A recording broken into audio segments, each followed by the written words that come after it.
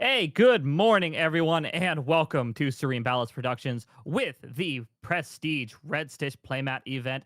I am here, of course, with Garrett, and we are excited to bring you this event brought to you by Core TCG. And hey, as well, if you if you have not heard of Core TCG yet, and you're kind of wondering what this event is, well, we also have a nice offer from with the code True10 from True Champion. So if you go to coretcg.com, use code True10, you can get 10% off. And if you maybe want a little bit more of Grand Archive after this event, and you're not just satisfied with just a Red Stitch playmat, we do also have a PTM regional coming up, both brought to you by True Champion Gaming. So go over to the NAGA online regional Discord or online Discord. Go find the event. It's on there at truechampiongaming.com. Buy your ticket and join in for either February 15th or March 14th.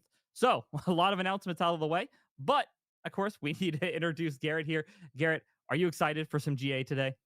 I'm super excited. I haven't seen a stream personally in quite some time outside of Akihabara, and I'm also super pumped to see all the hopefully new decks people bringing to the table with all the PTM cards.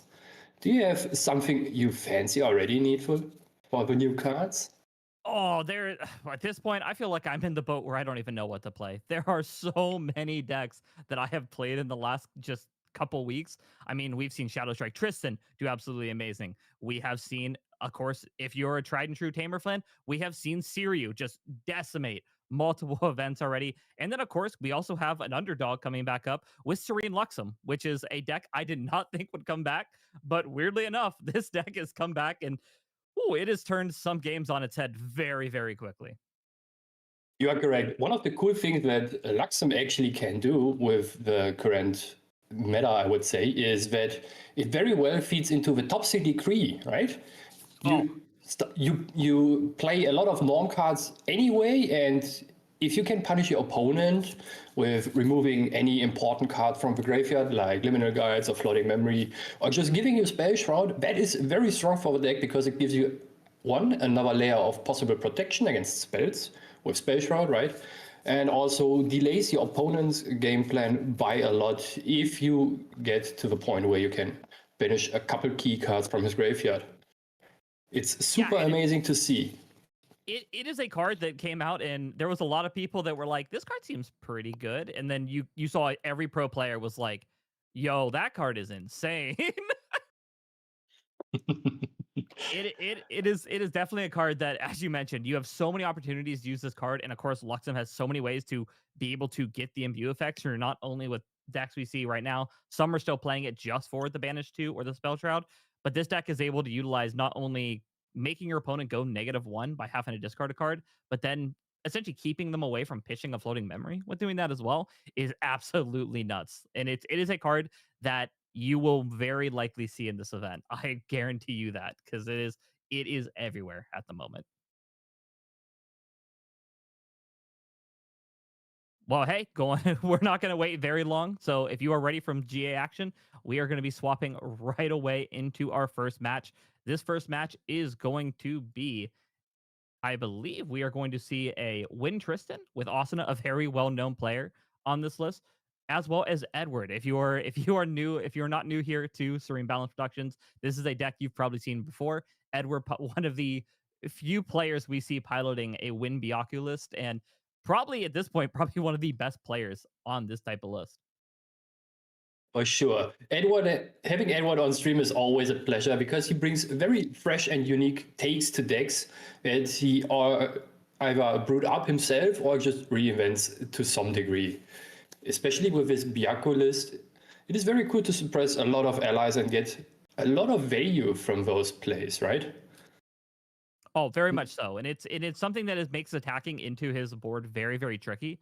Just because you most of the time you assume that he has a suppress ready, he has something to bounce one of the pieces of his board, and so it makes kind of attacking into his units very, very difficult, and it makes it very, very hard to kind of find those openings, clearing the board. So you'll find a lot of people against this list will either just try to go to face and hope they're going to outrace the pressure these allies are going to put out, or they just kind of have to take them chances and be like, I hope he doesn't have it.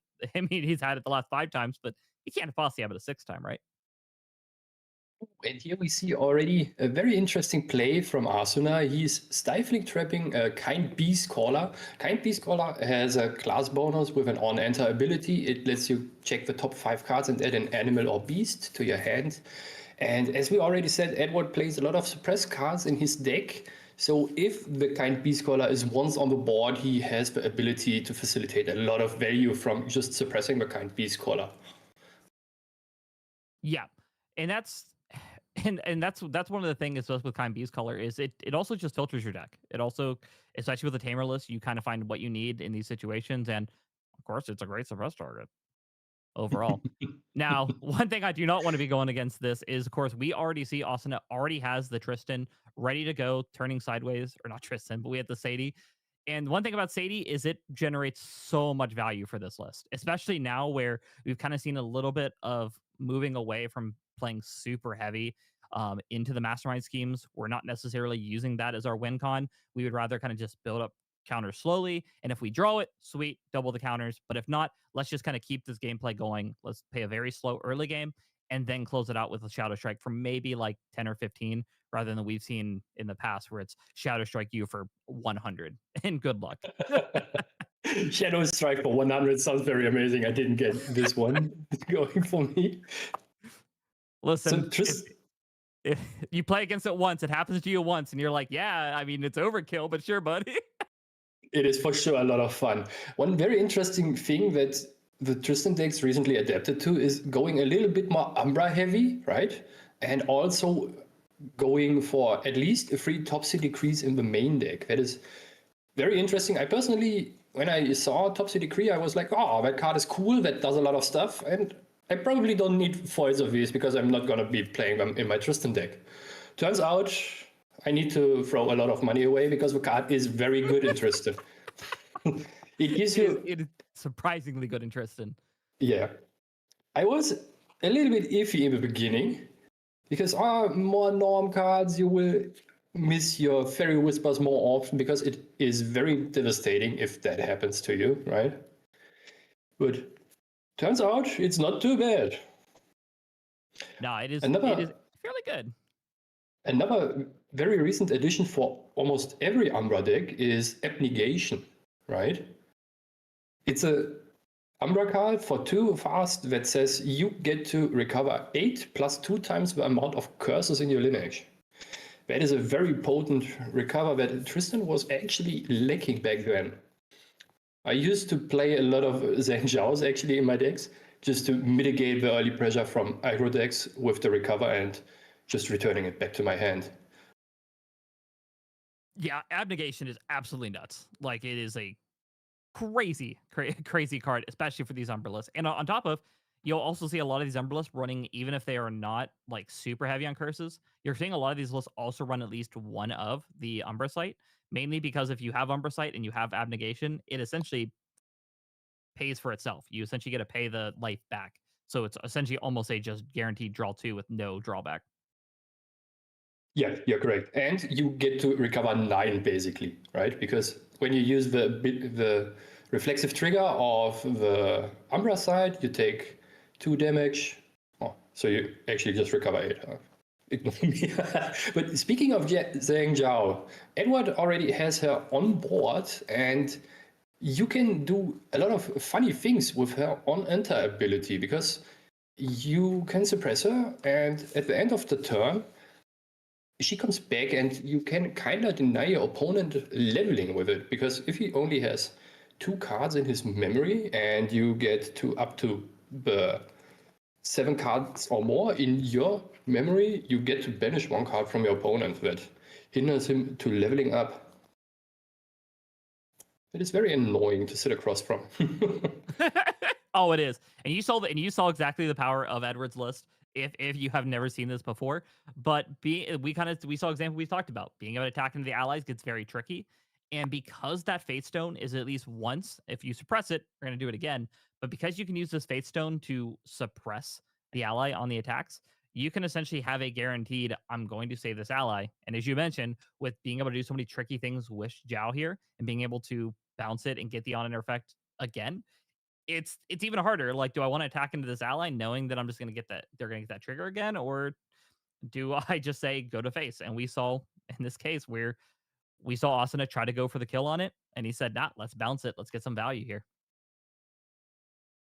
There's also some merit for Arsenal to already forcing the ability of the Fate Stone, because the Fate Stone's ability to suppress an item, ally, or basically any non-champion object, right? I'm not super sure.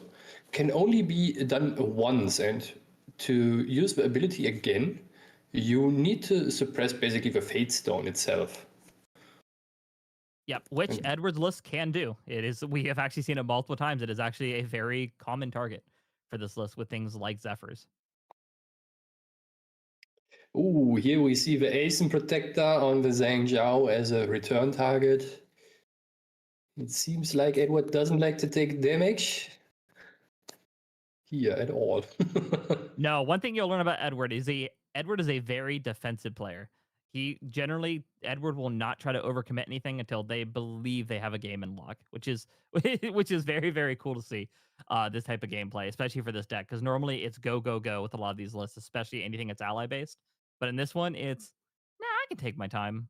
I can easily heal 20 health and, and nothing you can do about it. Yeah, most likely not a lot. Recently, the meta got quite a lot of strong healing options in all sorts, right? If we think about it, the Arizona Cosmic Bolt deck is back on the table again, with Ryle being gone for quite some time now. And if your deck is not able to deal with a lot of recovery, you might run into a lot of issues that you run out of steam. And sadly, Wind has not a lot of ways to deal with recovery. No, your fire is really the big one right now with the big new Regale being Infernal Vessel, which if we see any aggro decks today, we will very likely see it. You know what one of my favorite sideboard cards is? It's Which one? Morgan's Soul Guide. It says if your opponent wants to recover and you have level 2+, no. You're not doing that.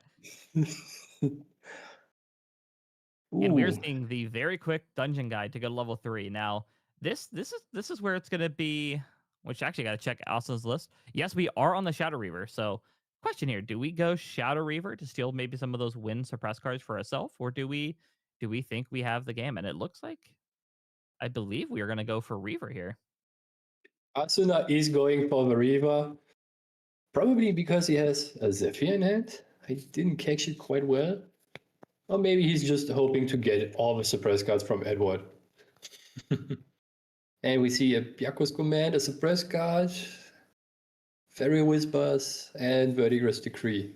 That is pretty good for Asuna here. That is a pretty good rip of cards to actually have here. Now, one thing you may be wondering is if you reach Shadow Reaver, it does say the cards are face down.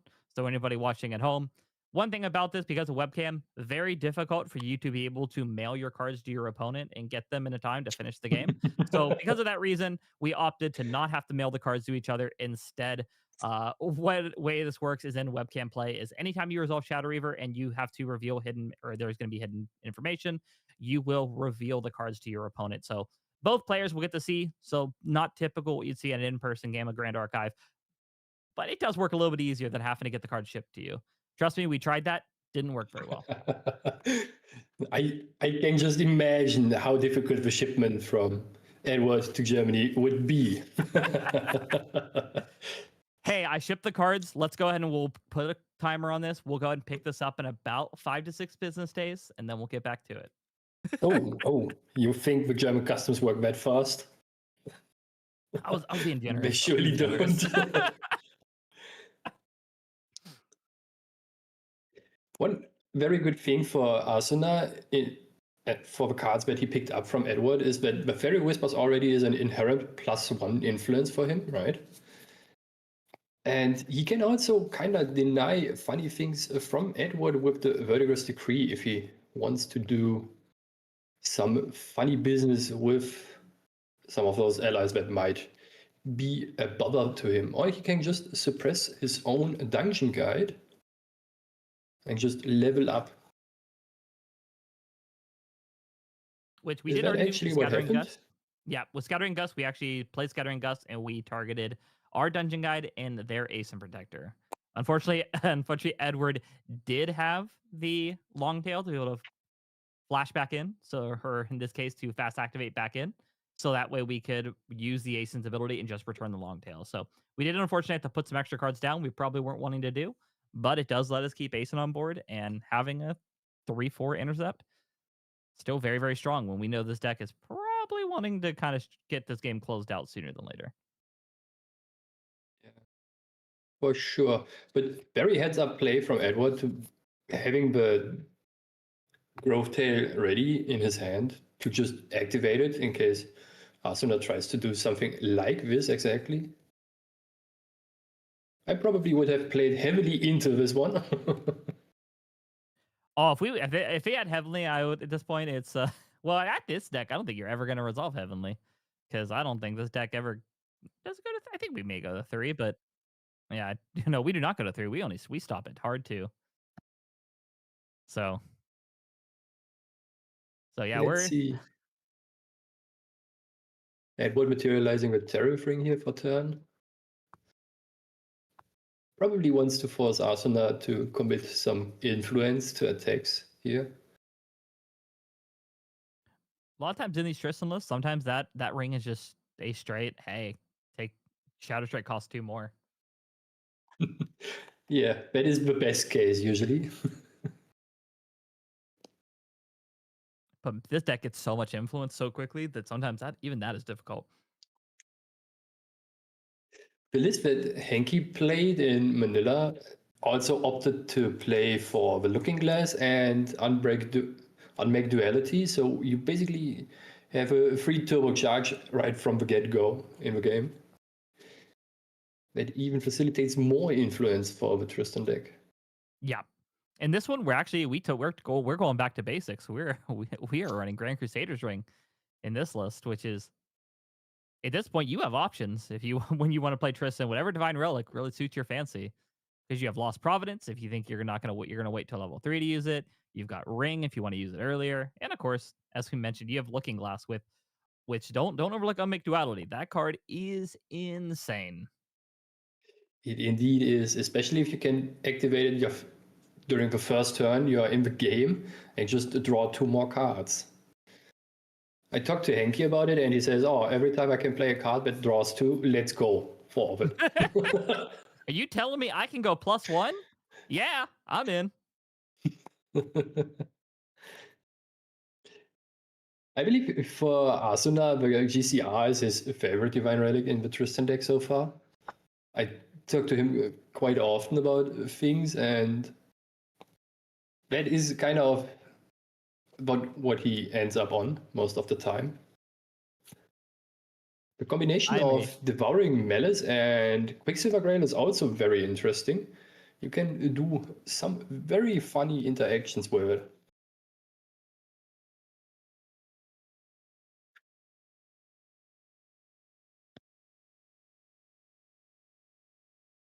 And it looks like we are resolving, I believe, a Zhao trigger here for a 7+.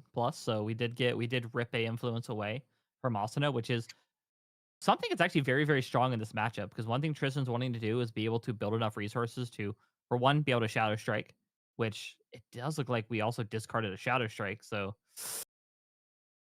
that's stuff you don't want to see. And then we also want to have the influence to be able to protect it with something like Incap. So being able to take away your influence from Asuna here is pretty powerful in this matchup. It is. So what Edward did is he activated Zhang Zhao, and in response to one enter trigger, he suppressed her again to just trigger the second on enter, and both with the bonus of +7 or more cards in memory. So ripping 2 cards from your opponent is very strong. Just slowing down the game very significantly. Yeah, and this is one thing about Edward at this list. Edward has become a master at doing these routes of taking these on enter effects, doubling them up, making them not only, which would normally to a standard player would be, these are pretty good. I really like to get this effect at least once. And that Edward's like, let me abuse this effect. Let me show you how it's done. And here we see the Shadow Claw for Asuna coming out. What is he plotting? I wouldn't be shocked here if it is using the Shadow Claw to maybe take out this Ace Protector and start getting some damage going. But man, I would not want to have to again risk into this when I think Edward still has possibly 3 influence. I see at least 2 cards in his hand. I'm not sure if it is actually 3. But he didn't use the Terrafring here.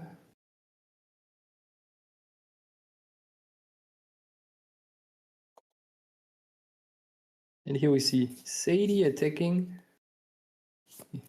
Where is she going? I probably would try to bait a retaliation from Vaesen here. Oh, and that is most likely what's happening. Yep. Which we could, if we wanted to, we could still pick up Sadie. Because the Retaliate is still happening. It is still rested to trigger that, but we're not taking any damage from it. So this way we can swing safely in with Tristan and get the kill here. Pretty good play. Pretty good play by Asuna. Just removing the annoying ace in here.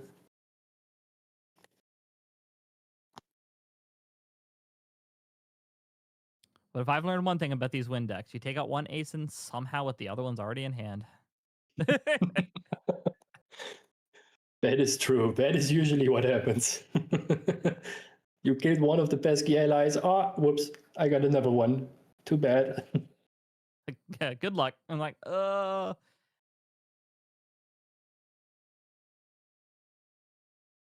Fairy Whispers from Edward.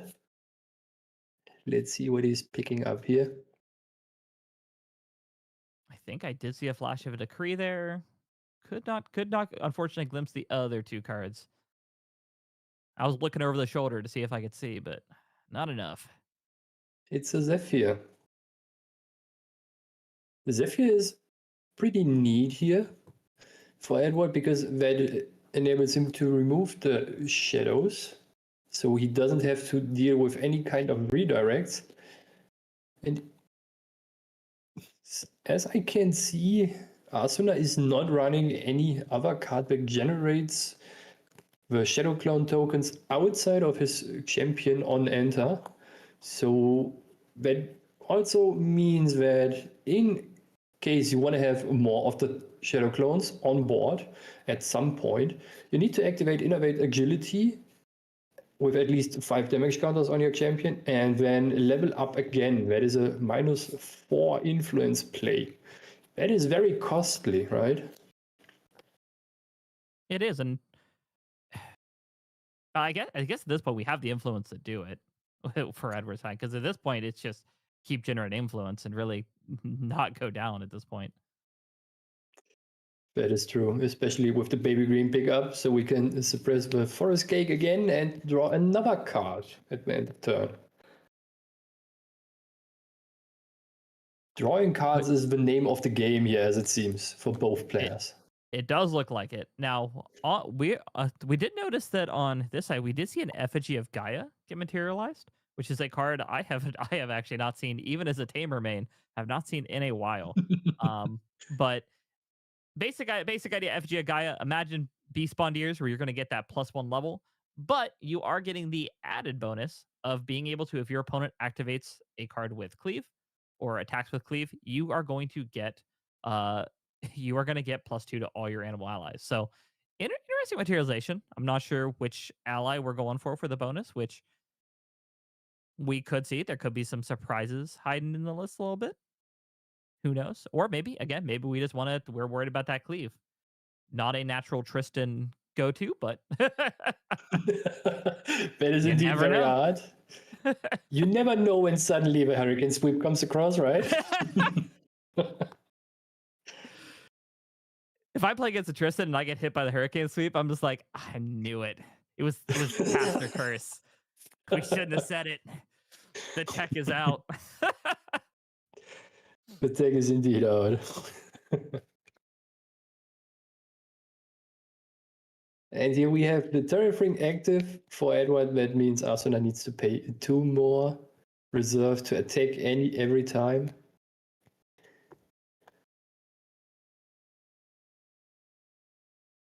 Which he are we is. gonna pay it?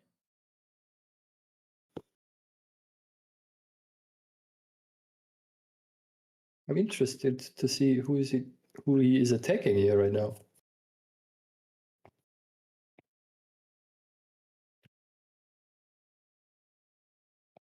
Which, to be fair, getting the baby green off the board is not a terrible target, because one thing about baby green is baby green has suppress as it's on enter, and you know what is very annoying? Suppressing a card that also gets to suppress another card.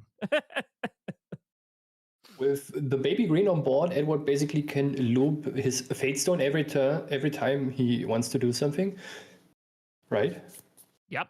So first you suppress something with the Fate Stone, most likely the baby green that's gonna getting attacked, and then on enter you suppress the Fate Stone, enabling you to again suppress something with the Fate Stone.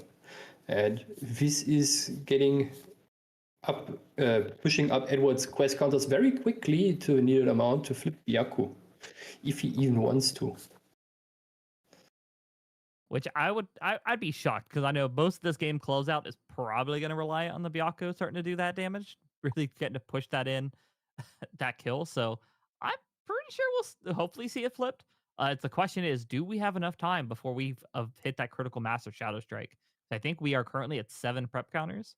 So if I can do math, which I am not great at, I believe with Dagger, that is currently a Shadow Strike for 12 if we need to. So getting closer and closer to that critical threshold just to end this game. I can see that the actual issue here is that Arsenal most likely doesn't have the Shadow Strike that he needs in hand right now. Otherwise, he probably would have committed a little bit more into prep counter generation.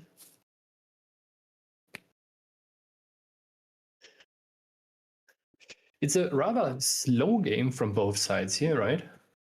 Yep. Oh, it looks like we are using the stone to actually suppress the shadow, which is, these shadows are tokens. Be aware of that. So when they do get suppressed, they do not come back. Those shadows essentially go into the air and poof, they're gone. One might say they used the Shadow Clone Jutsu and just poofed away. It turned into a log, and that was it. Kind of fitting if you think about the matchup. It really does. Rule of Grand Archive, you do need to have logs with you. So if this does happen to you, you do need to put a log on the table. Because it is webcam, you can't see it. It is off to the side of the screen, but they are there. And we will hold you to that at major events. 100%. It will kind of be locked in your file, right? Okay, and from Edward, we see this materialization of the Safeguard Amulet. It's not very needed card in this matchup. However, occasionally Tristans opt to play Spirel in their deck, and in times of need, having a Safeguard Amulet for the free damage from her might be better than not, right? It does. It is true.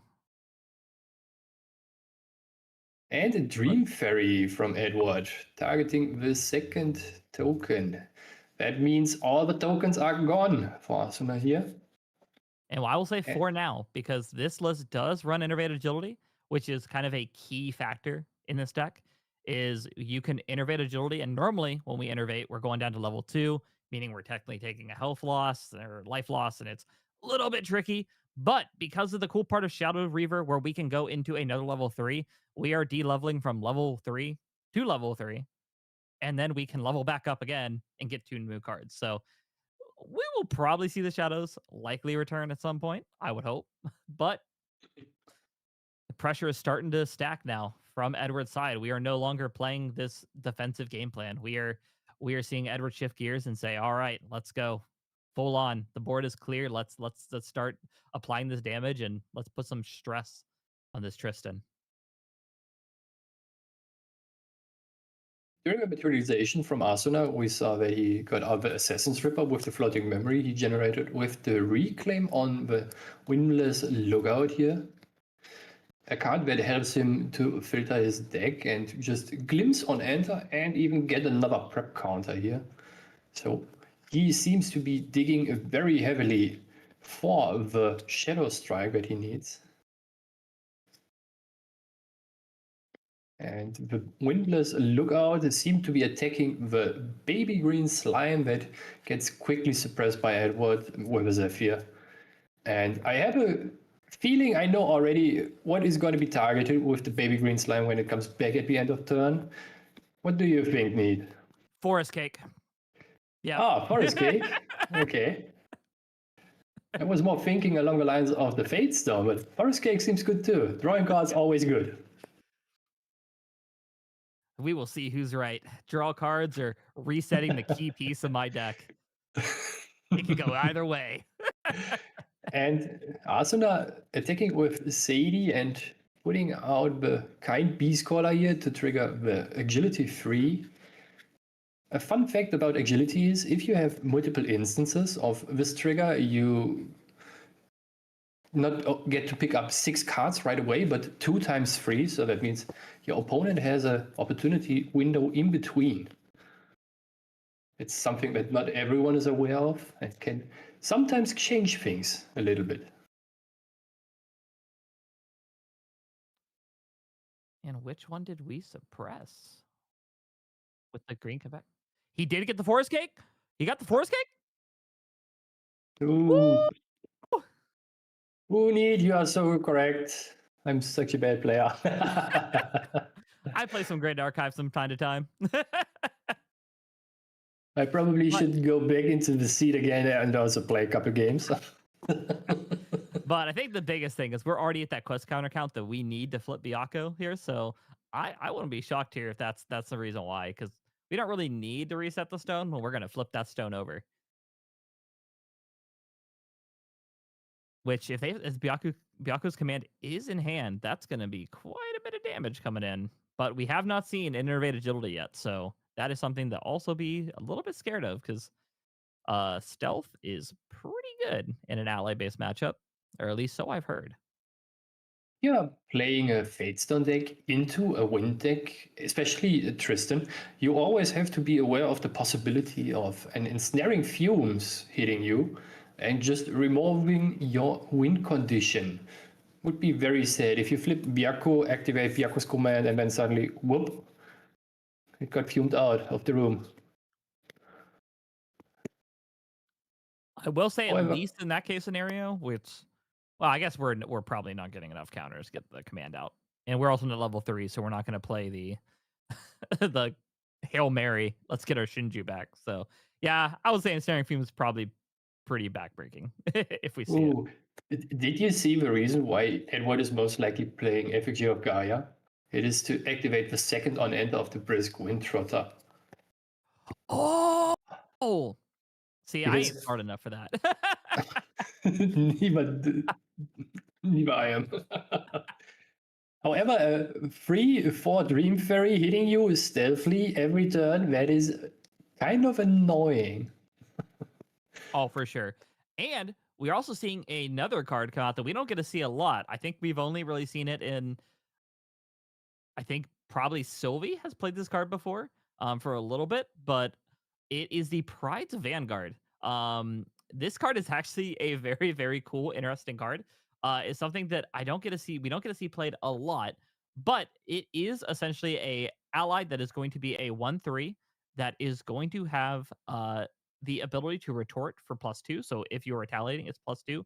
But it also gets to ambush, meaning it gets to retaliate against a target, regardless if it is the one being attacked or not. So imagine this as a pseudo intercept where your whatever ally or whatever target's being attacked is still getting attacked, but you're essentially threatening anything with +3 damage that is coming in, which is something we've seen Win play in another form in earlier formats with the human ally for Win, but this is essentially just on a 3 for 1/3 that can just say, hey, good luck attacking. And when your opponent has Sadie out and really wants to clear something for agility 3, it makes that option a little bit harder. Right? Vanguard basically says every time you attack, you get punished for it at least once per turn. Yeah. And another cool thing about the card is it is actually an animal. So if you have a forest cake, you can actually sacrifice it to give it a buff counter. Oh, trust me, one of the most terrifying things you can do is have a forest cake, go Sylvie 1 trigger, and then have it sit out as a 3/5 that retaliates for 5. It is the Oh, most terrifying thing that any ally deck has to play into. And they're like, "Yeah, I'm not attacking into that." You crazy? you better have the out. And we are seeing very quickly this board from Edward is growing completely out of control in terms of what happens here. So I wouldn't be shocked if we're going to see essentially an ensnaring fumes come out possibly earlier just to stop some of this aggression. I'm not sure if you actually need to fume right now here, because as we said already a little bit earlier, abnegation is a thing, so you can kind of negate two of Edward's turns for attacking with just one abnegation. So you can just try to farm the board with your Sadie and just chip Edward occasionally, if you do this at all. It's kind of interesting that Arsenal choose to not Dream Fairy the Pride's Vanguard here. I'm surprised. Seems like he has a plan. Yeah, I would say if especially if I get him to tap that Pride's Vanguard, I would want that off the board way earlier. But unfortunately, we are the ones sitting here and they're the ones playing. So they know more than we do. They certainly do. Especially Edward and Arsuna both are very accomplished players on either deck they are playing, so they surely have a plan for whatever the opponent is doing, or at least a very good idea what should be done.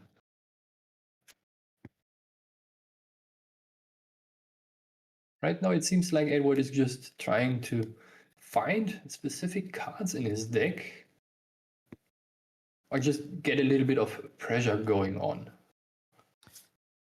Yeah, 100%. I think the play right now is we are essentially trying to dig to be able to hit the Shadow Strike for at least 22 would be my thought. Because our goal here is just close out the game in one hit. Because there's a good chance we may not be able to get any other allies in or be able to rely on a weapon to safely do that with so many suppression abilities. So I would not be shocked if the idea here from Asuna is to let's just one shot and move on. And of course, as you mentioned, there's a good chance we do not have the Shadow Strike yet. Yeah.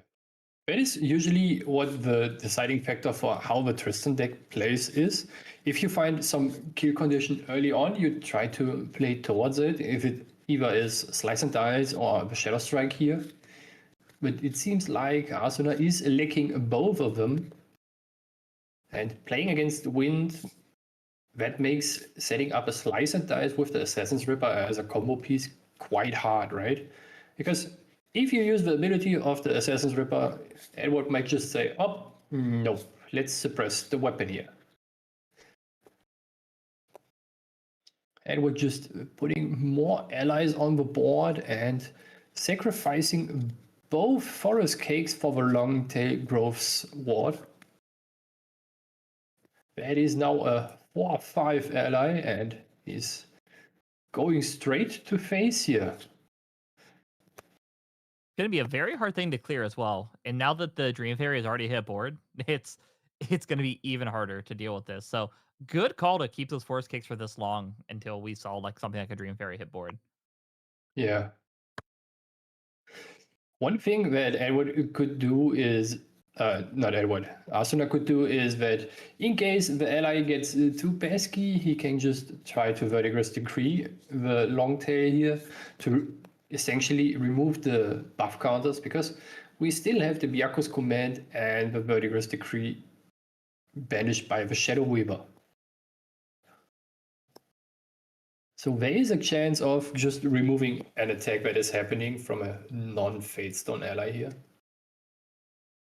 Yeah, and we're not really too worried about suppressing or like having to suppress anything on our opponent's board or like giving them any extra bonuses off that because we just hit the longsword, no extra on enter effects. So, which, yeah, being able to suppress, being able to have a good turn set up and then be able to suppress both the Vanguard and the Longtail, or in this case, the Longtail and give something of ours +2 attack could be pretty good because I know for a fact we can imbue that.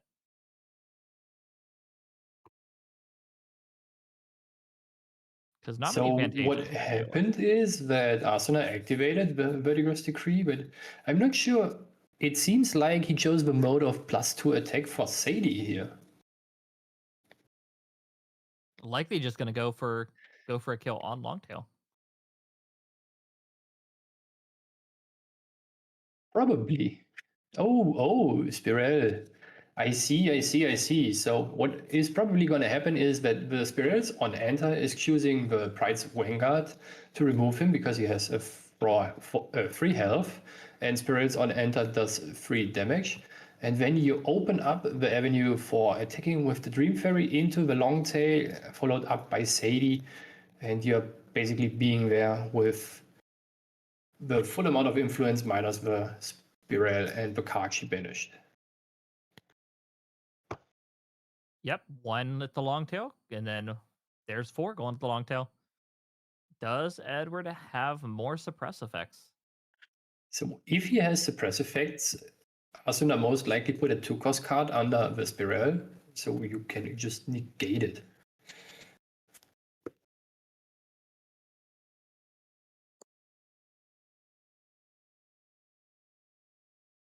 Seems like there's a little bit of confusion on something here. Yeah, it looks like there might have been confusion on the damage. It may have missed the trigger on the imbue for the +2 attack, and so we're thinking it's only for 2.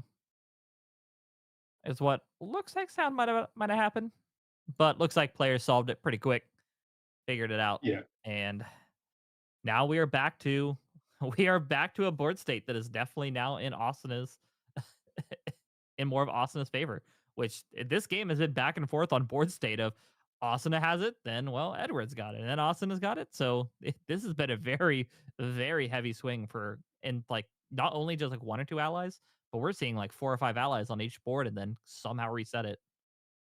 The thing with Spiral now being on board is that Asuna kind of found a way to close out the game, because every turn you kind of can deal 3 damage to some unit on the board, and if you feel like, you can also just target your opponent's champion. Since her ability to negate a card activation and trigger her on Enter again doesn't need to have a card on the stack to be activated. So if your opponent ends his turn, you can say, oh, maybe I want to shoot 3 damage somewhere. Let's do this. It's kind of a smaller win condition here. And something that I think it's pretty good card to actually add, especially it's probably for Edward. Edward is probably thinking back to all the other Shadow Strike lists and be like, a lot of them didn't play this. And then thinking back to Hanky and be like, Hanky, how could you do this to me? Somehow it always comes back to Hanky. I don't know how, but a funny bit is that Asuna and Hanky played this a couple times with each other. So if you see something funny, probably they came together to the conclusion that this might be a play. The European players practicing actually for once. No one would expect that one.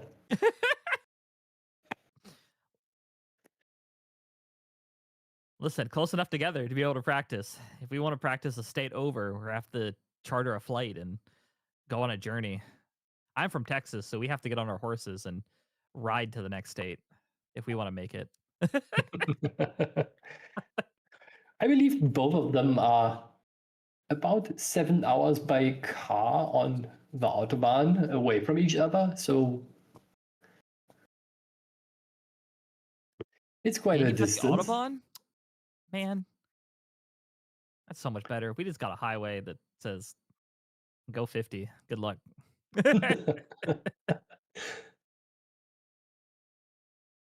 Seems like Edward activating just a forest cake and draws a bunch of cards again. He's most likely not finding what he needs here. It's always the games where you're just like, I just gotta draw Shadow Strike, Slice and Dice, anything. And then somehow you just do not find them. They're just all at the bottom of the deck. I'm kind of surprised that Asuna didn't activate Spiral again to push. He did. Never mind. We did see He did on the Fluffy Shopkeep. Yep. I'm losing track somehow. Oh, Yeah. here's a Shadow Strike. We finally got it.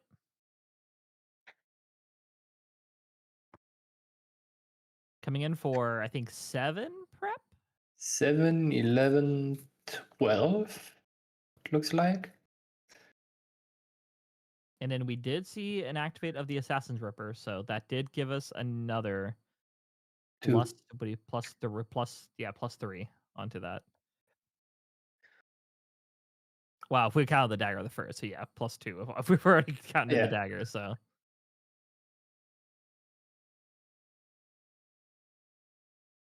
Okay, let's see. What did Asuna put underneath Spiral?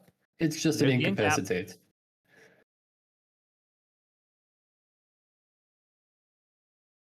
And I'm assuming we probably have a 2 cost just to protect in case there's if we see a Zephyr, to be able to protect the Ripper if we're going to see it on there, but yep, and there's a 2 cost. And then we did activate Safeguard Amulet just to prevent some of that damage. So that means Edward has 1 more turn.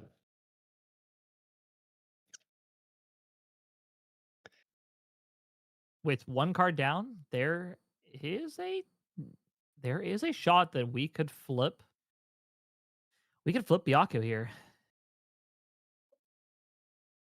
He needs to have 12 damage now, while Asuna has 0, has only 1 card in hand, so that means activating anything with 0 prep counters is a little bit difficult here.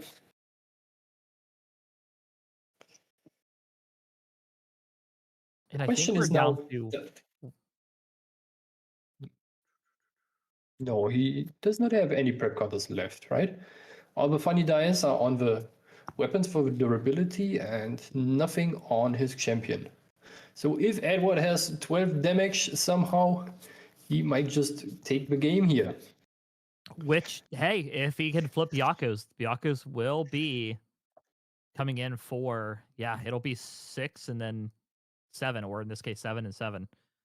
So it is a very good possibility on top of if we can. So the cat kind of is out of the bag here. Yep, and there's no prep counters, so that 1 card cannot even be ensnaring fumes to save us here. But we did see the level to 2, so it looks like we are Desperation Dig here for it. Indeed. And we're not seeing the flip, so it looks like we might. And I realized I looked at the chat. I said 6, 7. Why did I do this? I'm too old for this. I'm too old for this generation. I don't understand their memes and the 6 and 7s. So 10 more. Does Edward have 10 more? You just need to flip the cat and have a Byaku's command. Then it's game. And we have the 2 here, so that's with the cat with 6.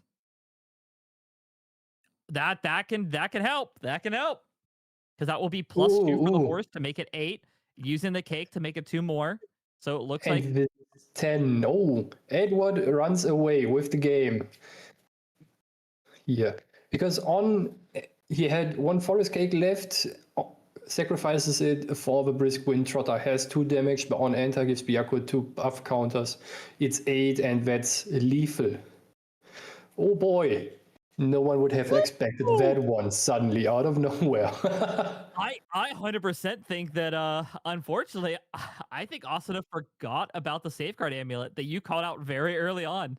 That there are sometimes preventing that damage, and this deck does have some non-combat damage. And 100%, I think Asuna completely forgot that it was there and went to activate the Sprawl for lethal and said, "Hey, buddy, I still have this," and is like, "Oh no." That is and unfortunately that one miss is putting it back for Edward, and we're gonna go into a game 2. I didn't expect this to end in this way. Did you? It is. Oh, I didn't see that one coming, honestly.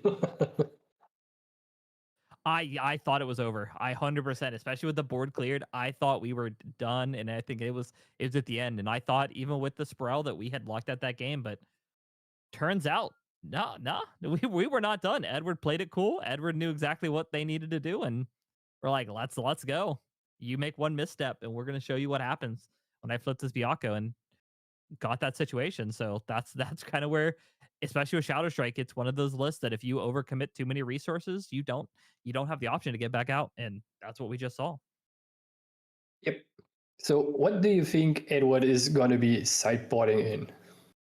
Ooh, for Edward's list, I would not be shocked if we see the Unbroken Mustangs come into the list. Being able to answer things like take the Shadow's Claw off the board is going to be incredibly powerful. Being able to that if we go for boots a little bit too early, we can essentially grab the boots off the board very very quickly. And of course, the big one is going to be Crystalline Destiny. Crystalline Destiny is probably going to be one of those pieces we're going to want to have just to make sure that we can clear out the board, or in this case, we have a big Shadow Strike, have another layer of protection, and we also have Dream Fairies and Scatter Essence. So I wouldn't be shocked here if we were going to see probably and Nullifying Mirror. There's a chance Edward just says all of it's going in. I'm not sure about the scatter essence, but besides that, I 100% agree with you here. Yeah, we have enough suppress effect. You're right. We don't need it. Yeah. I think Asuna will just throw in the Penumbra walls for sure. So he has on-demand tokens that he can redirect the attacks to. So that something like what happened now just doesn't happen again. Yep. And he's most likely also going for the Tariff Ring here as a second Regaya item instead of the Restful Piece, right? Yeah, for sure. Because Restful Piece is really not going to do much in this matchup. And then on top of this is something that we see most lists are main boarding the Calming Breeze, and instead Asuna has them sideboarded. So in this matchup, being able to prevent 3-3-3-3 is pretty good. So I would assume Calming Breeze is also going to come in favor of maybe some of these slower pieces or things like maybe even like some cases the Mastermind schemes, because we didn't really need them last game. Indeed. And another very interesting card that wind decks can run, but not all wind decks do, is the Tempest Downfall. It is a card that can either force the last 3 damage to your opponent's champion, or just remove pesky allies when they entered the game this turn for 6 damage. That is very strong and can possibly just get rid of the Ace Protectors very early on. Yeah, and it's a big reason you see that the Tempest Downfalls are in this list is for things like Asins, or we're seeing a lot more allies come out with 4 health now, which is terrifying. It indeed is terrifying. Just good old openings here from both players. The Forest Cake for Edward and for Asuna. The backup charge are just generating more influence and having a somewhat slower start, but backed up with the turbo charge that gives him the power he needs. He's kind of fueled.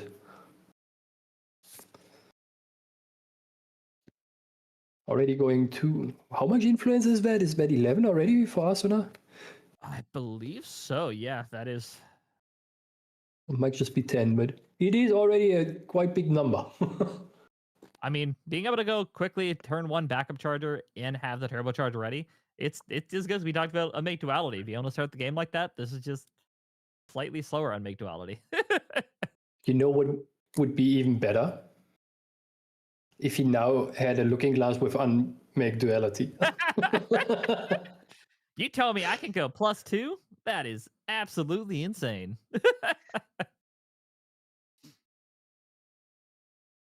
And it looks like we are seeing Edward pretty quickly digging as well. I think both these players know that clock is ticking down pretty quick. And we're going to see probably from Edward's side, we're going to one of 2 ways. We're either going to play this game defensive and try to stop anything that Austin is going to try to get going to try to end this game. Because I think Austin is very likely looking for a quick slice and dice kill is probably the game plan here, with just because I don't think we have time to necessarily get to level 3 and set up the Shadow Strike. Or where Edward is going to maybe on the same foot goes, I know we don't have time to finish a full game, so maybe he's going to go for the quick Byaku flip. In Edward's place, I would probably just try to outlast the opponent with Zhang Jiao, always suppressing and recovering and having the ascents to just basically deny the slice and dice to your face. And here we see a stifling trap on the Zhang Jiao, denying the on-enter and removing her right away. Yep. And something that's actually even crazier here is the absolute like control that Asuna put here. Because if you noticed, Asuna actually waited to resolve this to actually play the stifle trap until Edward activated the stone. That is some commitment to knowing they're going to go for it. What actually happened is probably that Edward was holding opportunity on the on-enter and just said, use the stone here. So regardless, though, getting rid of the Zhang Jiao here is pretty good and might be speed up the game for Asuna quite a bit here. Not having the ally that can recover on demand kinda for a lot of times is very helpful. Yeah, and we are already at the critical point. We are at 4 prep, meaning we are 100% into possibility of Assassin's Ripper next turn into the slice and dice. We This is a might very see real that. possibility. Luckily, that's not enough damage to get Edward out of the game here. And with 4 Veiling Breeze in the main deck for Edward, there are even slimmer chances for Arsenal now to quickly end the game. Baby Green here. Most likely targeting the Forest Cake to just get another card in hand. Nope, we are resetting the stone. Oh. I'm so bad in this deck. You're playing the mind games that got you. Yeah. Ooh. Maybe I should hit up Edward and play a couple games with him at some point. I've watched enough of this deck play. I'm in the mind now. I'm in the Edward mind state. I know what way he thinks and the way he plays. Are you actually Edward? That's Did we ever actually see you both in the same room? Correct. Yeah, I mean, the reason why we don't have cams on, I'm actually casting my own game. Is this the spooky shadow clone jutsu?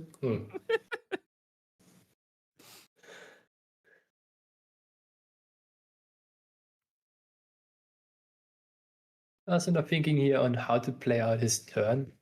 First of all, with the Windbless going phase, I see. Very much getting that damage on, and I would assume with 5 minutes left, we are looking to get this game closed out.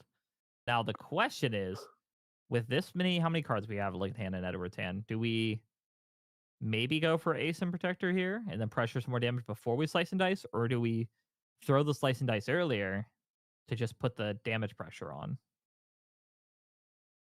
That is a very good question. It looks more like to me that Asuna is trying to put a little bit of damage on Edward, and then during Edward's next turn, reclaim the Windless Lookout to level up into 2, to level up into 3, and then threatening lethal this way.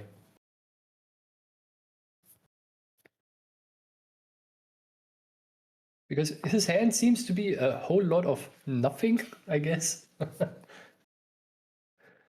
3, 4. Is it actually an ASIN?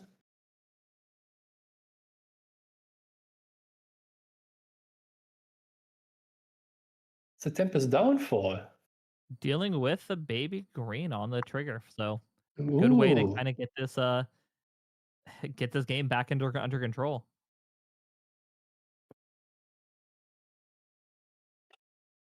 And this requires Edward now to have other means to re-enable his Fate Stone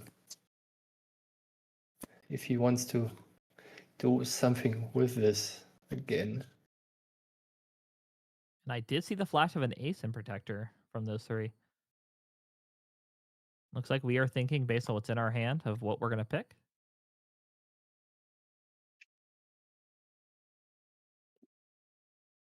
What might it be?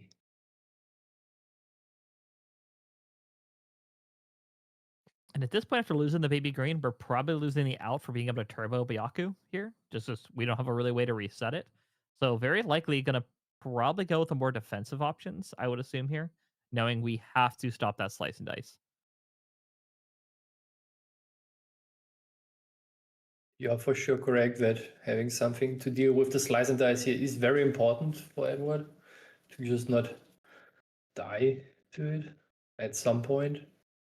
Yeah, and we did see the tank of the ace into the bottom, so very likely here we are probably digging for pieces, or we already have the ace in hand, and no, we don't need a second one.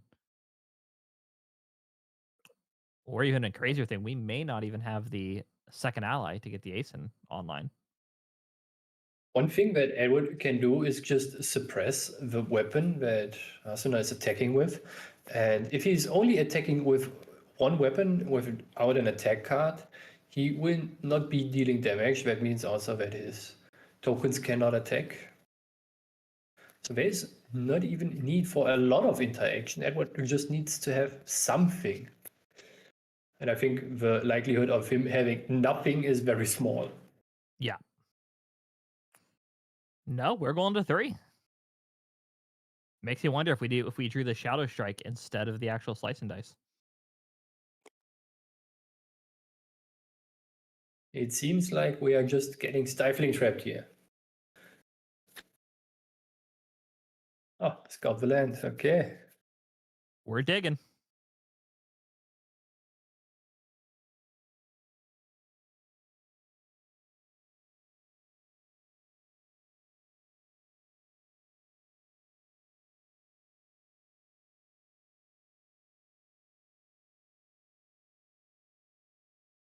Could you catch what Edward was putting on top of the deck? I did not. Unfortunately, I did not catch any. Like, I saw the very top of the cards, but I could not, unfortunately, see what they were. So, which with Scout the Lands, they all have to go back on top. I'm just not sure what order they went in, or in this case, what was drawn. So, and no Stifle Trap. So we are going straight to Dancer. We are not taking any time off. We know we don't need the Reaver trigger. We need to get this kill online, especially because we are very, very quickly approaching that overtime. Yes. It is seemingly the last turn before overtime starts, and so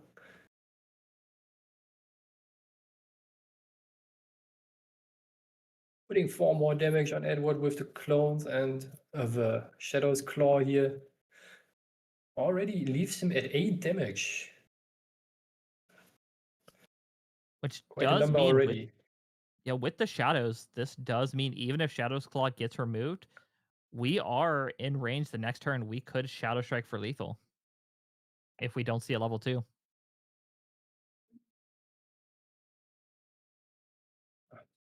Well, now we're even at level 2. I think we are now at lethal off a Shadow Strike. So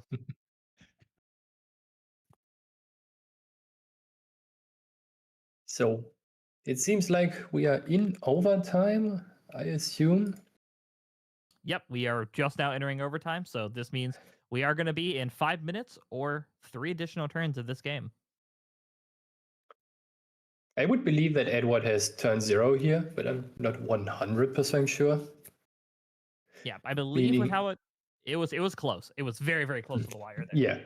Yeah. Means that Edward has a turn, Asuna has a turn, Edward has another turn, and Asuna has the last turn in overtime. Ooh, that's a good way to deal with the Shadows. The Imbue Decree just says poof away, my friends. Yep. Because choosing the modes of suppress one ally and destroy a target Fantasia, which those Shadows are Fantasias, so pretty good. Yeah. I'm not sure though if that is enough for Edward here. If Asuna has the Shadow Strike and some way to generate more prep counters here, that might be very devastating. And it seems like that we were a little bit off, and Arsena had turn 0. That means Edward is turn 1, Arsena is turn 2, and Edward has the last turn of this round. Which does mean this turn we're going to for Asuna will be the only shot to end this game. So this is going to be Asuna's one chance to close this out. Yeah. Which we're currently at we're at 5 prep counters. So for a Shadow Strike, we could realistically come in if the claw remains, so we could come in for 10. It's kind of devastating for Arsena here that he lost both shadows due to the decree here, because that removed also 4 possible damage without a Shadow Strike here. And the fluffy shopkeep being there. Ooh, this is a very annoying thing for Arsena. If Edward now activates it, that means you need to have the Shadow Strike and enough preparation counters to run away with the game here, to get a draw out of it. Is that what Arsena has? Which, that this does mean it does pretty much shut out the slice and dice route for it here. So, which we could make Assassin's Ripper here to get the +3 on the Shadow Strike. So we are very much still in kill range here. But with 1 minute left, this is going to be a very, very fast turn for Asuna to do this. Let's see. Windwalker Boots for draw one more. Does he have a Surveil the Winds here? Ooh, he doesn't. Edward using the Terrafring. That means the Shadow Strike basically costs 5 total influence. Oh, yep, there it is. Is this enough? 10? Does Edward have 6. anything? And there's the Incap. Oh, and that closes out the game. That is a draw for Edward and Arsena here. 1-1. That is basically a very close finish to the overtime. Yeah, and people in chat are like, there's no time to finish this game. I would not count out Tristan being able to close out a game. They can still go pretty quick when they need to kill. And you can definitely tell game 1 was very much a play it safe, which also did play it correctly. Played it safe, was looking for every possible out that Edward had to hopefully get through any option. Unfortunately, we just pulled the trigger maybe a turn too early. Unfortunately, which does happen. Unfortunately, where you kind of have to just play the matchup. You kind of have to look at every opportunity, look at every option. And this is why Shadow Strike Tristan can be a very difficult deck to play. It is you miss that one piece, you miss that one interaction moment that they have, and your entire game plan falls apart. And we saw that game 1. It was we 100% Asuna had the game. We 100% thought game 1 was going to Asuna, and unfortunately we forgot about the last safeguard amulet off to the side, and it said stop the 3, and unfortunately that's what sealed the game. But Asuna took that in stride, went back and said, I'm not out of it yet. Let's make this a tie, and let's try to grind out the rest of this day. A couple more rounds, 5 to be specific, for both players to make it to the top placements, to get some very interesting rewards. Most likely not the Red Stitch playmat anymore, but I hear that the top pricing is very good for this event. I don't have it on the top of my head, but I trust the TCG guys to make it worth for them. Yep. And as well, I had it up a second ago, but it is going to be, I think it'd be 2nd and 3rd. It's going to be walking away with a couple boxes of 1st edition for A and B. So very cool to be able to walk away with that. So new set, or not new set, but old set. But big thing about that is those CSRs in that set can be traded in to get that beautiful fluffy shopkeep, which I don't know if you've seen it. I finally got to see a picture out of the last set Manila, and man, they are beautiful. I so badly want to get them, but man, that's going to be a lot of money if I'm going to pick those up. Do you need a playset of them? Luckily, if I picked them up, I think I would only need 3, but still picking up 3 of those. Like, listen, if anybody out there has those really cheap CSRs from A and B still, if you're willing to move them at $100, let me know. I got You can send them over to NEETfull via mail, or just if you schedule rebuy them. the cards would be put to, right? Yeah, I'm gonna start playing Shadow Reaver only, just like get them shipped to me. Like I just like, come on, CS A and B CSRs, let's go. That's the big brain strat. That's what we're trying to do. You pointed it out in the beginning. Yeah. That's I knew. That's the game plan. That's what we're looking for.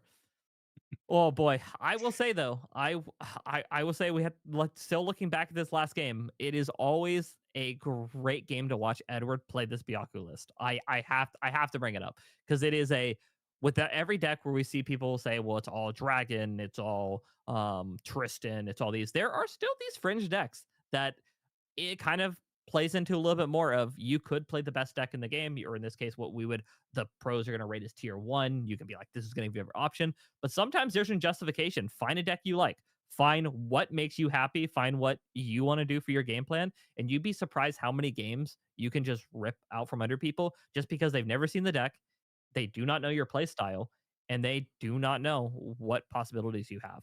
And it is absolutely really cool to see decks like this pop up in these events. Okay, And I hey, think we can wrap up this round for now and take a short break and be right back with round 2 and a fresh pairing. yep, we'll see you guys in a bit.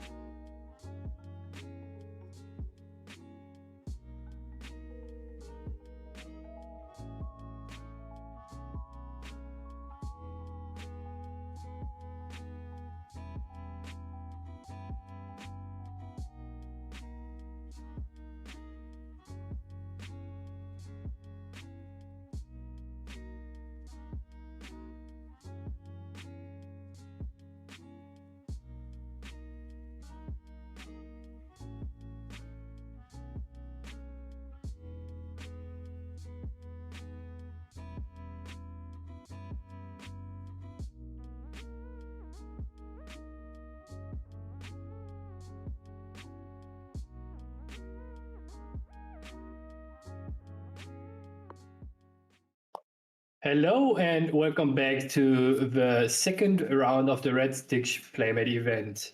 My name is Garrett and I'm now accompanied by Valkyrie. How are you doing, Valkyrie? I'm doing well. Super excited to be here. It's a wonderful event. People competing for this beautiful Red Stitch playmat.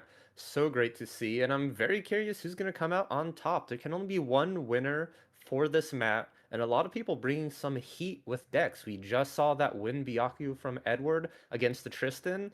And it's one of those, you don't expect it to go even with Tristan. But here we are. So it's a wide open field. And who knows what we'll be seeing for round two. So round two is probably also going to be very interesting. We have a water Diana Moonpiercer deck versus a water Kong Ming deck. This is going to be super gas. I haven't seen the Diana deck in action at all. Did you have any points of contact with the deck that we are seeing in a bit? So this particular deck I haven't had contact with, but I've been personally playing a lot of Water Astra Diana, and it is a very fun deck to go ahead and pilot. There's so many cool Astra combos you can do now with the release of PTM, and hopefully we get to see it here from the pilot, because I'm really curious to how they're gonna really interact with Terra Kong Ming.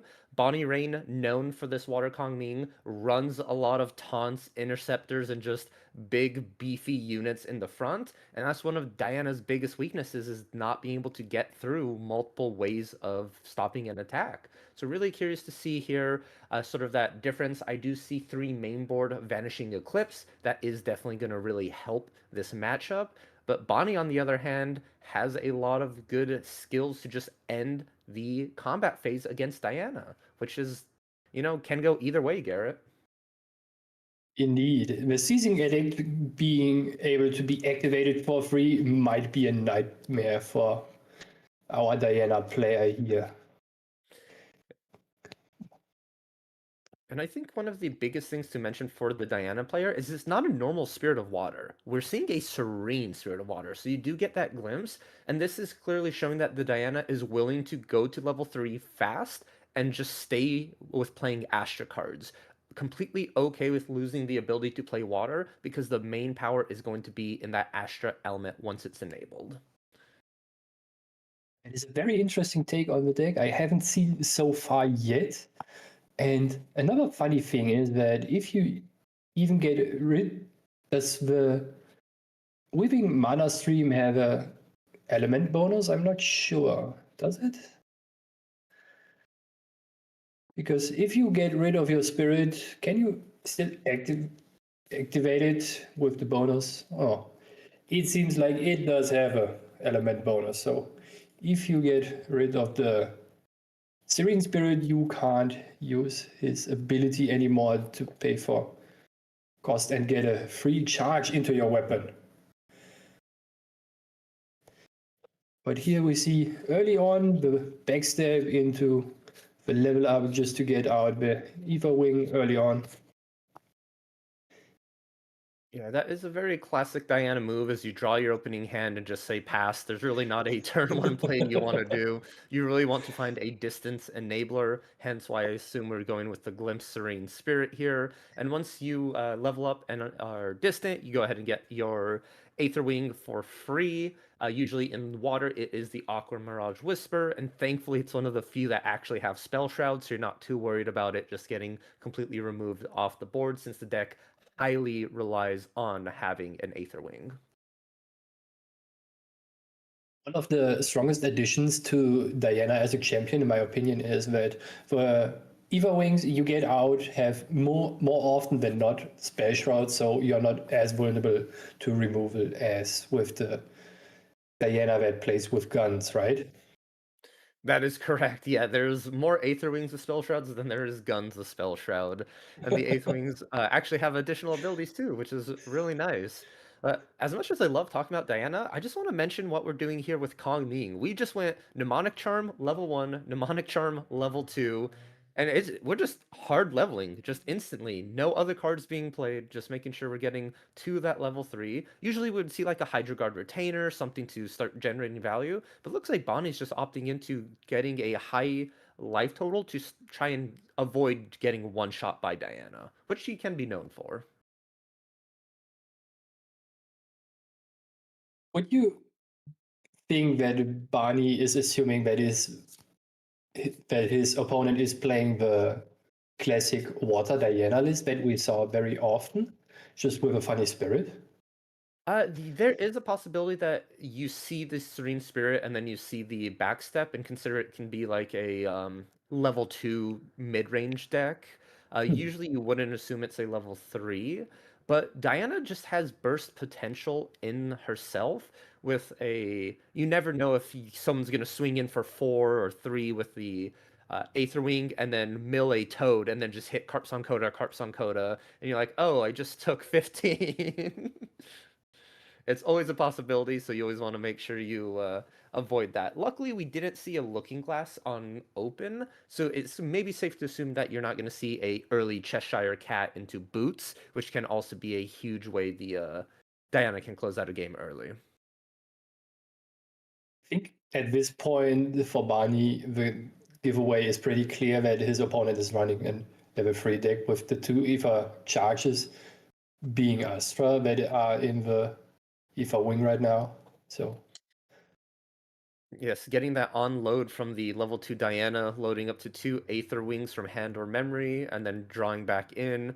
And you get to sort of cheat elements, and it's super fun. You put in your advanced elements, don't need to activate them, get value out of it. And just like that, Kong Ming's already at 8 damage, a huge swing, and a big glimpse. Glimpsing for 9. Just sort of planning the strategy, looking for a head. Garrett, if you're looking at 9 cards, what's going through your head? how many cards can I actually remember? It will probably end up with 3 in total. 1 I mill and the 2 top cards. I'm not good at this, but most likely you're probably looking for one of the dungeon guides here, if not already in hand, and a couple Aether charges that you might just chain up and put into your Aether Wing for the next turn, right? Right, you're correct. And, as you said, only remember 2 cards. It looks like they are going to be remembering at least 7. It looks like 2 on the bottom, 1 being milled, which is a refreshing charge floating. So a lot to still think about on top of the deck as we pass the turn. It seems like there's exactly what our player needs here on top. Refreshing Charge is a very interesting card and a cool addition to all the Water Diana decks, right? Recovering free and being able to be loaded and having floating memory is exactly what the deck needed back in DTR, right? Yeah, you needed something fast, something that did an additional effect, and something that could load itself, because that was one of the biggest problems with Aether Wings, is a lot of them did not load themselves, so it felt very clunky just taking an additional turn to get something loaded up here. But Bonnie, dungeon guiding into level 3, so once again, we're going 1, 2, 3 into a September Sage. This guy is a menace. He is super difficult to remove just because he has that preserve keyword, and he also offers recover or empower. A lot of the time, you're going to opt for recovery since you're going to be taking that early damage due to your aggressive leveling. But like, Garrett, how do you remove a 3/3 that comes back every turn? Yeah, that is a very good question. You hope your opponent has not the chance to play it again, right? the kind of a downside of the card is that if it gets preserved, right, you need to sacrifice your materialization for it. But in the Kong Ming deck, you don't have that many things you need anyway. So you are good with preserving out your sages or your terrasites here. It is a very annoying and pesky ally. It is. And here we see instead of dealing with a pesky ally, what we could do as the Diana player is just take out Kong Ming. And that's exactly what we're looking for. We have 2 loaded Weaving Mana Streams thanks to the level up, and then a Constellation's Blessing. And here we see a Commentary Advantage coming down as well. We are distant, so we're going to get 2 options here. As we're glimpsing, we're gonna Aether Call a Vanishing Eclipse and then Star Call a Cosmic Focus. And Cosmic Focus is a super cool card that came out in PTM. It's Star Call for 0, and if you are not distant, you become distant. If you are distant, otherwise you get ranged 4, and this stacks. And once the card finishes resolving, it gets placed third from the top of your deck, or underneath the third card from the deck. So, you go down, put that in, and now it's possible if you glimpse again, you can also Star Call that Cosmic Focus, stacking that range, causing big damage. And we see Diana already sitting at 6, 7, 8, 9, 10, 11, 12, 13 damage point swing with that Aqua Mirage Whisper. And that's near lethal for Kong Ming. Oh boy, there are a lot of things happening, and it's very hard for me to actually follow. Ooh. So the Cosmic Addict basically says you glimpse 4, get again the ranged 4, and you apply the on hit.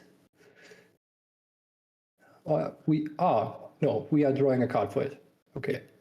It's Glimpse 4 and Draw a Card are usually the two options, and with that Glimpse 4 again, we see another Cosmic Focus, meaning we have ranged 8, drew a card, and this attack is now lethal. And I believe Bonnie only has 1 card in hand. That is not going to be enough for a Season Edict, and we have another Cosmic Focus straight from hand that's ranged 12, and with that, Bonnie's going to say, "You got me. I cannot stop this attack. We're going to go ahead and go to game 2."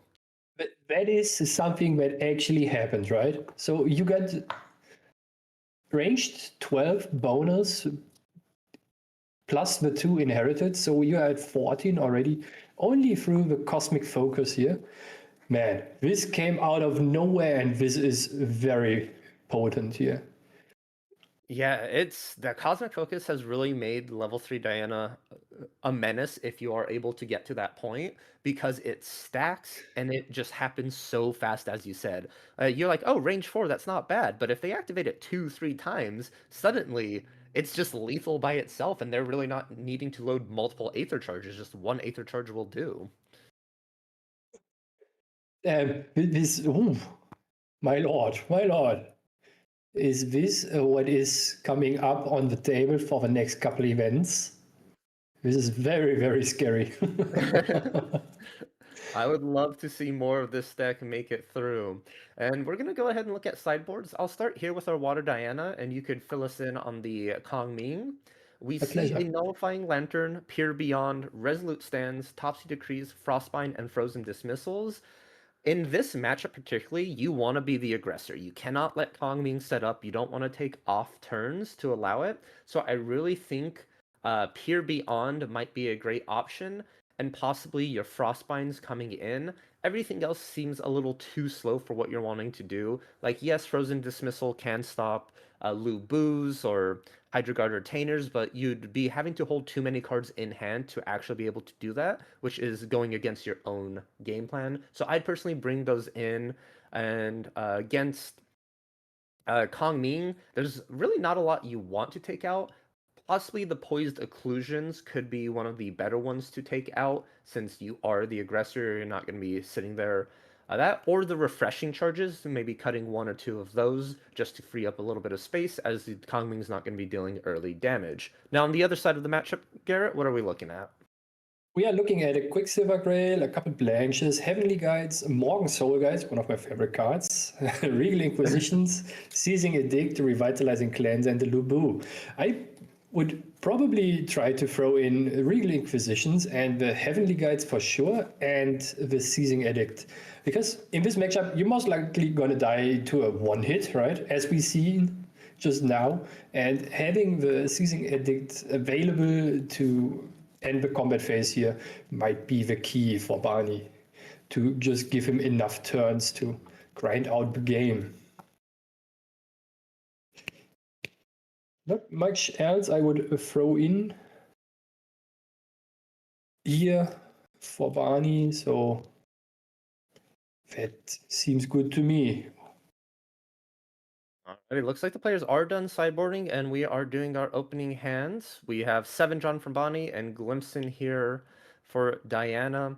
And we mentioned it last time we casted together, I believe, about the new Spirit rule changes. And a lot of the people were like, I don't know if it's going to affect the game, or it doesn't really feel like it, or it's like, oh, water just got buffed from this. I really think just the ability to see your opponent's spirit and sort of plan your turns around that have really made the game, as the devs intended, quicker. You allow for better lines, you know exactly what you're going to be doing a little bit sooner. So I've been a real big fan of this rule change. What are your thoughts on it? I like it a lot. It opens up a lot of avenues for both players, and it really made the games very smooth and quicker. I didn't expect it in the beginning to actually be like that. And also having the possibility of doing funny things. Your opponent starts, does like a creative shock, and you just be a bit mean with Topsy creating the cards already. Yeah. Just to assert dominance here. Topsy Decree is one of those cards that, once you activate it and remove 2 float from a graveyard, you're like, oh, this is just kind of nice. I want to do it again. You surely want to do this multiple times a game if you can. Alrighty, in this early game, we're just seeing a repeat of literal game 1. Mnemonic Charm into Kong Ming level 1, and then Diana goes backstep, becoming distant, leveling up, getting that Aqua Mirage Whisper. And any prereq, we're going to probably see a Prudent Knock, Charge the Soul. Aetheric Calibration. We're going to go ahead and glimpse that forward, look for another Aether Wing on top, and sort of set up our draw for the turn as well. Damn, this deck looks so much fun. I think I need to build this too. You should get on the Diana hype train. It is so much fun to play, and her CSRs look beautiful. Ooh. You just wanted to extort money from me, did you?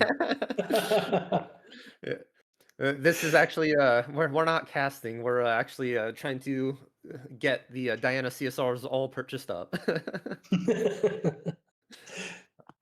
Alrighty, we see an attack here for 3, and Bonnie just Coriolis warding to negate that damage. That means we are not going to get any glimpse, or we should get 1 glimpse, right? That's a Coriolis ward for 2. The mnemonic charm got popped, so there is no damage being dealt, so no glimpse. Pretty heads up, because if you are you probably don't have much going on right now for you. Otherwise, you wouldn't be attacking for only 3 here, right? Yeah, it feels like they really needed to find a floating memory or something to sort of clear the top of their deck, and just were relying on that small bit of damage there to get that glimpse in. But here we see the problem that Diana faces 99% of the time. Kong Ming has played a 0-4 Taunter. And there's not a lot of allies that this list runs, and it really relies on just one singular attack we saw in game 1. So I'm really curious to see how Hyobushi is going to go ahead and get through this here. With the on-enter already putting 1 Ether charge in. Oh no, he activated the Etheric Calibration in response to the on-enter, right? Correct, yes, and it's going to be looking to get another Aether Wing in memory to load it up, and you sort of stack your deck to know what you're going to be drawing into memory from the on-enter effect. A Constellation's Blessing coming in, and not opting into using the other Aetheric Calibration, wanting to probably get that Glimpse 4 again. The Glimpse 4 is actually very valuable at level 3 to hunt for those Cosmic Focuses, so you don't want to waste them too early on. Oh, so it's kind of a combo piece in this game, in this deck. Exactly, yes. Okay. Oh yeah, if you play the Cosmic Focus, you put it on the 4th place, and then you glimpse 4, and you yeah, sure. Now I see the lines. Oh, we have a dungeon guide just coming in. We're going to be sneaking to level 3 while Kong Ming's still chilling at 2. We lose a Fracturize, and I believe that was the Aetheric Calibration, so maybe an unfortunate hit, but sounds like the 2 cards that Diana has in hand are very worth it. Probably the Vanishing Eclipse and maybe a Cosmic Focus. And oh, we're seeing straight into the Bullfrog can be taken out. That is a lot of damage for that little toad.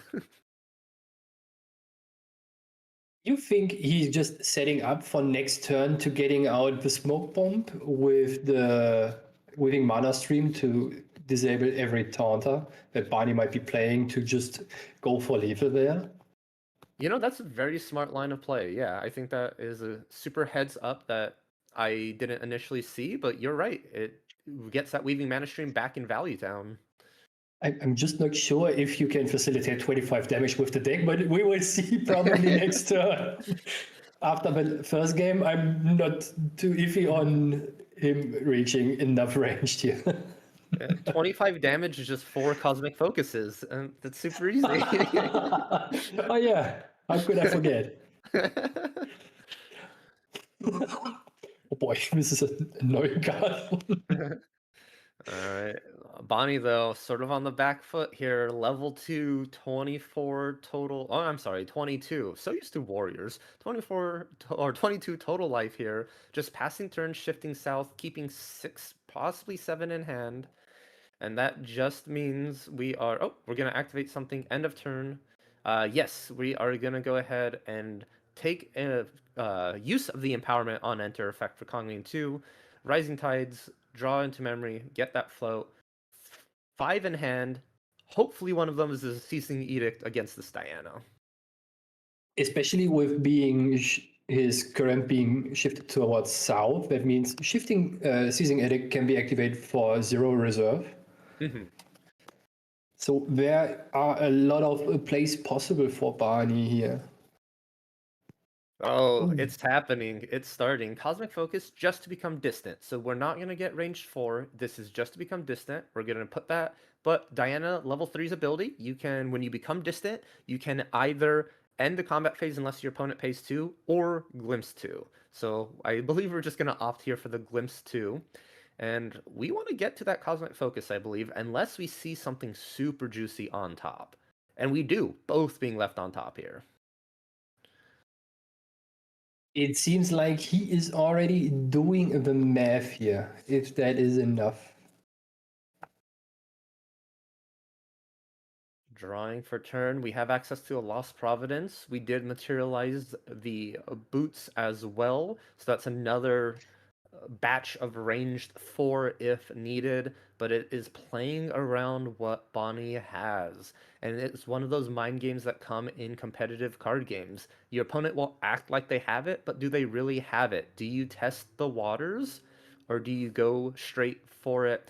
And we are just swinging in with the Aqua Mirage, breaking it as the final piece. And we're going to do a huge glimpse here just to sort of set up the deck. We know there's a Cosmic Focus there. We're not going to Star Call it. Going to set it up. Get rid of some of the less optimal cards and keep them on top. Just one here going to the bottom. Everything else staying to the top. Oh, that is interesting. I'm not sure what is coming. So,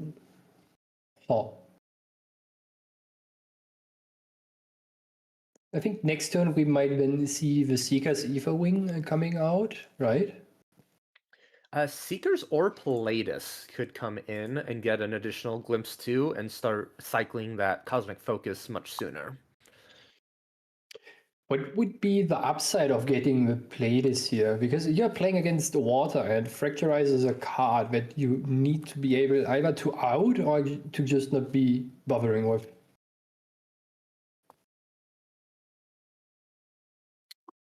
That is definitely true. Fracturize is one of those cards that sort of ruins, just like Gun Diana takes out your big thing. That's one of those.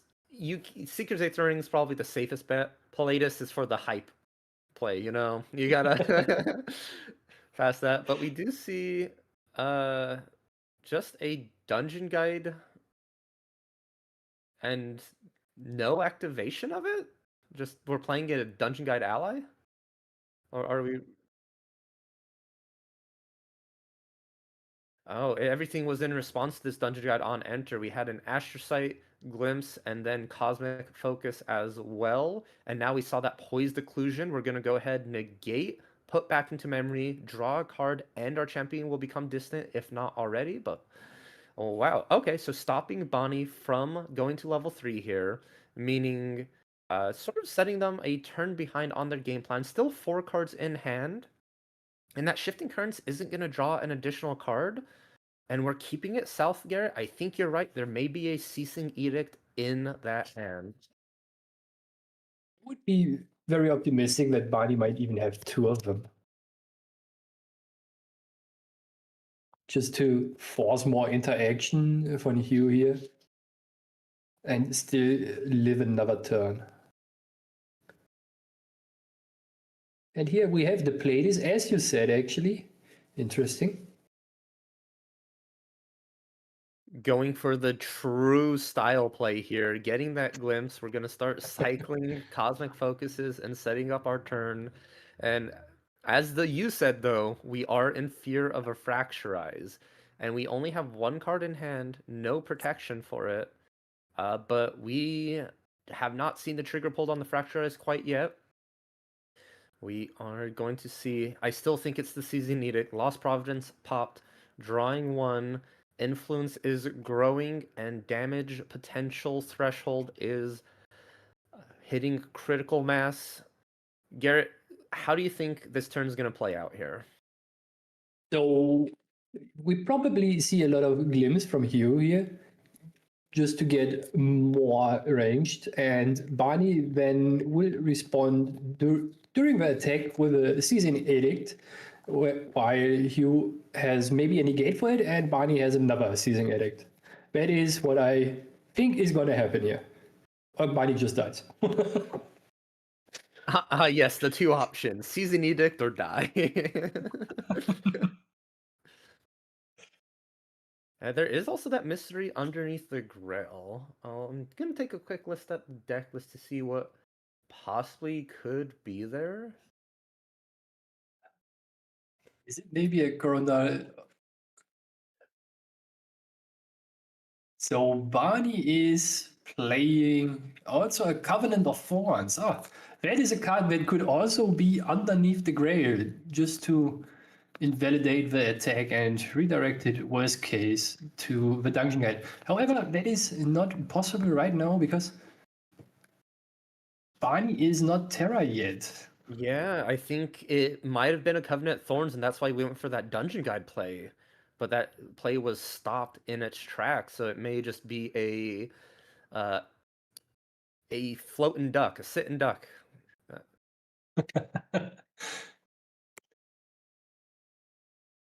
We are already at ranged 12 with Diana from looping some Cosmic Focuses here.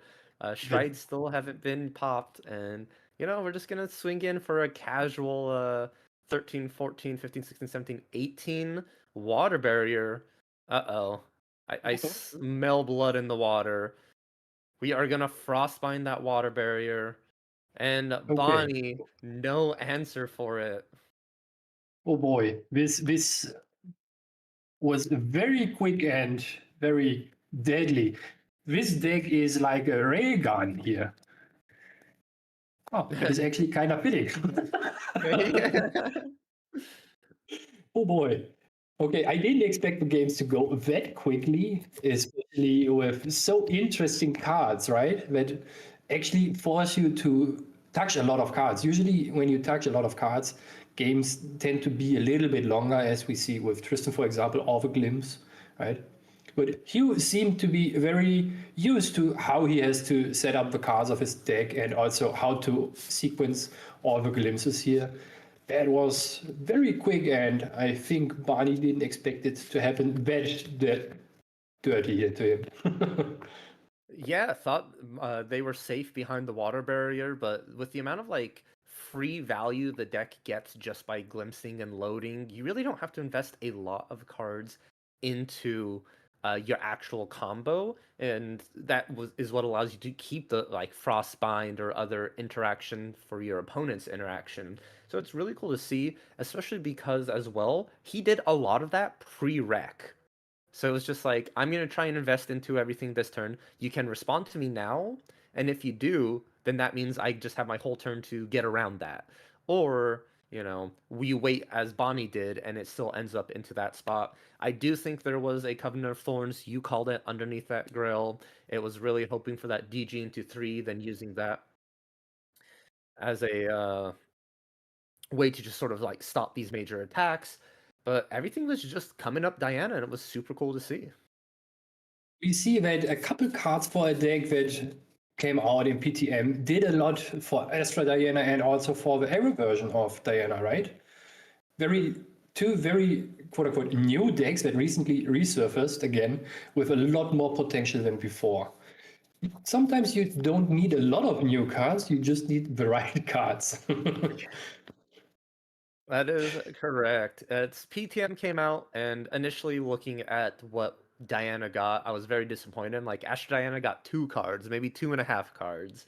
It's like, it doesn't feel that good. Ciel got like a million different options, and you're just like, oh no. But when you actually got to play with Cosmic Focus, you're like, oh, this card's actually very good. Allows this deck to actually perform and gives a kill con for the deck itself. Tristan has Shadow Strike, Ciel has a million ways to kill now, and Diana with Cosmic Focus, you're like, it's fast, it catches people off guards, and it still is like infinite value because it will never go to your grave as long as you keep looping it. So it's really cool to see that we got cards like that. And just 1 to 2 cards can make or break a deck. I'm really curious to see if more people are going to experiment with Astra Diana. Right now, I know the flavor of the month is just Cart Song Coda Diana. Everyone loves aggro, but that deck is also very scary. So, like, I don't blame them on that. Was there anything in PTM that you initially saw that you weren't like you were iffy about, and then now you're more on board with? I'm not sure yet, to be honest. I haven't played a lot of games until now because I was busy with work and trying to figure out some other things. But as Manila showed, there are certainly things on the table that we have to count on that will be shown as like the good old Merlin in all her variations out there right now. And the Astra Diana is probably something we will be seeing also creeping up because the one-shot potential is there for a lot of decks, right? Yeah.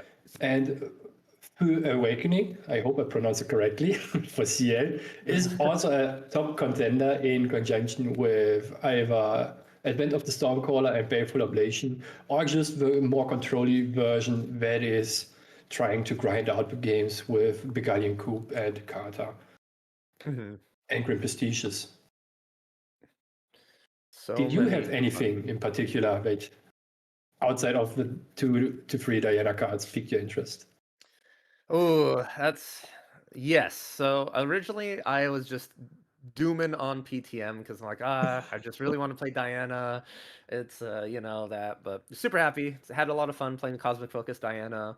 My locals were upset that I kept dealing massive amounts of damage that you weren't prepared for. Now they all run Censor, and it's unfun.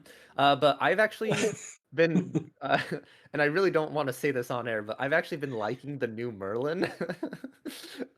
I've been a known Merlin hater, and I'm actually having a lot of fun with the new Merlin as an assassin. And I'm working on a special project. It's still in the works here, and it may be coming up in a YouTube video of mine on my channel coming soon.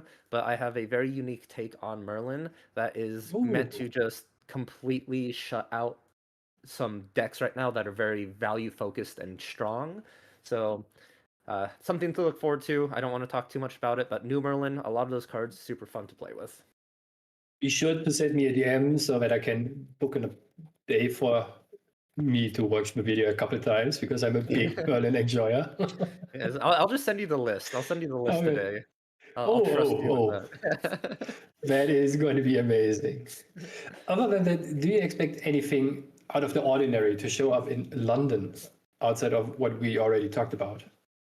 Yeah, so London's going to be super interesting.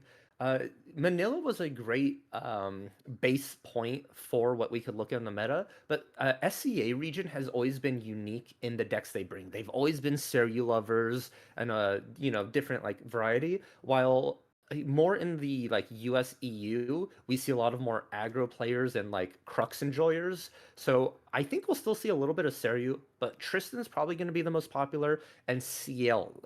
I think a lot of players are still on that CL just combo, the Fui as you said, or the Beguiling Coup looping, things like that. Really will like tends towards the play style of some of our top players here. And then I think we're going to see a little bit of spice coming to London in the form of decks that we're not going to normally like see in the metagame. I really think Jin, Kong Ming, and Diana level 3 are going to start making appearances. I hope we also going to be seeing some Merlin assassin lists. I personally hope that we will be, because I want to have her as a competitive deck too. But right now it doesn't look to me as appealing as other options. So, for sure, I'm very interested to see what we are having there. Also, small reminder, we're going to be having a trade night in London that was out in the open still, so be sure to come a day early for that one. Yes, trade nights are always fun. I think every time I've gone to an Ascent and gone to a trade night, just meeting people, looking at collections, and even if you don't like do any trading or buying, it's just a fun social thing. Everyone's there talking about GA, having a good old time, and you get to meet people you never thought you'd meet.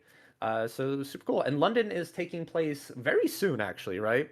It is in 2 weeks. It is the 24th for January. 24th of January. Thank you. That's the month we're in. So yeah, very soon. So everyone, keep your eye out for that. And speaking of things coming up as well, we do have a few things to mention event-wise here that we can all look forward to as well. Next weekend, January 17th to 18th, the TCG League will be hosting another round of demand of Win-a-Box events. And this time it's going to have pricing revised. And so that means that it's going to be different from the last one. So keep your eyes out for announcements later this week coming to you to go ahead and check that as well. Those on-demand pods will be starting at 1 p.m. Eastern, and there's going to be actually a better entry pricing to help encourage people to play in those as well. Along with that, we do want to do a huge thank you to Core TCG for sponsoring this event here, our Red Stitch playmat. You can get 10% rebate on your next order by using code TRUE10 at coretcg.com. So go ahead and check them out for your Grand Archive singles and accessories. Also, on that note, tickets for the 215 online North American regionals are on sale right now at truechampiongaming.com. Make sure you go ahead and reserve your spot because those spots will be filling up fast. Whew, it is super fun to be here, Garrett. I'm happy you're with me commentating. And, we still have a little bit more time before round 3, so we're not going to throw it back just quite yet. I do want to ask you a couple of questions.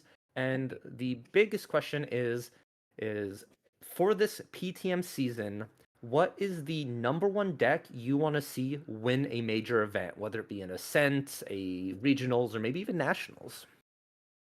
Let's go with Ponytail Merlin. What element? What element?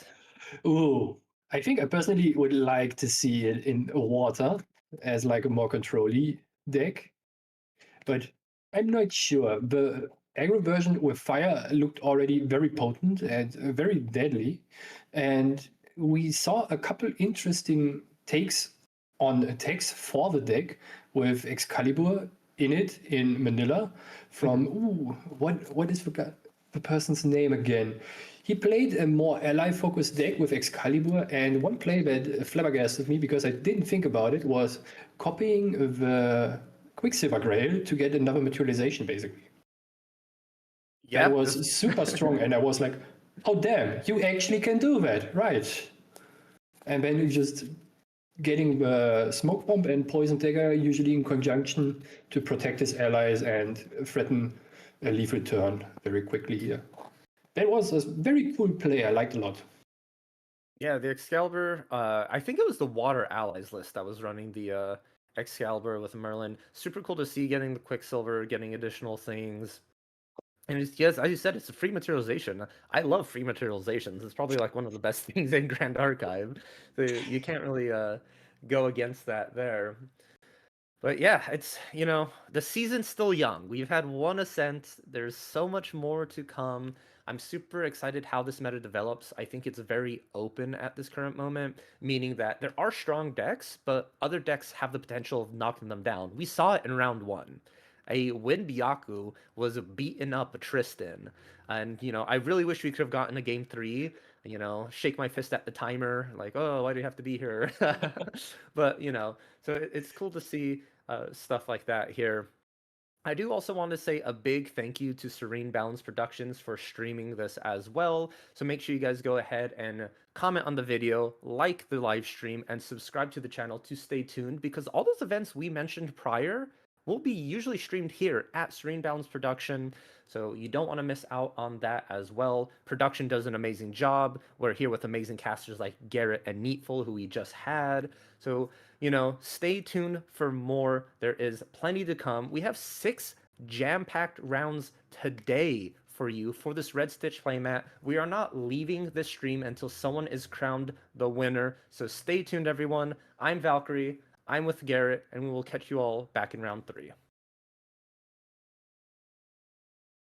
And as a small reminder, we also have the EU regional happening on the 17th of January, and it will also be streamed on Serene Balance Production. So make sure to either get a ticket or turn on the stream for this.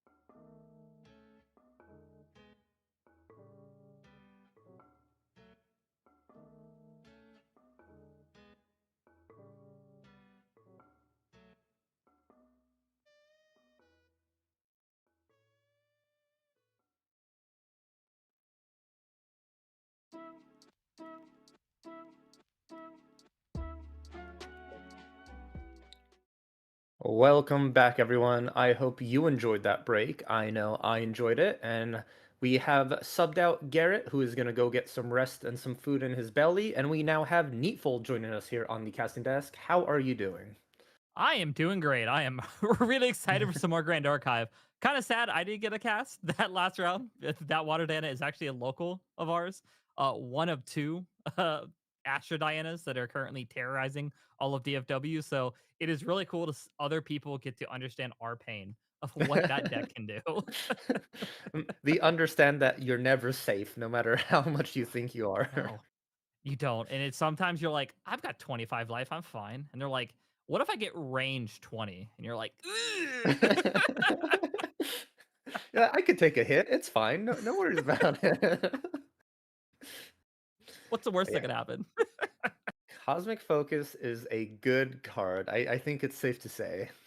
Oh, it is an insane card. It is one of the first as soon as we saw it and as soon as they got their hands on it, they're like, "So we're doing this, right? Like that's our game plan. Like this is the loop." And then I think they took like probably maybe 4 or 5 days total to like essentially refine the deck list and then they were there the next weekly and they're like, "All right, here it is. Watch what we can do." And it's like, "Well, this is the problem." Yeah, seeing it there, my list I usually ran like two, maybe three, but I think four is where it's at, honestly. Just seeing them so much. It's a combo deck at this point. It's like why would you not put ever like your combo pieces at 4? And of course, like every card in that deck feels like it glimpses 4 or draws a card and then glimpses 3. So it's Mhm. as soon as they have it fourth from the top, it is my go-to target that if I'm running incaps or anything to counter it, I would do everything in my power to make sure I counter that card because I do not want to see it keep looping like that. It's miserable when it Yeah, does. yeah, just get it in the grave or banishment as in any way possible because as I was telling Garrett, like that card cannot go away. It will always be looping itself. It's as long as it resolves, it's gonna keep looping, and it's like it needs to go away. We've even made a joke for the Shadow Strike players that we have a local that we're like, hey, what if we play one of the where you give the next ally fast activation?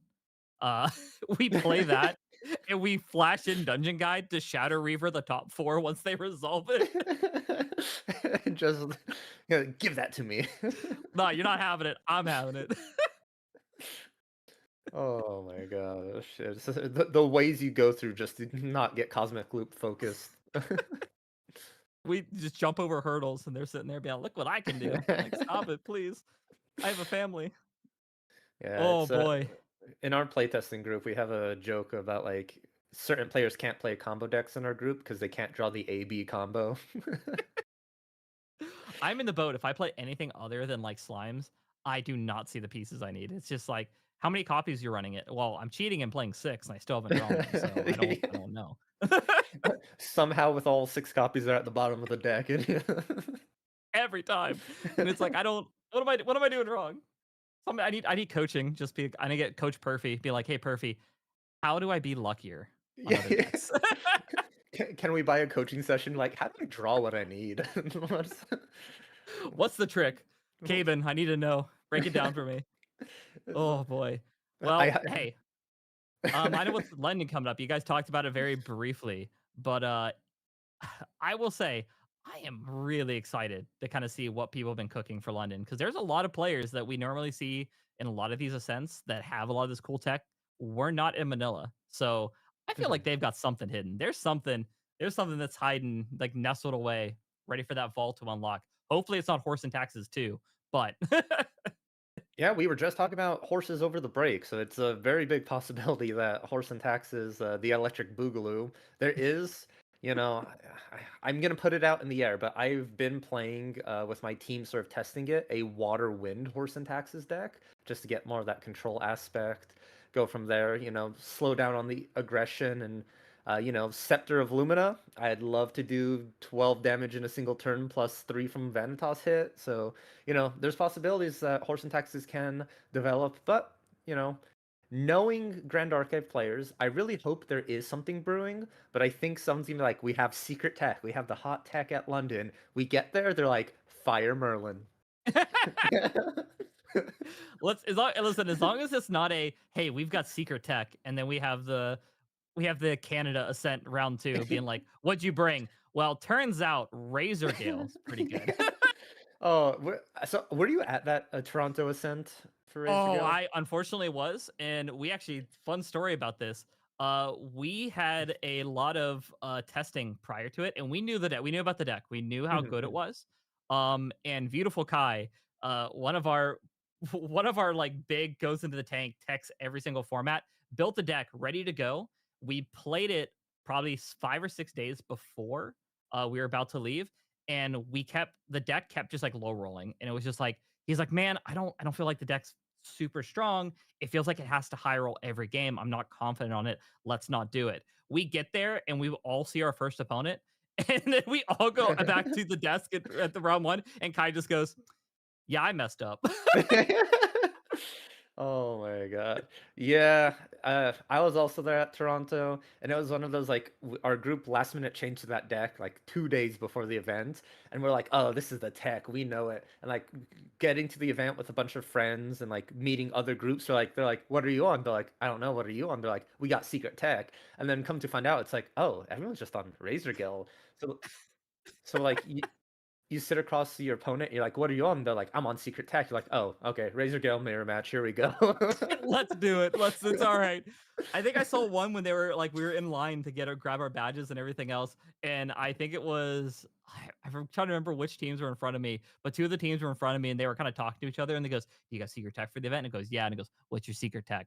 And they're like, "I'll show you." He pulls out the deck box, slides a card out, and shows it to the guy, and I've never seen a face just go from like really excited, going,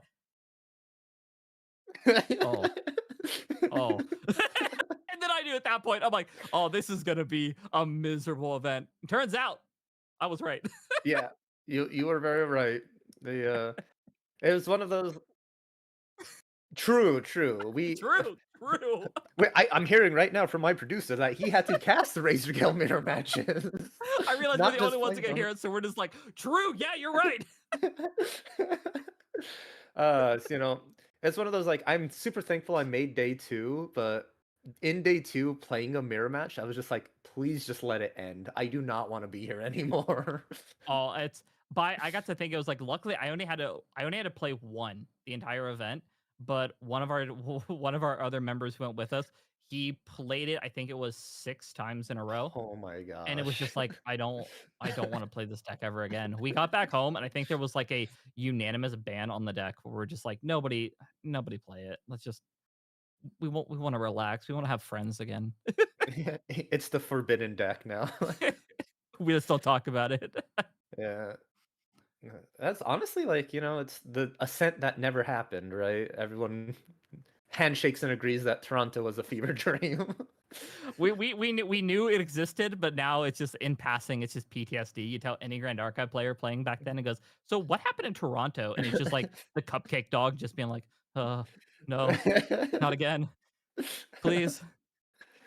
All Oh, right. well, hey, it looks like we are going to have our pairings for next round. It looks like we are going to see a Fire Serene Slimes. Sunguro, one of the well-known slime players. I think one of 4 of us still playing the deck is going to be going up, which I am very excited to see. Of course, going up against Tristan. This is realistically, from a slime player perspective, this has been a notoriously bad matchup for us. Just Mhm. because there are so many ways to stop our on enter triggers, so many ways to stop a lot of our aggression. But be fair, the deck has shifted a little bit more into very heavy draw and early game ally aggression. So because of that, there's a good shot the Slimes might actually be able to have a much better matchups here. And I'm really excited to see how this goes. Yeah, super excited to see. I don't think people are used to saying this, but excited to see slimes again, right? They've fallen Right? off the map for the longest time, and we're sort of having an MRC clash. What we saw a lot when that set came out, Tristan versus Slimes, but we are 3 sets or 4 sets deeper. Wow, that's crazy to think about. 4 sets deeper into this sort of rivalry between these two, and honestly, both these decks have the chance to just blow up their opponent. So I'm really curious to see what it's going to come down to. For a second, when you were introducing the decks, there was a part of me that my heart sunk when you're like, yeah, and speaking of it, we have 2 Razor Guild decks coming up. But luckily, no Razor Guilds. We have Wind Shadow Strike Tristan versus Fire Ethereal Slimes? No, Storm Slime. Fire Storm Slimes. That's the Yeah. that's the big key component, the winner, right there. And I really want to know, like, I could actually cheat a little bit and look at the deck list and not be surprised. But yes, we are running liminal guides in this list. I do think slimes can take full advantage of liminal guides just because you do have the little baby red as a discard outlet as well. So there's a lot of cool ways for the deck to just filter out, which I think fire probably just is the best deck to run liminal guides in general. Yeah. Not to mention, there is also a very other big card that Slimes did gain in this last set, which is going to be that Ethereal Slime, or not Ethereal, but this Ghastly Slime, which got to see if it made this list in this one. But it is a new piece that, unfortunately, I don't think we're seeing it in this one. But it is another piece of tech the deck did earn, so it is another way to kind of pitch some cards, another pitch outlet, and as a way to bring it back. But I think right now, I think we opted to not play it. I think just because we have so many ways to interact with Graveyard right now that maybe not the best place to bring into this new card. Yeah, and was one of the slime's weakness in fire instead of the slime spirit was that you didn't have a lot of like slime count. So the fact that we're getting like an additional slime is really benefiting the fire package itself. Very much so. That was kind of one of the biggest things was losing that slime count where we kind of had to play cards that were beasts or animals. So it was nice that we could get there, but you would see that things like cards we normally play, a lot of these slime counts we would play, and we would, as you mentioned, we would go for Storm Slime as our main kill. Fire Slimes kind of got rid of that because they just could not reliably make a Storm Slime hit for 5-8 damage. Instead, you opted more for these Ethereal Slimes, and a lot of maybe the Storm Slimes is just kind of a poke some damage in here. But with gaining a couple more Slimes, that option does come back on the table for Fire. Indeed, you're correct here. And it looks like we're going to be adding 2 minutes on our clock here. We had a judge go ahead and intercept, and instead of using a proxy spirit, we had to get a actual spirit of fire on the field for the slime player here. So if anyone was curious why we saw the timer adjust. And hopping back into the game, though, Fluffy Shopkeep, kind of a good card against Sadie. Yep. And absolutely in this deck, also an absolutely insane card for Sylvie, because in this list, we are running dual spirit, so we always have a guaranteed one of card that we're willing to get rid of. Number two, I don't know if you know the text on the typing on Fluffy Shopkeep, but it is an animal, meaning we can take full advantage in certain games of making that Fluffy enter as a 2/4, or in some cases, if we're running Forest Cake, even bigger. That's also very easy to survive, so Sylvie level 2 gets a draw off of it as well.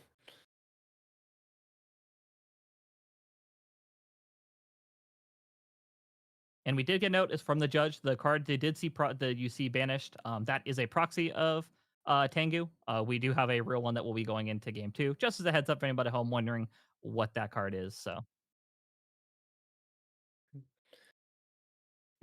We are just wanting to make sure everything is, a valid card here. Don't want to add extra time extensions for each individual call here, but the player is aware that they'll change that out. And, so it's a little bit more readable on stream as well. As much as we love the really cool artwork and it's beautiful, it is not legal for proxies in the league. It is one of those you want to make sure you are running the actual cards themselves. A lot of the times, though, players can be like, "Hey, is it cool if I, use this to like show off something like that?" But always make sure you do put the actual cards into the deck itself. and coming back into this, we did see to catch back up. We did see that we are resolving the Ace of Protector, bringing back that city back to hand. One thing about this matchup is you will learn is ally aggression is incredibly important. You want to be making sure that you're pressuring that life. You're not letting Sylvie have this opportunity to just do what they want. And you can tell that this Tristan may have played Slimes once or twice before and knows what route they need to be taking here and what pressure needs to be applied in this Yes, matchup. You are correct. And it's kind of weird to think Asen Protector bounced Sadie. Usually Sadie doesn't have any trouble going to the hand by herself. But Asen, it's always good to help a friend in need. Going ahead, bouncing that Sadie, just so Asen can stay on that board and get that damage in. But here we see one of the standout cards that makes Fire Slime so deadly, Baby Red. This not only filters your deck, but it attacks for a lot, especially with that buff counter from the Sylvie level 1 on enter. This is a huge swing for 4 that just absolutely devours an Asen Protector. And gives us a much better setup as well to be able to not only and pitching a floating memory. So meaning we have a pretty safe level 2 here, unless we see maybe a sensor come out from Tristan. Do you take that one turn off as you're still on Spirit for that sensor, or do you go ahead and risk it allowing the slime player to use that floating memory? And it's one of the classic plays the slimes do of just, level 2 and then DG. They don't stay on 2 at all. It is an instant snap, go to 3, and before you know it, you're staring down a field of ethereal slimes and possibly storm slimes coming in. I do want to know the slime count in that banishment. I think if I kept track, it's about 3, but that is something to notate and keep in mind, because that is one of the big win cons for the deck itself. For sure. And it's every slime we add is going to mean that storm slime's going to come down for just 1 more damage. And it is something that you always want to ask your opponent of how many slimes are in there. So if you're playing this matchup, very good idea to keep track of that. Ooh, Thurible. Sensor would be cool, but it's even better? Just getting rid of all the cards in your opponent's graveyard. However, this is actually a double-edged sword for Tristan. You're giving this player more slimes in the banishment. Yeah, and this is where man, I think it's a good call. You do not want Sylvie to have the cheaper level 2. But wow, yeah, that slime count's getting up really quick, and I would be a little scared. And we're still just on Spirit, so I think it's at that point a double Storm Slime could end up potentially closing the out with the on enter and the attacks. So something to be scary of. But Sadie, though, gonna make sure that that Baby Red does not live another day and get some more filtration. And but we're not an assassin. I almost said like it's free because we get the agility, but it's still on Spirit. We don't get that class bonus, and we see a slime eruption coming in to kill Sadie. I don't think it will kill because I think we would need 2 slimes for it to kill. But I think we are playing it mainly as a way to get another floating and up that slime count.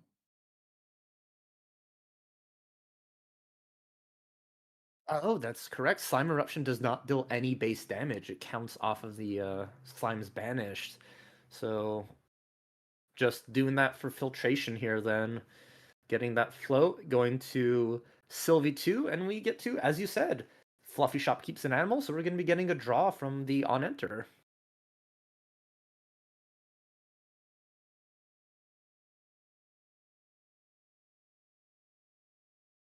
Ooh, baby silver slime hit. What are your thoughts on the silver versus gray? Do you think silver really fixed the issue with gray, or at this current moment gray's fine to be back in the meta?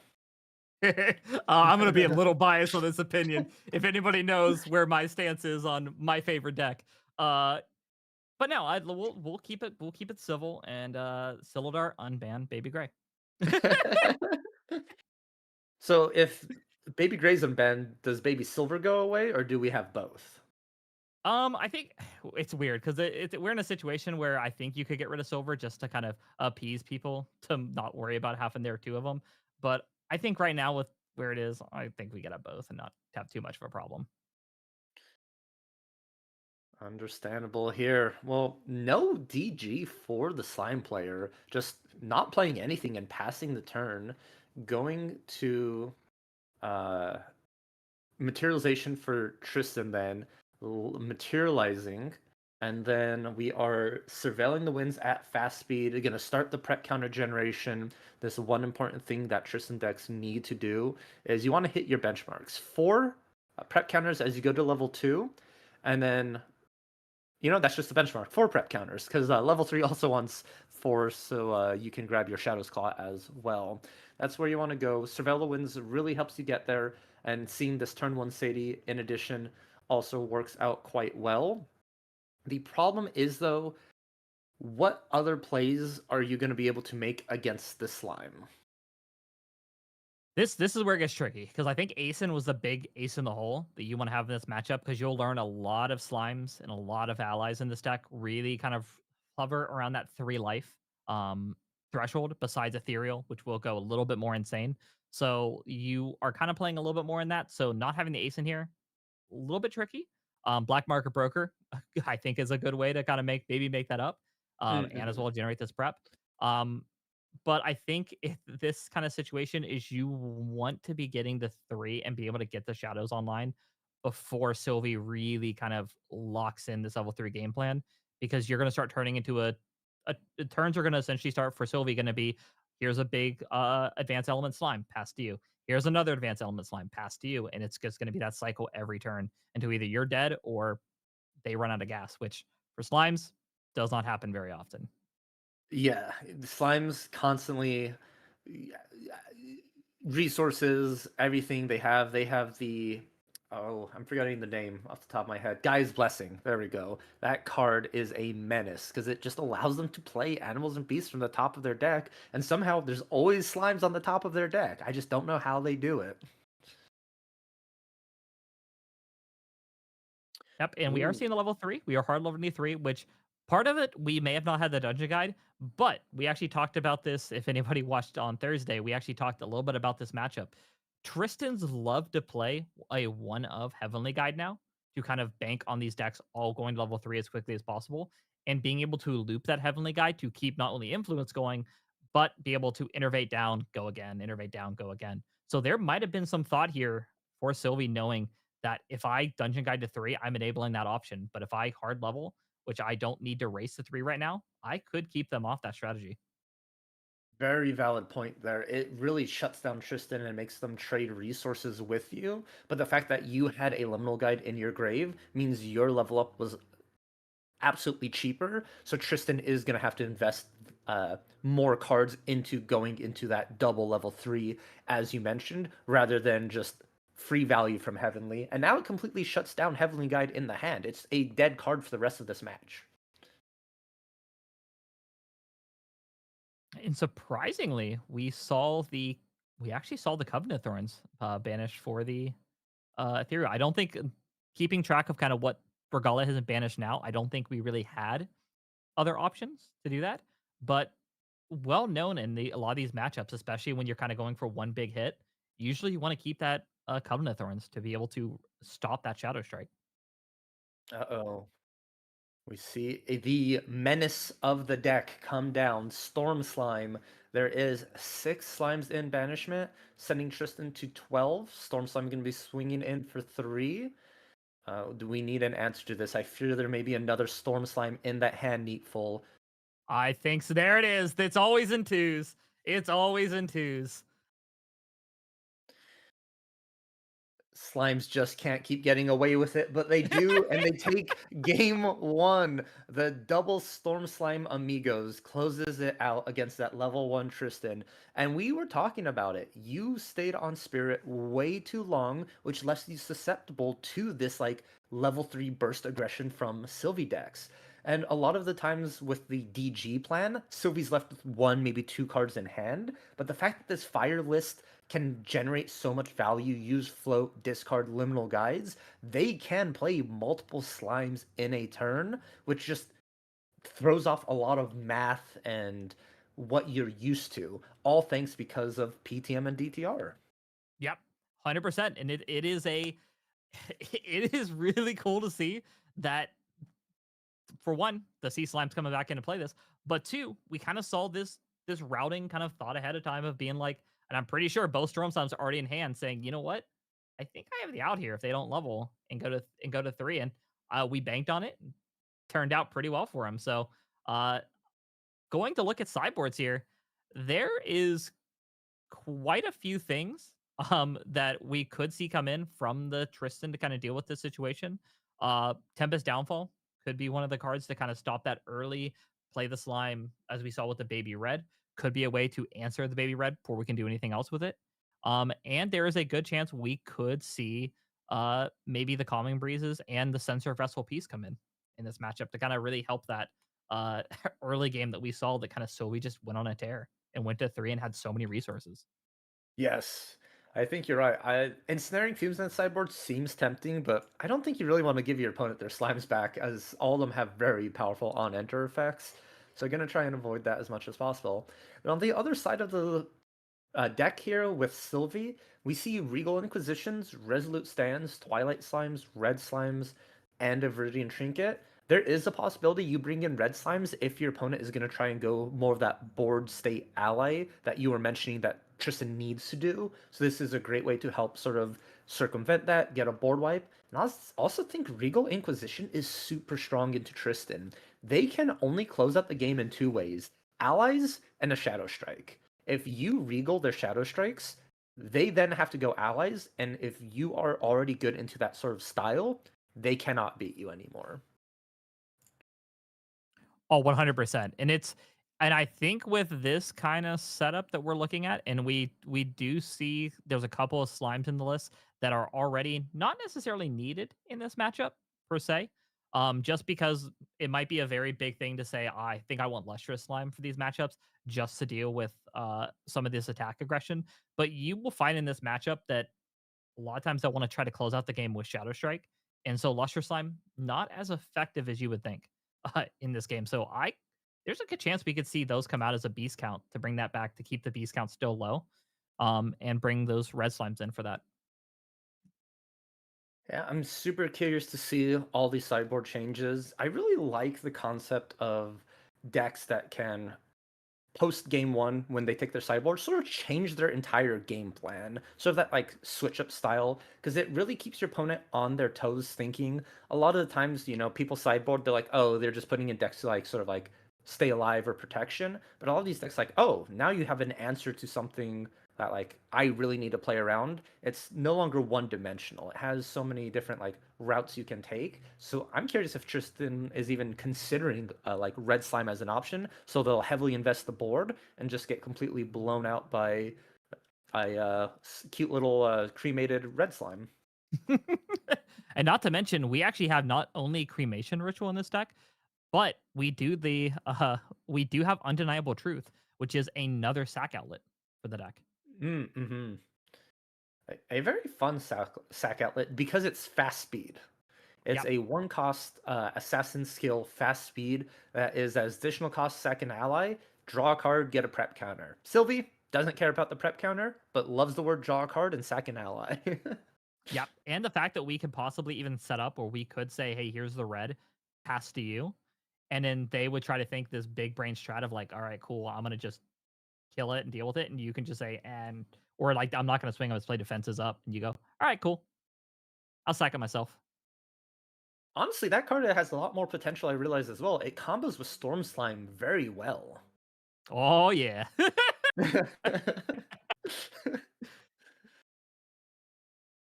Oh, and this is one of my favorite things about the new rule changes in Grand Archive is you're able to run Serene Spirit in as like a secondary spirit in your material deck. So depending if you're going first or second, you can just bring that out.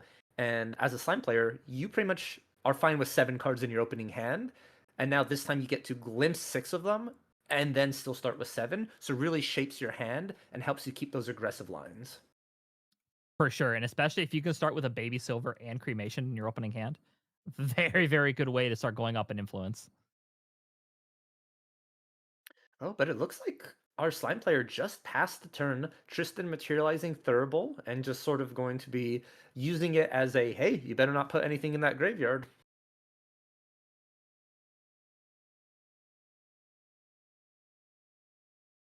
That And it is looks the Tengu.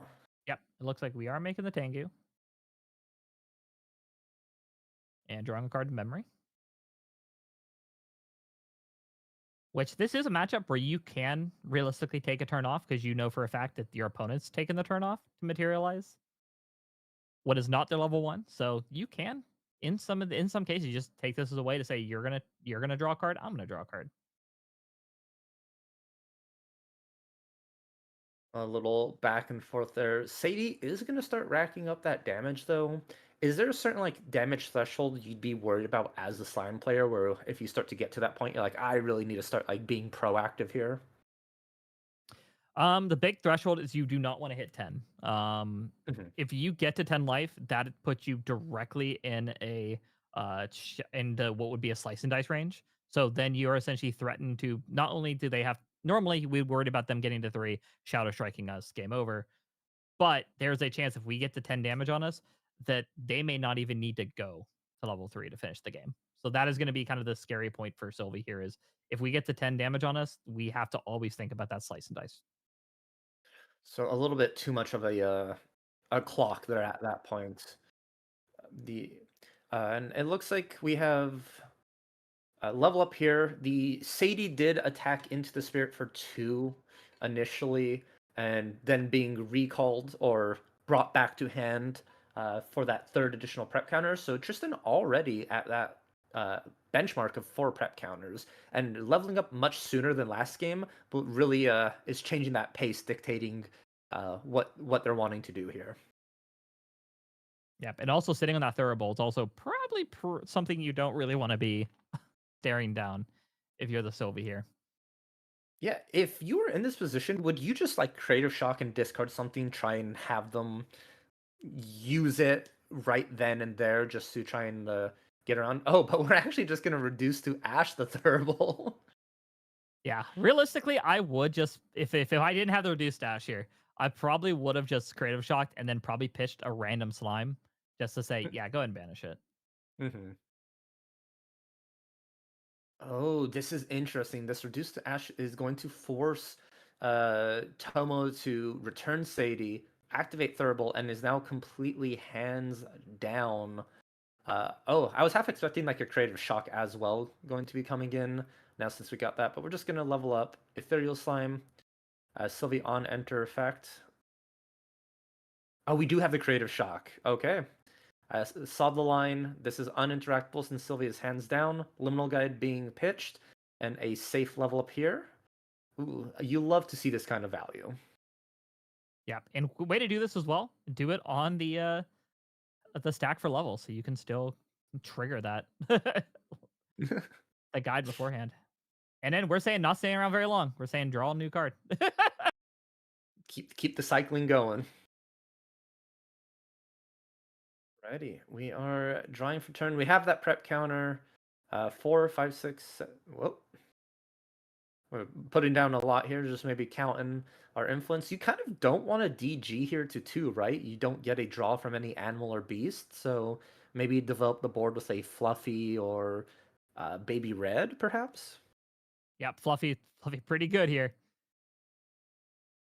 And that will, because it is an animal, it will enter with the Sylvie trigger for the extra buff counter. So we are sitting with a 2/4 and also drawing a card of memory. So this is pretty good value and not an easy way to clear this because it's going to require you to not only have Sadie to play to kill it, you would have to essentially bounce it to hand and play Sadie again, which, well, never mind. Oh. We're just going to go, we're going to 2, draw a card off of it.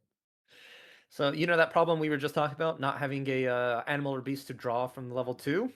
We fixed our problem. We're going Blade of Fluffy, and now we're going to be able to get the draw 1 here. So this is effectively DGing for 1, which is super, super good. Oh no, we lost the Storm Slime, but that's okay. That's just a slime and banishment for the other Storm Slimes. The other 3 we probably already have, you know.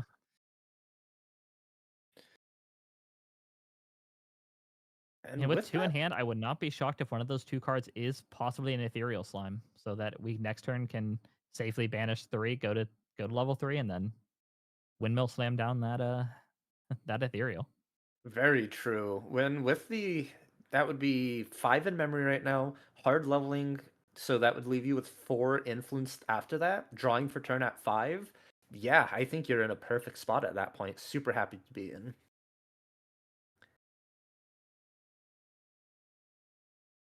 And as well, this is probably the best situation you want to see as a Sylvie is they're materializing boots here and not going a level, meaning that life threshold is fairly low. And as a slime player that can hit 5 and then follow up with a storm slime for another easily 5, 6, 7 damage, that's a That's a spicy number to be around. It is. This is almost a repeat of game one we saw, right? Oh, okay. Understanding being caught at level one's not a good thing. We're gonna go ahead and dungeon guide to two. And with Tristan, this is effectively a trade of cards. It's I get rid of two, I draw two because I have four prep counters. So you're just filtering your cards and getting a little bit of a life pool. Getting that three additional will really matter because slime math is almost like to the like dot, right? They need to make sure they have X amount of slimes. Each slime attacks for a certain amount. So 19 is very easy for them to get to. 22 is, that's an additional slime and banishment.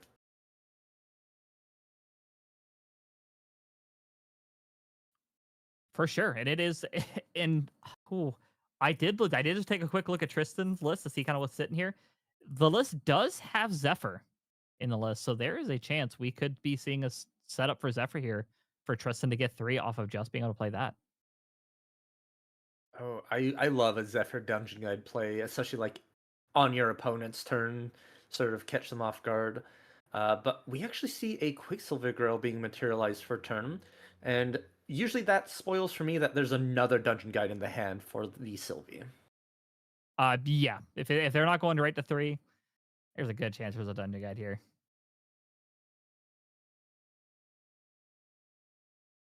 Yep, there it is.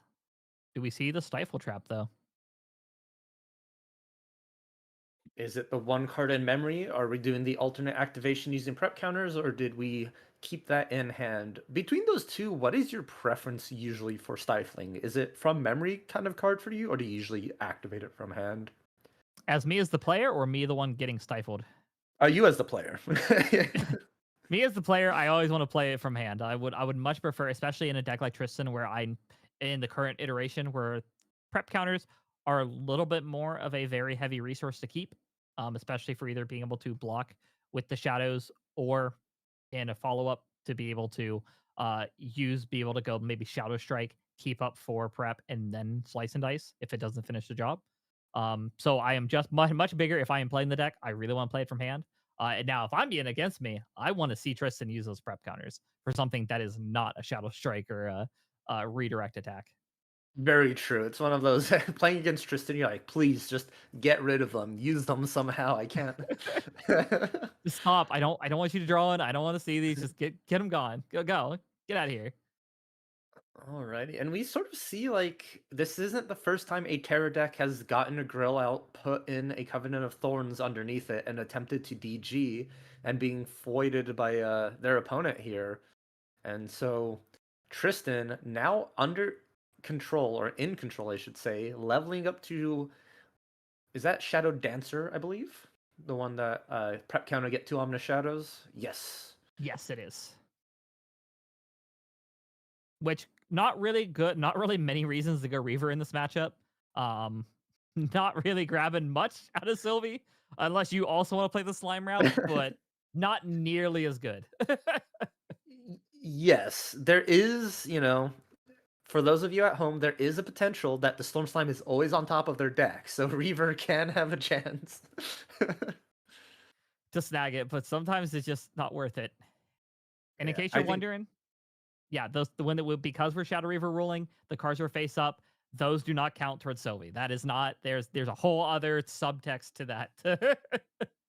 We have to follow. We have special oh rules for yes. webcams for this reason. Yeah, the safer route, Shadow Dancer, you have the redirections now online. The Shadow's Claw, Lost Providence is coming out. And there's kind of two Tristan decks going around right now. You have the Reaver Lost Providence, or you have the Looking Glass just pure Shadow Dancer. Both of them are aiming to do sort of the same thing, but value in different ways. So it's really cool to see the distinction here. This one is going to be that Lost Providence route. And we see one with the Tristan coming in, Fluffy Shopkeep retaliating. And I assume that means this Omnis Shadow, yep, gonna come and finish it off here. I'm actually a little surprised we didn't possibly use the Tristan to finish the job, or Tristan the Sadie to finish the job.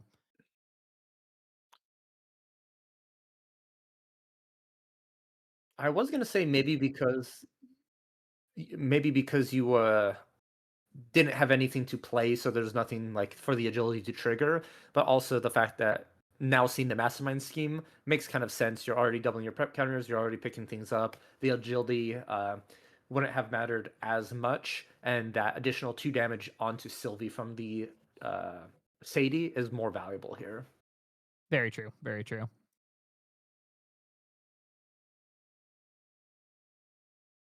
And we are seeing the finally leveled into 3.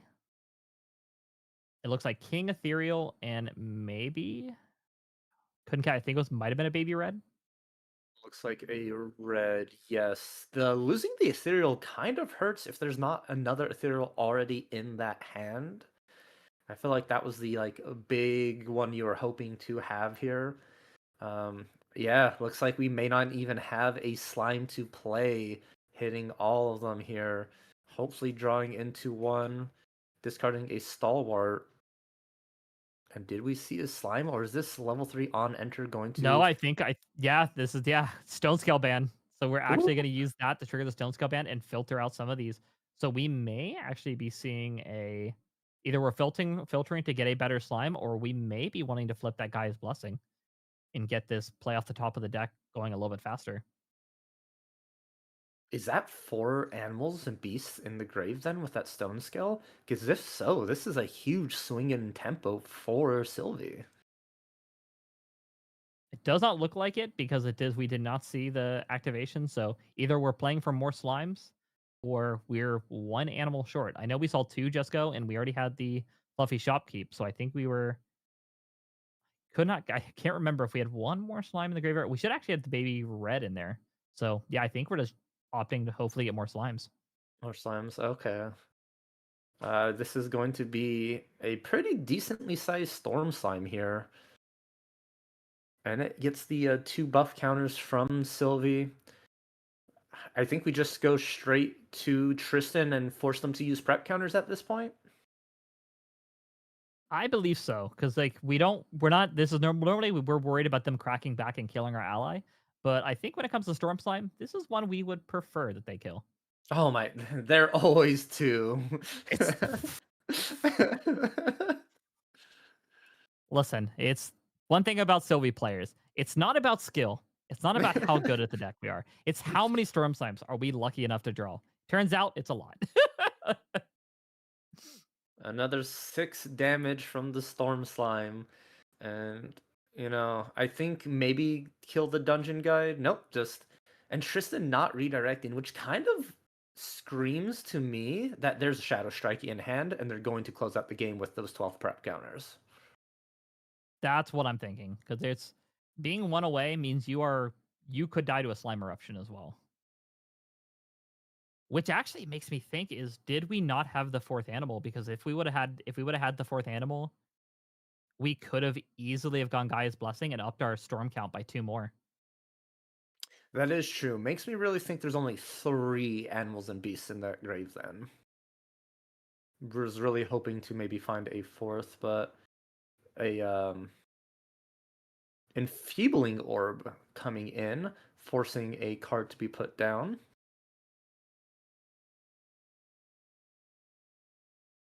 Likely a little worried about the Resolute stand would be my thought.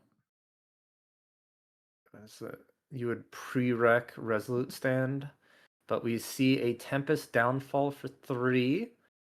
We're gonna recollect, and I think a Shadow Strike here will just clear it out, or a Slice and Dice. We see 3 in from the allies, and doing some quick math, that's 2, 4, 5 from the Tristan, so we just need 1 attack, and here we are. Yep, and Shadow Strike coming in for 12, 16. If we use the dagger, 17. I totally forgot yeah. we were on Serene Spirit. That is what Yep. he was trying to play around, was that additional heal. So you're at 13, you lineage release, go down to 7, and that Shadow Strike was for 16, you said? Yep. Just enough. 16, 17, yep. That Tempest Downfall secured the deal then for Tristan, making sure to get straight through that recovery range from Serene Spirit. Yep. Yep, and I'm still a little shocked that we didn't see the plus. We had to have only had a couple of animals in there, which unfortunate, but hey, we were close. We were close. It's kind of like crazy to think how close it was between these two decks. It was literally the difference of one banishment of a slime. And Tristan, it was, one spell that they played. Both players really like was one card off from just closing out the game. And this is very reminiscent of that MRC meta that we saw, where it was Slimes and Tristan constantly battling it out, and it just depended on who saw that one extra card they needed to win the game. Very much so. Very, very much so. And we're seeing a repeat. We're just taking it back in time.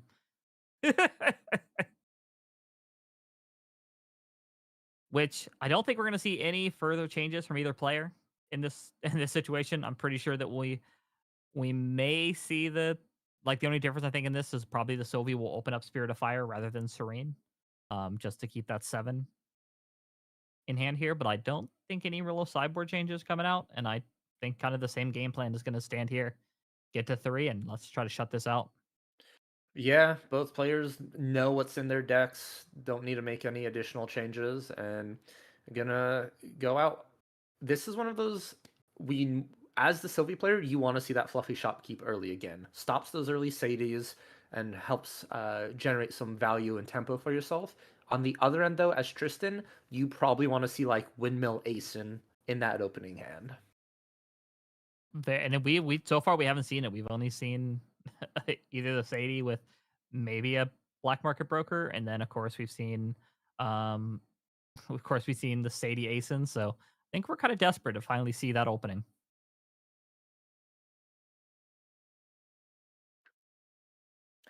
And a classic fire play that you can do, but not really safely against water anymore. Just Stalwart Cremate on turn 1, get you that float, draw you some cards, and now you have a safe level up into level 1. Uh-oh. We have the Windmill Engineer, as we talked about, him coming in. Do we have an Asen as well? I think we're gonna play a little safe, mainly because I think if we played the ace in here, it would be all cards down, and we still risk the baby red at level 1 possibly finishing it off. Very true. Since the buff counter from Sylvie. And I think you called it. The baby red was there, smelt blood in the water, and took the safe play, because that would have been a really big tempo swing in the favor of Sylvie if you were able to remove the Asen. But Dungeon Guide into 2. I think safe call here because I think we want cards to get thrown down because now we have the option to force them to reclaim here, decide if we're going to swing at face with the red or not. Or in some case scenario, we also can, if we force the stifle trap, sweet, it's one more out of the way. Do you think there's a world right now where you have 2 cards in hand, you filter 1 with baby red, and you just level up to 3, keeping an advanced slime in your hand? And do you think that's like a viable route here? It'd be slow on influence, but I feel like you'd be so far ahead. With our opponents still being on spirit, and we have a potential on them, even if they go level 1 here, they're level 1 and we're level 3 for at least 1 to 2 turns, is really, really strong. So I would not be shocked. On top of, if Tristan wants to keep up with the levels here, they're going to have to forego probably 1 to 2 of those draws off the level 2. So I 100% would probably just be backing this down to see like, yeah, let's just go. Yeah, Let's and play. we see baby red not discarding, so I really think there's some good cards in hand right now.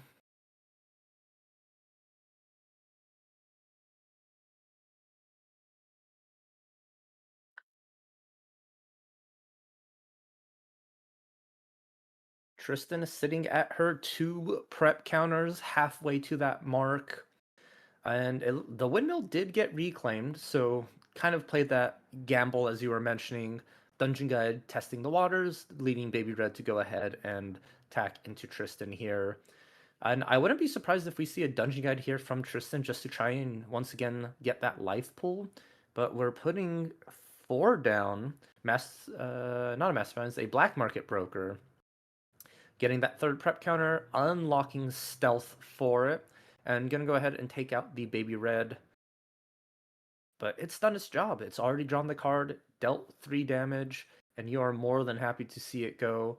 I believe Tristan's sitting with 2, possibly 3 cards in hand, and that's not going to be a lot to stop Sylvie here. Yep, and here's this is the perfect level 3 you want to see. Just go to 3, 2 cards in hand, play that ethereal, and then possibly draw your card to follow up with another slime, whether If that be there's a Storm or Storm Lustrous. Slime. What And are I the do odds think of our the slime Storm counts. Slime? I think our slime count's fairly low because I think we have only banished maybe 3 slimes total. But that being said, if you kill Storm Slime, that's drawing 2 new cards. Yep, there we are. Oh gosh. Yeah, Only 2 though, so are... not as scary. Not as scary.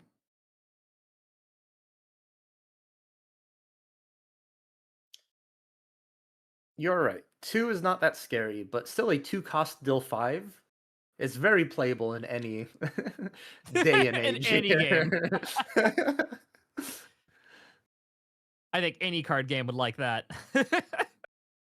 Yeah, and like as Tristan, how do you deal with this ethereal slime now? I think unfortunately at this point, I think your real only options is either to Zephyr it to bring that count a little farther down, and Staring Fumes to reset the board, or I think that might be some of your only options. Which what's the down? What could be the worst case scenario of Ensnaring Fumes board right now? Like what's worst could happen? Oh, your opponent could maybe DG, they could draw another card off ethereal slime, or I don't know, just throwing this out there, take more damage from a storm slime. That seems like okay. Yeah, it's only for 2, right? You said it's not that bad. It's not that bad. 2 for 5. You got 19 to play with, so Oh, here's that's the an answer. Oh, the pesky fairy. I think this fairy has thwarted more than slimes, like dragons it has slain and deers of all kind. Oh, I really like that play. You put the ethereal slime back, you kill the storm slime, and see, like, ask your opponent, are you gonna get rid of your memory? Oh. Fluffy and I think it was Cremate, keeping that ethereal slime down there, and you still can't activate it.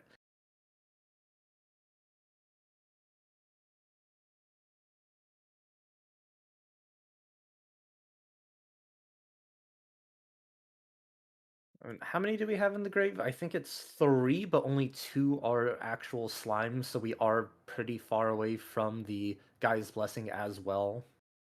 Yeah, we are only 1 slime away from King though. It's for King. It's a slime of a different element, correct? Yep, 3 separate elements. As long as it can be advanced, non-advanced, as long as it's 3 separate ones. So fire, norm, arcane, whatever you feel like. And turns out we have a lot of elements in this deck.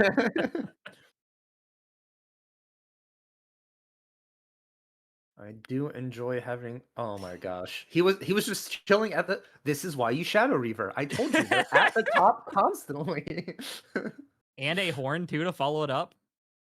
And banishing the ethereal slime. Yep. Getting. If Tristan doesn't have an answer to the storm slime, this is just lethal coming in here. Which, that being said, even if we stifle, what are the odds they have another storm slime? As the prophecy has foretold, they come in pairs.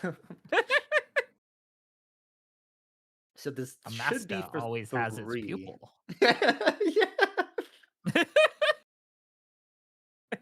Oh no.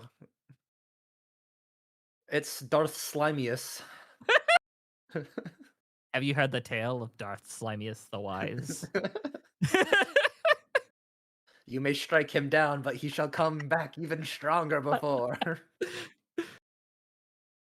Oh boy, we have gone way too far off the deep end. This is what Slimes does to people. Not even once. We have a Crystallized Destiny in response to the on-enter of Storm Slime. And, stopping 3 damage is all good, but I still think this is lethal on board here. Storm Slime himself is a 3-1. There needs to be a Resolute, but we are level 1. We can't alternate activate here. Gaia Songbird coming in. Dungeon Guide coming in for lethal. Do we have an answer? We do not. And that is going to be game 3, closed out Woo! by Fire Slimes and a Nail Biter. What what a game. Man, this is the deck that like you never expect to see slimes. You just don't expect it to be in an event, and then you don't tech for it, and then it's all of a sudden being like, I'm back, baby. It's one of those, you actually have to practice against slimes. Your play patterns and decision making change drastically against this deck because, as we saw, the deck can just be Storm Slime, deal you 5, attack for 2, Storm Slime, deal you 5, attack for 2, and it just throws off your math and like your comfortability.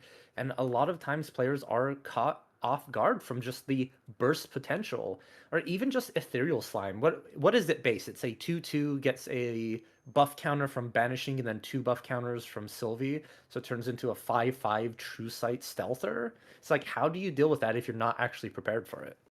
It's very very difficult. It is one of the cards that it's not a lot of people will play True Sight in their lists. You'll find, especially back when this deck was really prevalent, is a lot of people don't play True Sight, and even if you do, having to deal 5 damage to a stealth unit is way harder than it sounds. So there's not a lot of options for you to play into. And on top of, they've already replaced the card by essentially coming into play because it drawing a card to replace itself, it's already a huge deal because they play the card, they replace itself. So even if you kill it, you haven't taken the influence off them. You haven't really had them go negative. They've already still stayed neutral. So you're using a lot of your resources to deal with a very big threat that essentially costs Sylvie nothing to do.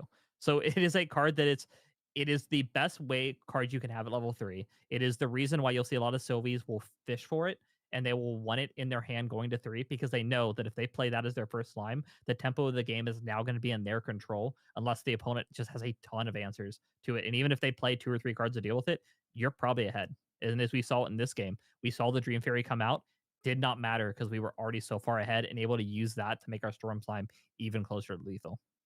Yeah, it's just the way Sylvie manipulates influence is very like unique. That player started with 3 total influence that turn, but managed to play 2 Storm Slimes following it, and it does a really good job of staying at like that 3 to 4 card uh, hand, just and allowing you to play every slime you draw. Since every advanced element slime is a 2 cost minus your king, of course. So it just really helps like everything replaces itself or just closes out the game super fast. So wow, I was not expecting to see Fire Slimes undefeated 3-0 right now in this event, knocking out another Tristan player, and it has potential to go all the way. It really does, and it's a deck that I can at least speak from my side. I love the list. I love slimes. It is one of the reasons I really enjoy Grand Archive. It's a deck I've been playing for a long time, and it is a in this meta. It's a little bit weird because you are very strong into a lot of decks.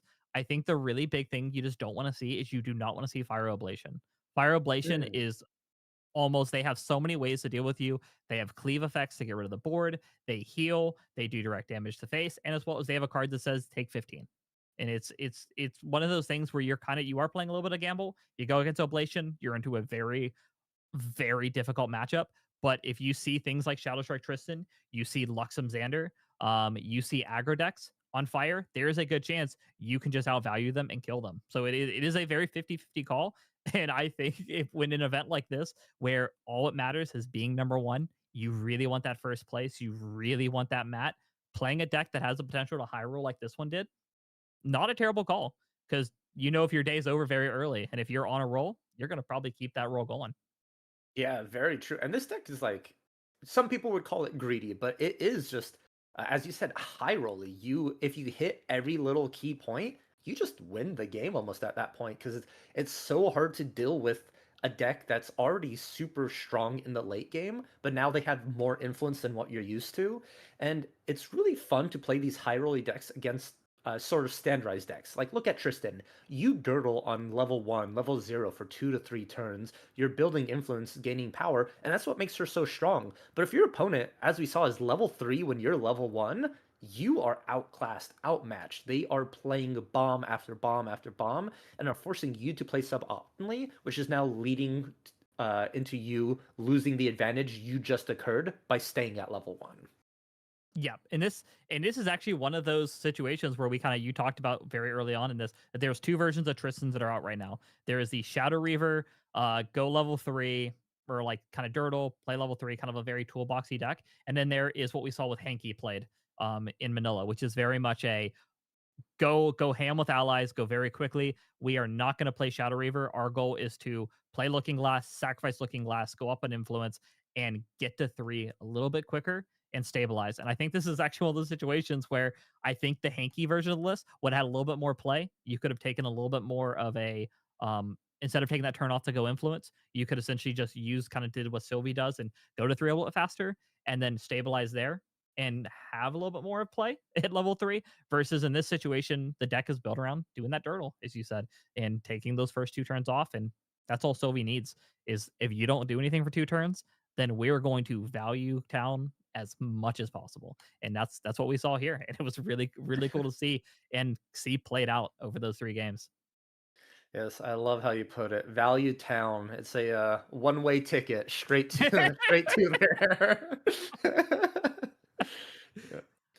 It's I think every player's dream ever since like Turbocharged came out was the one of Turbocharged draw it right when you back up Charger and go, all right, to the moon. We're drawing 2 for free. Yeah, it is crazy to see, and it's we're gonna probably see more decks kind of take this approach, and we're already seeing it. We're already seeing it with like Luxem Xander, who's already utilizing this strategy. We're seeing it already with, of course, Fire Oblations doing this strategy, and that is every card you play either goes neutral or positive.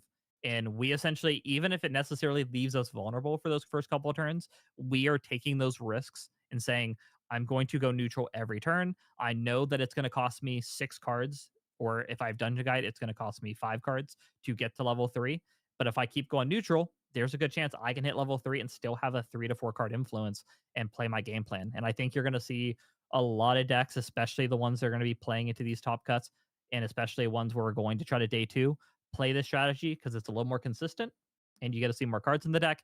And you also get a little bit more of a level 3 game plan to play a little bit more of these more aggressive cards like we're seeing. And I think in RDO, we're going to see a lot more advanced element cards kind of push this boundary of saying, this is our end game. This is what we're going to try to do. And this is how we're going to shut things out. So I'm out very little bit maybe of like getting a little bit forward, but I think that is kind of a meta we might be approaching pretty quickly. Yeah, I think the age of level 3 is upon us. I know a lot of the Grand Archive community themselves have really been vocal about, this game rewards fast play, aggro, it rewards tempo. Where's our level 3? We want to do fun things.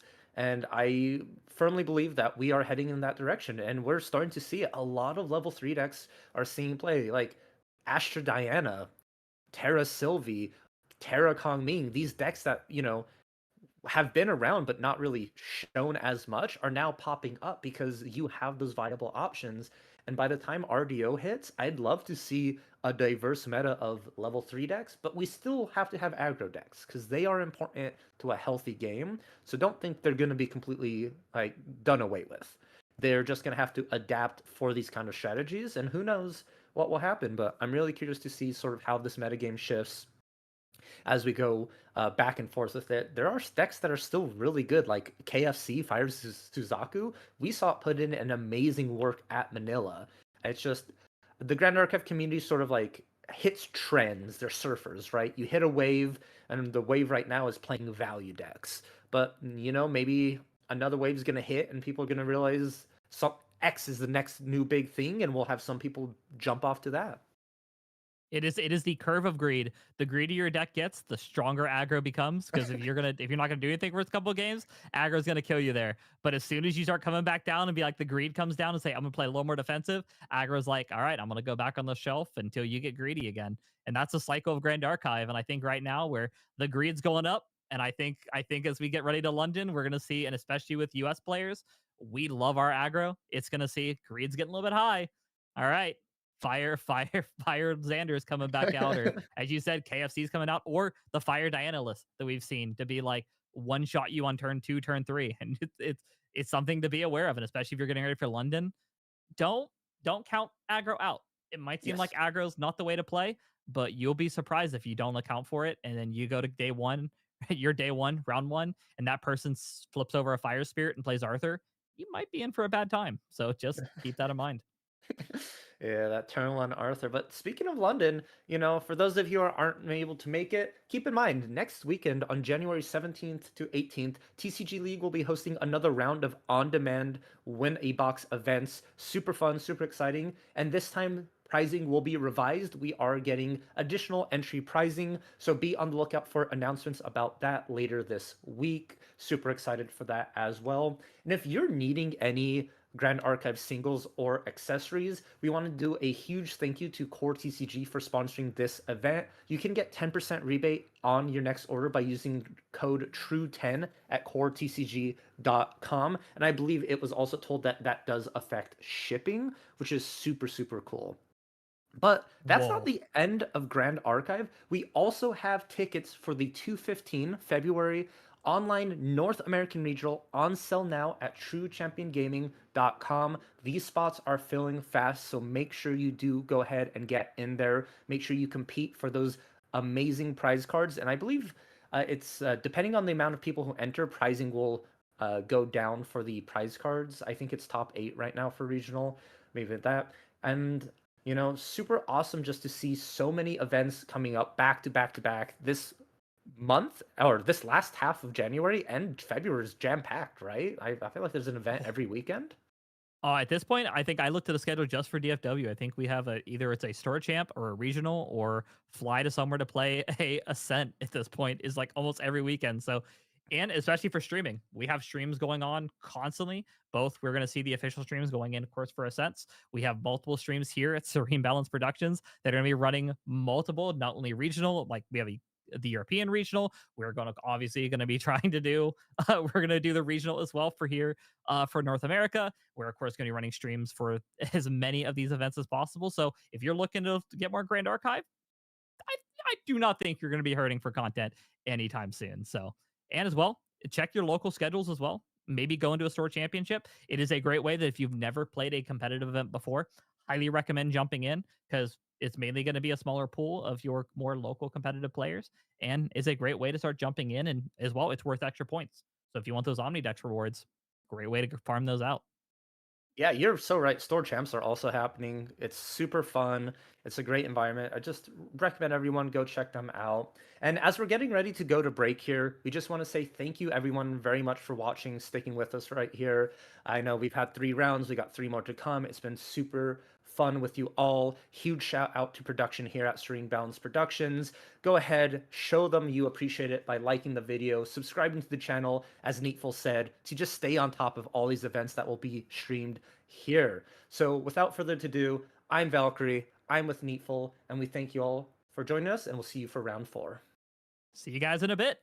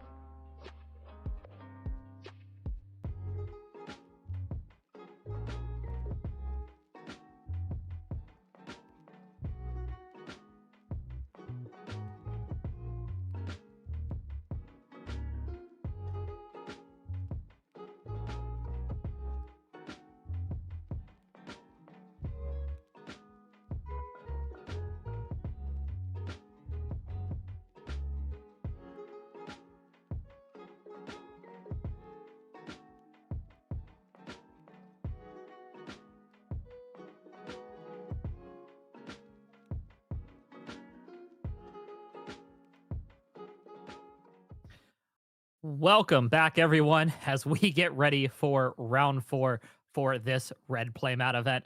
I am NEETfull, now joining me by the one and only Clem. Clem, how are you today? Doing great. It was wonderful to see not only a European but a slime stick win last round. I feel like we both were pretty excited about it. It met both categories of me, got a slime deck. I'm always happy to see that. And a European player doing well. Like, this is a win win. I don't see any downsides here. Exactly. And Tristan got obliterated by slimes. Kind of felt vindicated, world is Redeeming, back if you in its will. place. Yeah, exactly. Everything's all right now. So I really hope that Sangorio continues doing well because it would be fun to see slimes win again, and then people can be like, man, Star Slime is the worst card in the game. Let's not get a ban now. But like, yeah, and very very big props to him as well. If anybody is follows the Let's Make Sylvie competitive, it's been a channel or a thread in the official Discord that's been alive for a very long time. I made that Sangria, thread actually in like you did create it. Yep. 2023. It's been and so it long. it is, I think, one of the longest running, if not the longest, with some of the most replies. And Sangrio is constantly as well on there. Either it didn't work, and then be like, all right, cool, let's go back to the drawing board. So very well deserving to be doing well. Very proud of them and how they're doing. So I'm excited to see how their run is going to go. But Yeah. we are getting very close to Canada. yeah, speaking of Diana, we did just get our next round pairing. We do have the next two going up against each other. We are going to have a Norm Purity Rye, which is a new iteration on Rye. Something that Discord has been cooking up quite a bit. I've gotten to see it in person from the one and only Hyuka, so I'm excited to see Pogmaster be able to take this deck. As well as we are going to see Fire Aether Burn Diana, another list that we have seen as we talked about last round with aggro doing very well. It is probably one of the go-to high roll all-in aggro decks at the moment. So we will see what is the deck to take it down. The all-in level 3 go here's the big spell, or level 1 let's go all in on turn 2 spell. Let's see which one is going to be the one to take things home. Yeah. I am very excited to see how they do. Do you want to wager bet? See who wins? Do you have any Cool. preference in a way?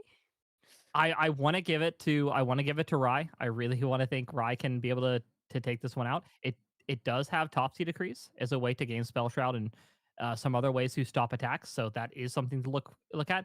But I have also seen this Fire Aether Burn Diana. I got to see it on Thursday. Go and do some crazy damage on turn 2. So I want to give it to Aether Burn though, because there's not many ways to stop this deck from doing damage, and it is very geared for these level 3 game plans. Yeah. I have to agree with you. If Rai gets to a point where he is able to start protecting himself, it's gonna be really good.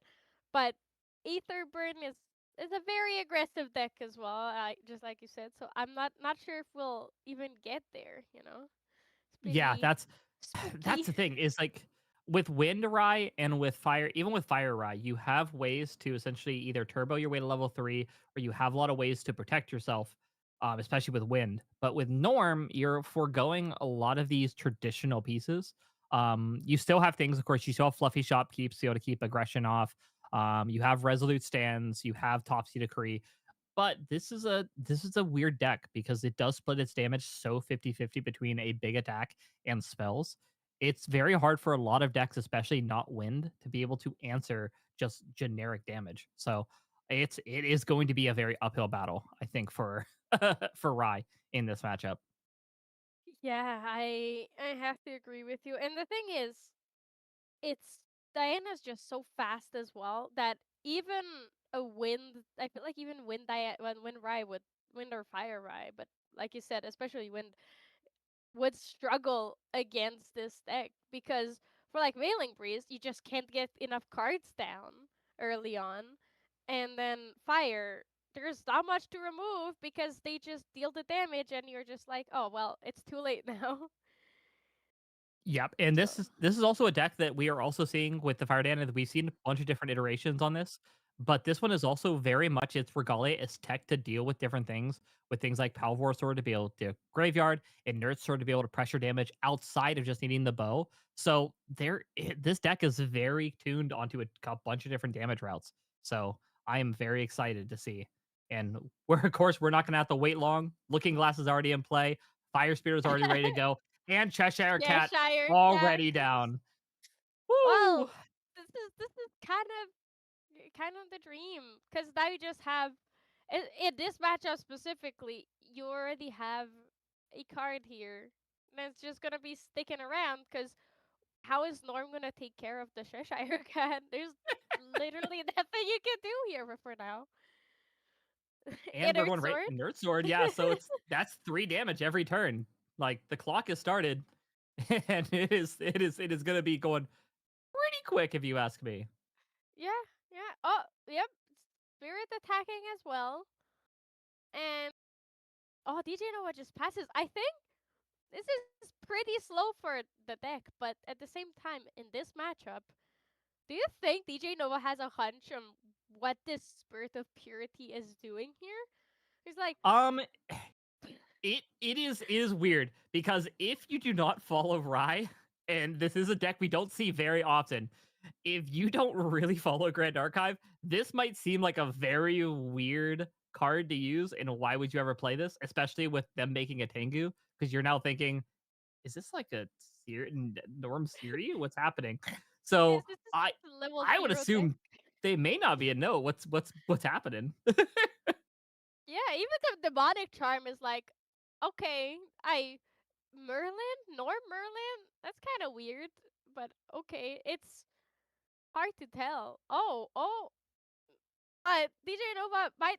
The thing is, I think there is a world where DJ Nova never finds out what Pogmaster is really playing, because yeah, he just plays so fast and takes it home before Pogmaster has a chance to get to level 1. At least in this game. And then Yeah. sideboarding will get so hard if he weren't playing an aggro deck, which, you know, I think sideboarding is not that much of an issue if you don't plan your opponent living past the spirit. And I think that is Dream. So that is the bow that if we have 3 Aether charges underneath it, that bow is going to get a +3, I believe, is going to be the number we get on it, which is not hard for this deck to do at all. So Yeah. Oof. So what really is the plan for the Fire Diana here? Because we have a lot of cards moving around, but not as much damage as you would think from an aggro deck.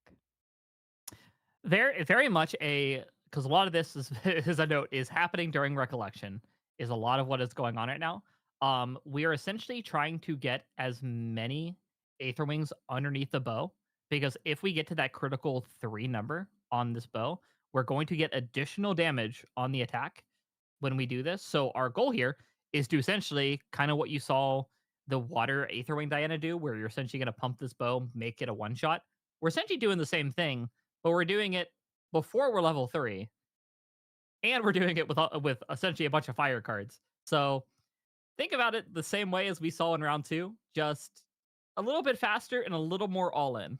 Instead of looping the cards and being able to get recursive value of keep it going and draw a card, draw a card, draw a card, this is all right. We're sinking everything. Yeah. Thank you for the explanation. Now I know what to look out for. So that's gonna be currently that's only 3 damage from the bow, right? With the 2 Aether charges and the tribute.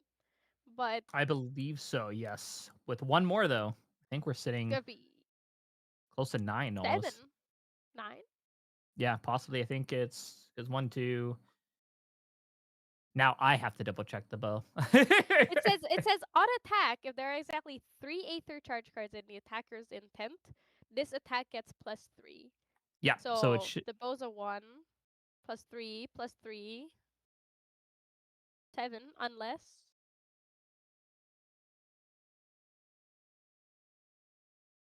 Yep, and we're just gonna go some straight burn All right. spells, and there we are, exactly 3. So we are now at that critical number to start really dishing out some damage here. Yeah, but the Resolute stand was played this turn, so that's gonna be -3 from there. Yep, which 8? that'd be good. You don't, I mean, It's pretty good! Considering they're still and on blazing Spirit. throw. There is a place, yeah. Do we have Yeah, anything? DJ. Uh, uh, nope, nope. That's that. There we go. We're going to very, Blazing throw? very quick game 2. But that was 5 minutes for game 1, a bit more. Yeah, 5 minutes. 5 minutes. So, the Listen, we don't. producer. We never want to give you a little bit of behind the scenes, but I do want to add some weight to the stream here. So currently, we are now in a race of what gets finished first. Is it going to be this match, or is it going to be the producer making a Spirit of Rye purity setup icon to be able to use here? So question is going to be, is Once in Love's Photoshop skills faster than a Fire Diana? We're going to find out. Not to flame Once in Love, but DJ Nova seems pretty experienced with this deck. Oh boy, Alright. this deck. This is one where it is a, what is the best way to word this? This is, if you ever want an all-in deck where you have one strategy and you do that strategy very, very, very well, look no further than Fire Aetherwing Diana. This is essentially watched Fire Gaugia do some like weird chicken damage, like cook some KFC and say, I think I'd go faster. And then I can now do we that, ended up. but better.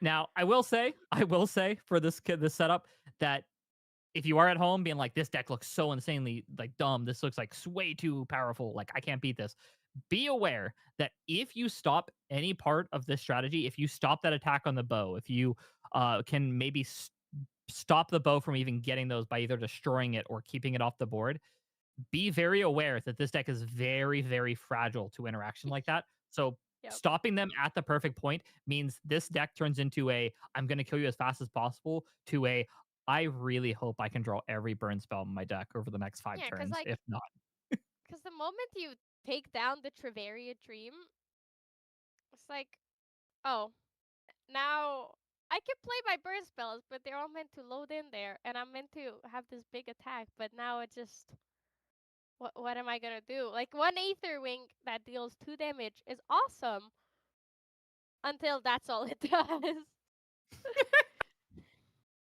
and it looks like Once in Love did win the race. Yeah, damn. The sideboarding, it was the sideboarding. If they could go straight into game 2, I bet we would be done. But speaking of sideboarding, do you think DJ Nova knows what's up, and are they gonna bring in anything here, or are you just gonna be like, it's fine?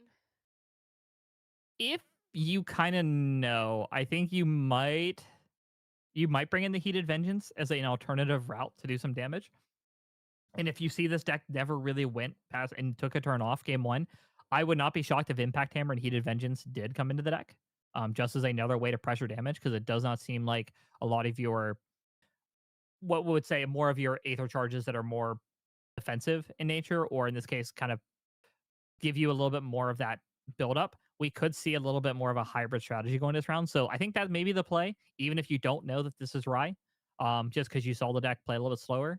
But in terms of that, I think it's a very hard call, because you would really have to know what this deck is capable of and what the deck does before Yeah. you kind of make those decisions of what the sideboard in. And that being said, I don't think there's much in this sideboard that you would even bring in, because a lot of these are a text for like Tristan and Razor Gale and other decks like that, and then Siriu. But instead, we're we're playing a what we now know as Spirit of Purity and nothing else.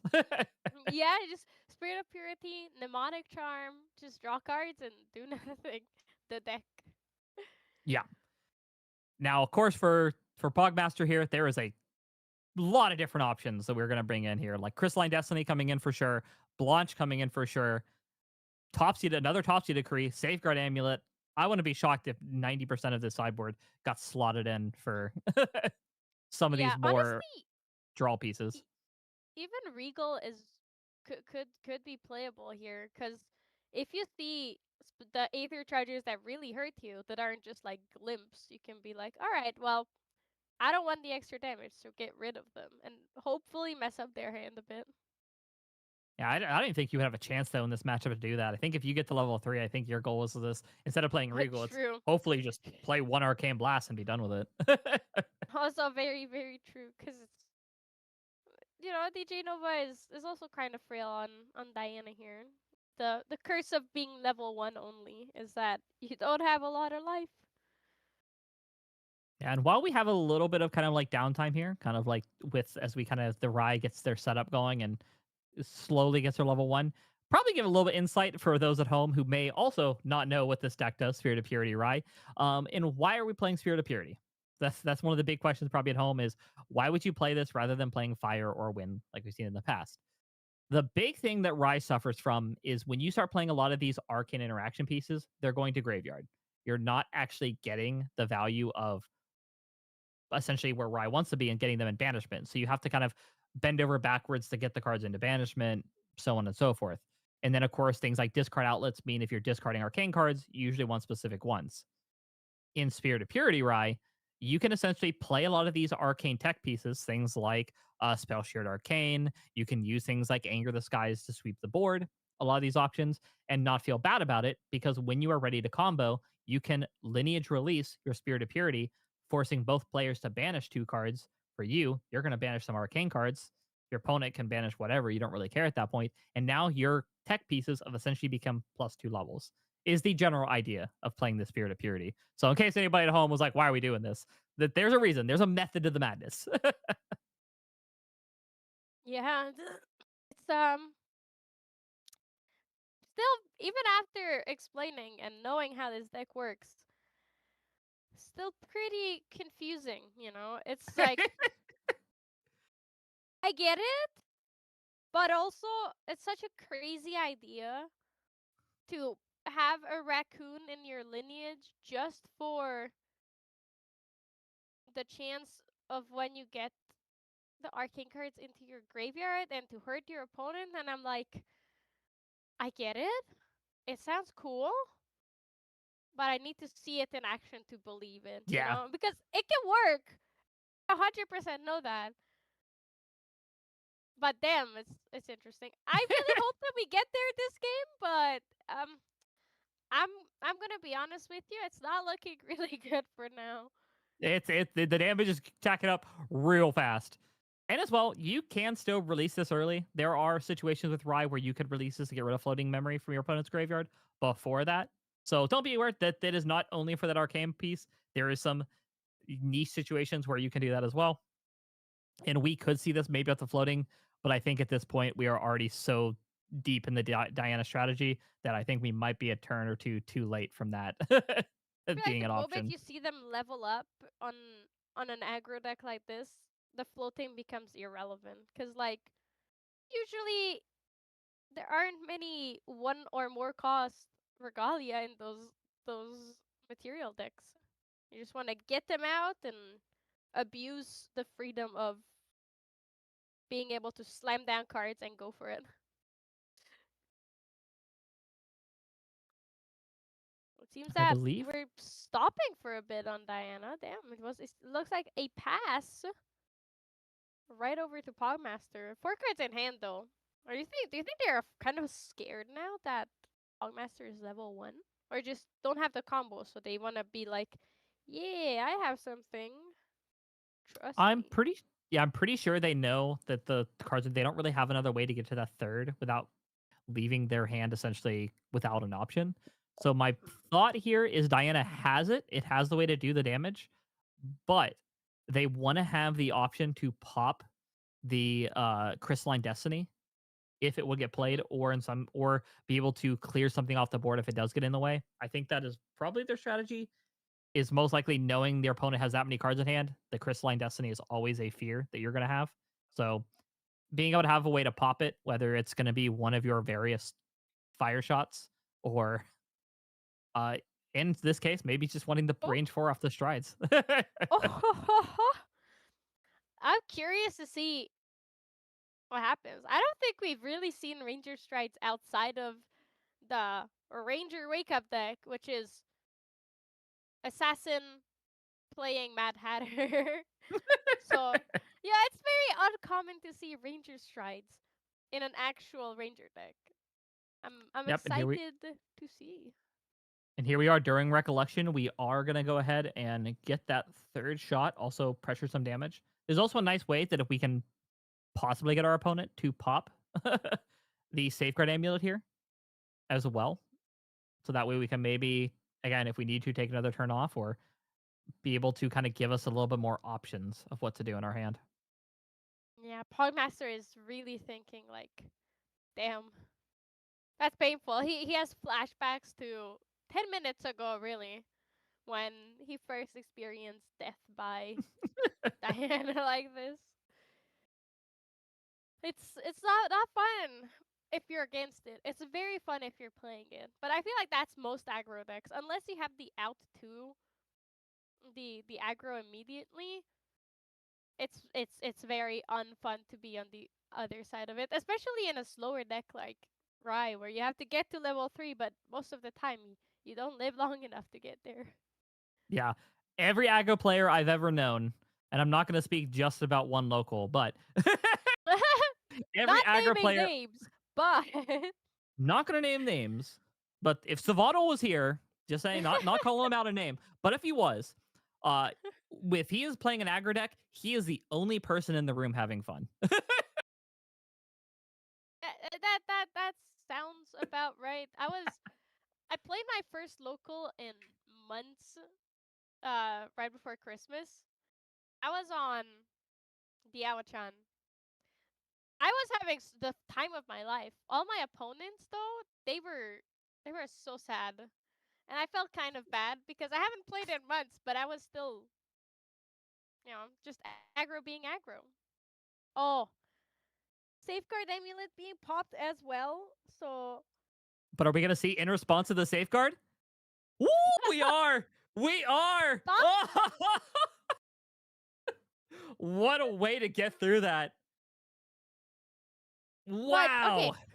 but with that, that's still so that resolves, dealing 2 damage.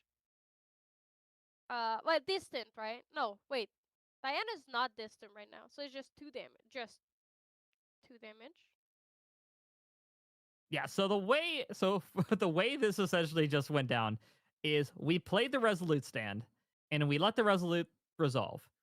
With that, we now essentially think about it as a bubble that is now around Pogmaster that says It the was next just wait, time wait. Was there a Resolute stand? I'm pretty sure it was or just not a Resolute stand, crystallized sorry. destiny. Yeah. Crystalline Destiny.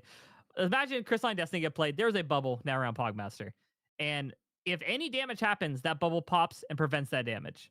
So what we did here is we said, all right, we're going to throw a 1 damage at you to pop the bubble so that way the big swing comes in. There's a Resolute stand played now. Yeah, see, I knew ahead of time. I was looking at the future. You saw the future. Oh, 15 damage. Only 15 damage. Damn. Well, With 2 charges already on it. actually, it wasn't Woo! 50 damage. It was a bit less. But yeah,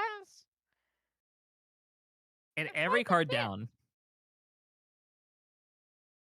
I don't think that really matters. But 7 damage is not impossible here. What DJ Nova just needs 1 more Aether charge, and then the 3 Aether charges plus the on attack plus the bow's default damage is going to be 7, which would kill Rai if Pogmaster has no more defensive options. He did play a Crystallized Destiny, his Safeguard Amulet, and the Resolute stand last turn. So the chances are, the odds are in DJ Nova's favor here. Yep, and we are 2 card hand, 22 That's health against a so bow brave. that's already loaded. I'm very scared. I would be scared. Is there any way is there any answers that Pogmaster could have here?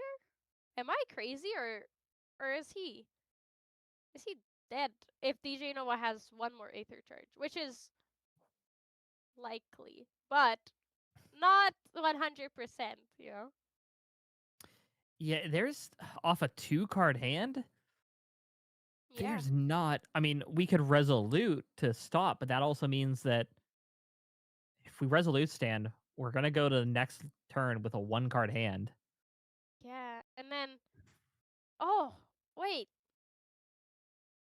There was no Aether Charge. Oh my god. I wish to be Pogmaster. That is amazing. That's good for him. But did you know what does still have 4 cards in hands, and a Blazing Throw would be really painful here. Another one. Wait. So he'll go next turn with a influence of 4. So if he plays a Dungeon Guide, he will be down to 2 influence. No, 1 influence.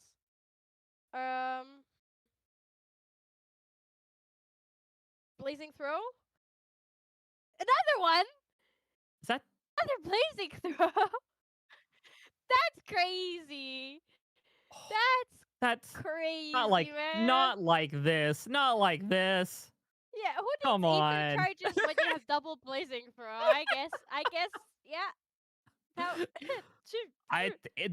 The theory still holds true. If your opponent materializes Impact Hammer, you're dying that turn. True. I've never seen an Impact Hammer come out and not immediately end the game. Just not how you expect sometimes. Not how you expect at all. Yeah. That's crazy. Wow. Well, Oh, that. What was that? didn't 12 get minutes to see in the round? value. No, it was like 22 minutes, but 5 minutes of that was sideboarding. So, yeah, it was technically like a 50-minute round. What have we learned Wow. here? We Don't have. play Rye? I'm Wow. sorry, Okay. I'm sorry. Maybe I'm don't sorry. jump to that conclusion. I'm Hold sorry. on. That's not what I meant. Right players. Right. You're okay. You're okay. All 3 of you, Okay. you're fine. Keep playing it. Whoa. I love Rye, okay? I'm so excited about the Lunar New Year Rye set available on Core TCG. Not yet, but it's gonna be on Core TCG. That I love Rye, but you have to be Hyoka to pull Rye off. I feel like, you know. The Rye box got announced, and it was like, I think Hyuka even said to us in a chat that it goes, I'm really happy that Rye's getting a box, because that means I have there is a good chance that I'm gonna be able to get 90% of them. That's actually pretty accurate. Look, it's a guy, and it's Rye. If it were like Jin, I feel like the competition to get one would be massive because people love Jin. One of Rex from Tres Club loves Jin. And so, but now that it's Rye, he's like, he doesn't care that much. But if it were Jin, I know a lot of guys who are like, Jin is pretty hot. Meanwhile, for Okay. Rye, people are like, Look at those abs. Rye, get out of here. Okay, but Rye looks really, really good in his Lunar New Year suit. Okay, that is it's a beautiful piece of art. I love it, and he looks very handsome. I think that is the best piece of artwork we've gotten for Rye so far, by far. It's so good. I'm excited Rye, to have it out. Rye players out there all sad. Hey, he's an OG. So every iteration we get of him is just gonna be better and better, You have to For- admit that Grand Archives art has gotten a lot better over the years. If you look at Rye level 3 and then Rye Lunar New Year art, the difference is night and day. It's like incomparable. It is you could definitely tell that we're as Grand Archive grows and grows and grows, the artists are cooking more and more and more. And it is so much fun. It is, and this is actually one thing that's like really cool about this game is it's not only is it fun to play, not only is it really cool to like to pick your champion, like start representing your champion, but also to get excited every time a new piece of art pops up with your champion, whether that is going to cost you $5 because it is a common in the set that is in foil you're going to grab, or if it's going to be $5,000 because it is a random CUR and your cam, and somehow you end up having to buy multiple CURs. Like things happen. Man, just if he stuck to one waifu, he would save so much money. You know, just have one, enjoy, stick to it, and then when the next Lunar New Year set comes out, you don't have to spend on every single one of them. You just have to spend on you already have your Ari one, so that's that. But now, if they come out with an Alice one next year, he has the Ari one, and then he has to buy the Alice one, and the Alice CURs, and the Alice double deck box, and all of the Alice playmats. So And then has to pretty now get good an to be owl. a Grand Archive fan, though. Sure. Just have Yeah, your wife. 100%. 100%. Now, I wanted the one big thing is I'm gonna question how fast is that Lorraine box gonna go? Because I know I think everybody I've talked to is like, I want the Lorraine box so bad. I am going to murder for the Lorraine box. I'm like, Yeah. whoa. The funny thing is, all my friends are like, I want the Tristan box so bad. So I feel like all of them are gonna go like that. They're just gonna disappear, except Rai, which I'm very happy about because I really, really, really want the Rai set. I'm begging, please don't buy the Rai set. Thank you. Let me Rob Flop, Hyoka, and and Listen, if you don't get Dokugan one, get I know all a the guy. Rais. If you don't get one, I know a guy. Huh? Maybe I also know the maybe Oh the boy. hunch. Now I'm very excited, man. Now we brought up the holiday box. That's what I want to talk about because man, that looks so beautiful. Not the first holiday box was very good. I will say there was a lot of really cool pieces of art, but I think they just kind of went and said that holiday box was good. What if we just went insane and said let's get Yes. like Oh 5 my different pieces of god. art. Everything you get is Oh. different art. Like we're not even going to show you the promos. So who knows how insane these promos might be? Like what they're going to be. Don't let it be any tamer things. I don't think it will, but all I'm asking is don't let it be a tamer card. I mean, okay, Don't do look. It doesn't matter what the promos are because getting a big deck box for all my Ascent deck boxes is my dream cuz I have almost every single Ascent deck box. Well, okay, between me and Tyler, we have every single Ascent deck box. So having a box to store the boxes in is amazing. Organization, people. That's all that we want. that's what is Grand Archive players want one thing and it's disgusting. They want organization of their cards. How dare you? I mean, that's why the RDO boxes are sturdy boxes that you could keep your cards in. Because what do we want? More boxes. What do we do? That's all we want. When do we want it? Right now. Give us more boxes, thank you. And then you're every Grand Archive seller and you're just like, no more boxes, please. I don't know what to do with them. Please. Too many I'm boxes. I will pay you to take them. Please. True. I mean, okay, because then you start feeling bad. Like there are the people that buy the recollections for the CSR and then sell the decks usually. But then what do you do with the tough box?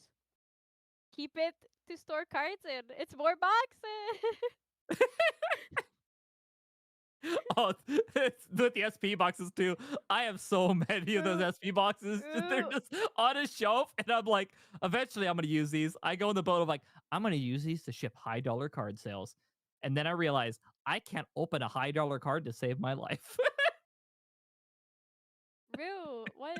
I think I peaked at opening a Tonoris level 3 CSR, not even the good one, back in ALCC.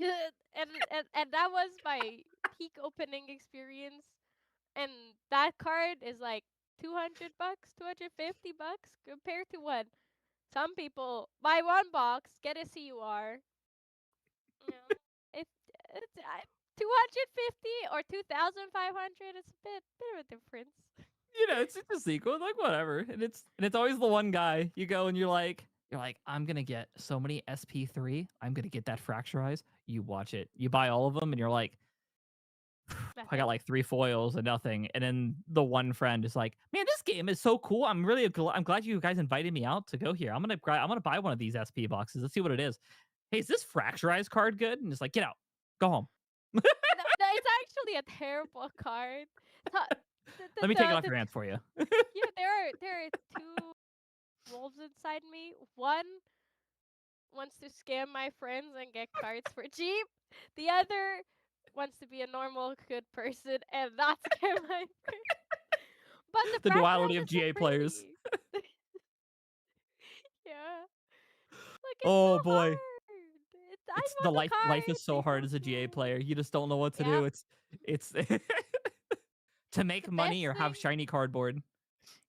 Exactly. And so most of the time, the people that just buy one thing, buy one supporter pack, and open the franchise don't even play any card games.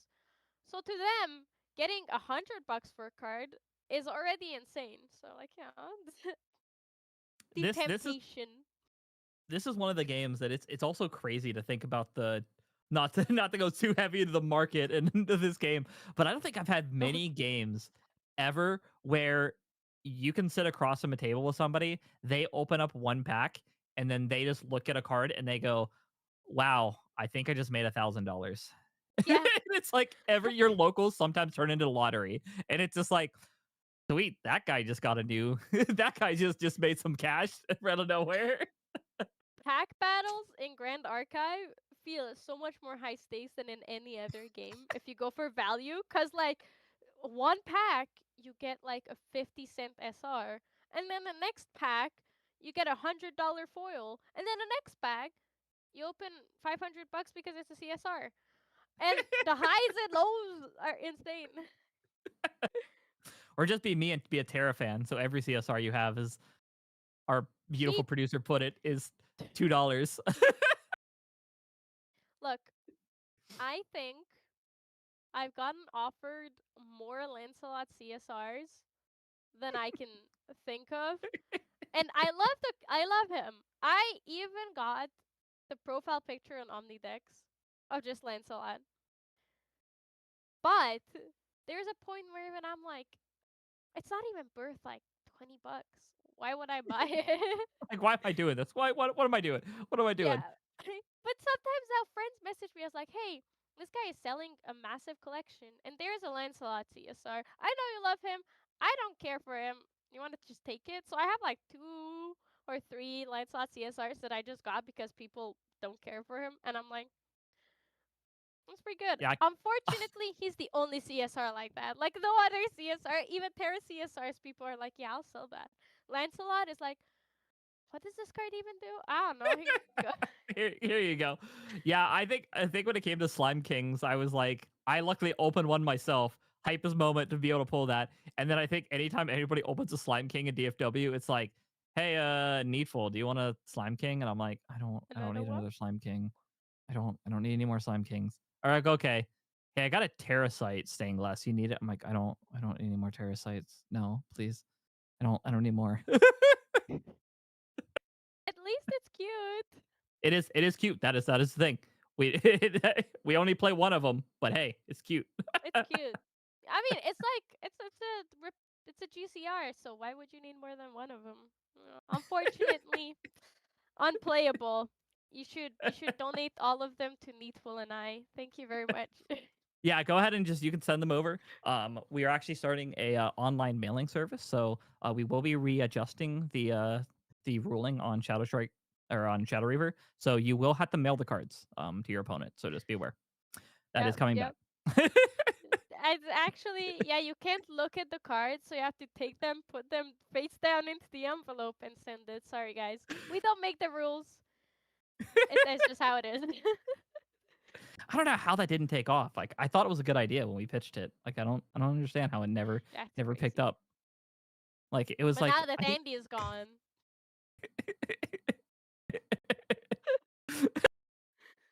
no, it's all back on the table. This is a whole new perspective, new set of rules. yep. Oh I'm so god. excited for it. Which, hey, one other thing I do want to talk about you brought up is, all right, so you have luckily gotten the profile picture you want. You've gotten the Omnidex profile picture. I need to call out right now. What do I need to do? Who do I need to pay at Weebs to give me Storm Slime? Like, what needs to happen? Like, I'm It's just also one of those cards that everybody was like, "Oh my god, a storm slime!" Oh, and then you get it. Mr. Once in Love just said you need to win something. I got mine, and my highest achievement is winning a store championship before Omnidex came out. So I'm not sure if that's really true. You know, I got the Lancelot, and then Poro got Tonor. Poro has Tonoris, I'm pretty sure. So you know, you just have to like men. It seems. that was the problem all along.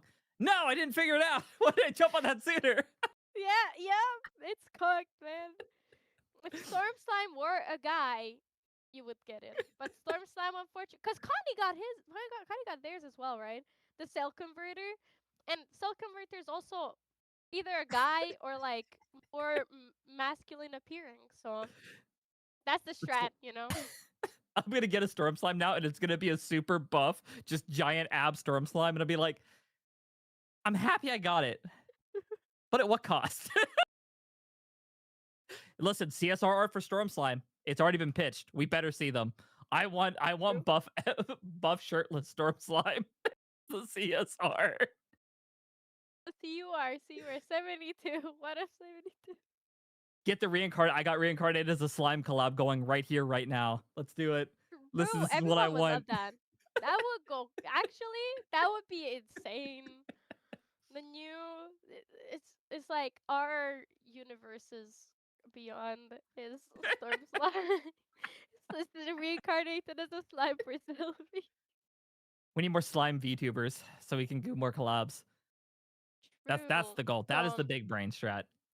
More slime You heard VTubers so then we can. You heard it here first, guys. If you wanna be on a GA card, just become a slime VTuber. Thank you. And you're set. You're set. Well, it does look like we got quite a bit of time we still need to kill. And we, of course, with you now being on for the first part of the day, we of course haven't been able to go over some questions and stuff of how you feel as well about this meta. But with this, I believe is this the first event you've casted of the new year? I believe. Is this Yeah, the first one? yeah. So, question: what I've been sick. Yeah. yeah, but what deck do you think is going to be the breakout deck for this season? I think we've asked everybody else so far what they think the deck is going to be. What do you think is going to be the breakout deck of this year? If I have to give a serious answer, probably like water allies or like water allies fused with something else. If I have to give an unserious answer, uniques, mortal ambition uniques, or chessman, or cardistry again. But I want chessman to work, and cardistry has been working pretty well. So I hope it continues to do well. And I'm going to single-handedly bring Mortal Ambition back. I have built my deck for London, and you will see me with the #1 spirit, holding my Mortal Ambition and the spirit on the stage. Trust me. I mean, you heard it here, folks. You know exactly what's happening in London. We know who's taking it down. No questions about it. It's me. I'm back, guys. No, it's I will say with chessmen and with cardistry, it is a mechanic that I really think is really fun. I think it's really fun to play. I think right now it's the biggest thing that we're lacking is just the kill potential that some of these other kind of like decks we've seen, like with unfortunately like slimes has kind of again they have storm slime. We have seen some of the other kind of like tribes as we've seen that, which we'll just put Crux as the tribe because that's just at this point, it's how it is. And I think that's like the biggest Pendragon's thing. the tribe, actually. You need Storm card is what you need. You need Yeah. like the Ace of Storm. You need you just need one like finisher that either starts and gets you there in like 1 or 1.5 turns, or just one card that you play and it's like sacrifice all your cardistry allies, deal damage equal to, I don't know, half of their reserve cost or something like that. It'd be Yeah, like, it's like throwing cards and you literally are throwing the cards, It would be a theme, I'm just saying. ready for a new champion, just Gambit from X-Men. Is the cardistry. We GA players only want two things now. Damn, we're writing a list here. Demands for 2026: buff Storm Slime and a card throwing champion. Thank you. That's all we want. It's not a lot. Silidar, we're not asking for a lot here, but Just a couple of things in no particular order. Okay. Storm Slime is pretty weak. Don't look at what Sangorio did last round, okay? Just ignore that. Slimes are not that strong anymore, and cardistry also not that strong anymore. So we just need, a bit of inspiration to bring these decks back. Thank you. yeah, and Chessman as well. Oh, I'm having a guest come on stream apparently. Uh-oh. Oh, hi. Hello. Yeah, you want to say hi to the GA community? But yeah, I would say as well with Chessman, is we kind of brought as the other deck we like to see do really well. Like Chessman is going to be a scary card, like especially if we kind of go back and we're back into the Alter set, we start seeing some more and more Chessman. Chessmen have some insane cards, especially with they have essentially a creative shock or not creative shock, but a cremation ritual at fast speed, which is absolutely insane. So it is something to keep an eye on. That is, as we get more and more Chessmen, there is a lot of options that deck has, to defensive options in terms of very aggressive card plays that I would be keeping it on the radar. I would keep an eye out because if, especially with Alice level 2 being able to generate a pawn every turn, it only takes one really good end game closer to possibly have a very, very strong deck. So I would be excited if we see like a return, even with RDO, maybe a couple more chessmen to kind of finish out that deck.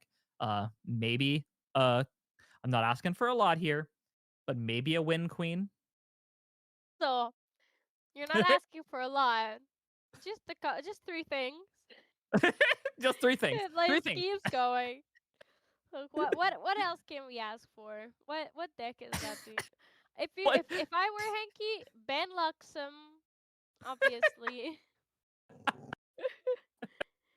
And then you can add a few more things here, I'm sure. What deck is weak? Bring back, I was gonna say bring back Sword of Avarice, but with Pantheon, it is back. So Yeah, which actually I agree. No, bring back Sword of Avarice. I think Crux is really hurting. I think it is out of any deck in Grand Archive. I don't think Crux has enough. I just don't. It doesn't have any good yeah, cards. Like it's have you seen? Okay, have you seen the new Merlin top any events with level 3?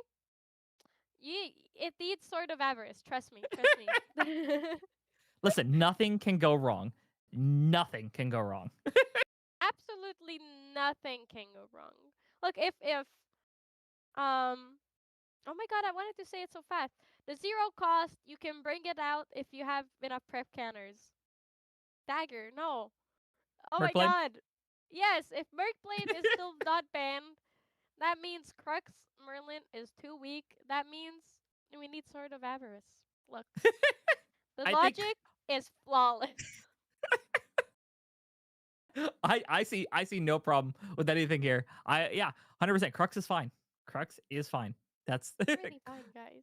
I Just think Ghost trust me. Dragon is an understated card. I think is Bro, it should be like a 5/6 or I feel like maybe even a 6/6. It would be fine. Then finally we could play Crux. You guys. not asking for a lot here. Just some more Crux cards. It's all we're asking for. More Crux, please. Look. Might as well. And then our other demands seem a lot more reasonable all of a sudden, right? Asking for storm slime, for finishers for a couple decks. It's really not that crazy after saying 6/6 Pendragon. That's all I'm saying. It's all standard. We just all want to have these standard pieces here. Nothing super crazy. Well, hey, before we kind of send it to a break here, we got a couple, of course, if you're just tuning in, couple of announcements. We have a lot going on in GA at the moment. Of course, if you did not hear what this is, if you're just now tuning in, this is the Red Stitch playmat event. This is for going for the coveted Red Stitch Ponytail Merlin mat that all our players are currently striving to be number one to get. Whether if you're going to keep it for yourself and be able to show off to your friends, or very likely sell it to one of the absolutely insane Merlin players that are out there. Looking at you, Perfy. But if you whatever you wanted, that is the goal of today, is to get that out there. And of course, it is brought to you by Core TCG. And if you are you looking for some cards right now, maybe you've seen a deck that you really want to play. Maybe you think that maybe I want to finally pick up some liminal guides and start doing some of this crazy things we saw slimes do. Well, hey, go over to coretcg.com, add cards, add everything you want to your cart, and put in the code TRUE10. And if you do, you can save 10% off your order, which does include the shipping. So if you are looking to get that, then I would heavily take advantage of that and get some of the cards you want, especially London is right around the corner. We are very much full swing into the tournament season. So get your cards now, get ready to maybe win yourself a prize card and jump back in. And speaking of prize cards, we do have a couple of regionals coming up. We, of course, have, if you're in the EU, right around the corner, I believe next weekend, we have the EU regional. So that way you have a good shot to snag yourself a prize card there, get yourself locked in, hopefully get into that EU nationals, which will be coming up pretty soon. And on top of, if you are across the world, want to have another online regional, we are going to have two regionals popping up here that is going to be hosted by North American GA for the online Discord. So go ahead. The first one is up. It'll be, I believe, February 15th. So if you want to grab your ticket for that and start planning for that, you are welcome to do so. And I would definitely get on board, as I believe the more players that we have for that, the more places that we're going to have to be able to get a prize card. And if you are not able to make February, whatever reason, maybe you're traveling, maybe it is too close to Valentine's Day and you have to buy too many things, that is understandable. You can always wait until March, as there will be a second one followed up there. So go ahead and check that out. Make sure you get on board in those regionals. And if maybe that and you just want to play more in person, of course, we have a list of multiple regionals happening across the world. We have multiple store championships. There is not anything you cannot probably find at the moment to be able to play some competitive GA, in a great place to jump in. So a lot of announcements to go through, but want to make sure that you have as many options to play some GA. All right, Clem, you have any other words you want before we go to a break, or you want to send it Yeah. on over? And If you want to have a bit less competitive, that's not like for invites, we also have the win a box events with updated pricing coming up. More information about that is going to be coming out this coming week. It's the first win a box events with the new pricing are going to be happening next week. So that's there as well. Like NEETfull said, if you want to play more Grand Archive, that's perfect for you. That's good warm up for London as well, if you will be attending. So regionals, win a box events, your local store championship, your locals go visit. The EU regionals is gonna be streamed right here on Serene Balanced as well. So do take care to check it out. Or if you can't be here because you're in North America and it's like at 1 a.m., it's we understandable. sleepy. But subscribe so you at least catch the VOD afterwards and you can watch back and see, what people all around the world are playing. Because sure, we see a lot of what we have here in North America, but then, it's always also fun to see what others are playing. And like we saw, Sangorio, he's from Poland, he's playing Slime. So not everybody in Europe is like Henky and playing Wind Allies. So be here to check out the stream if you can. Are you telling me Hanky's not the only EU player in Grand Archive? That I don't Asuna believe also that. exists. It's not just Tristan and Henky. Well, I don't think I have anything else on my side, so we'll go ahead and send it to a break here, and then we'll be back here shortly with 2 more rounds of Grand Archive, and hopefully soon crown our champion of the Red Stitch playmat. So see you all here in a bit.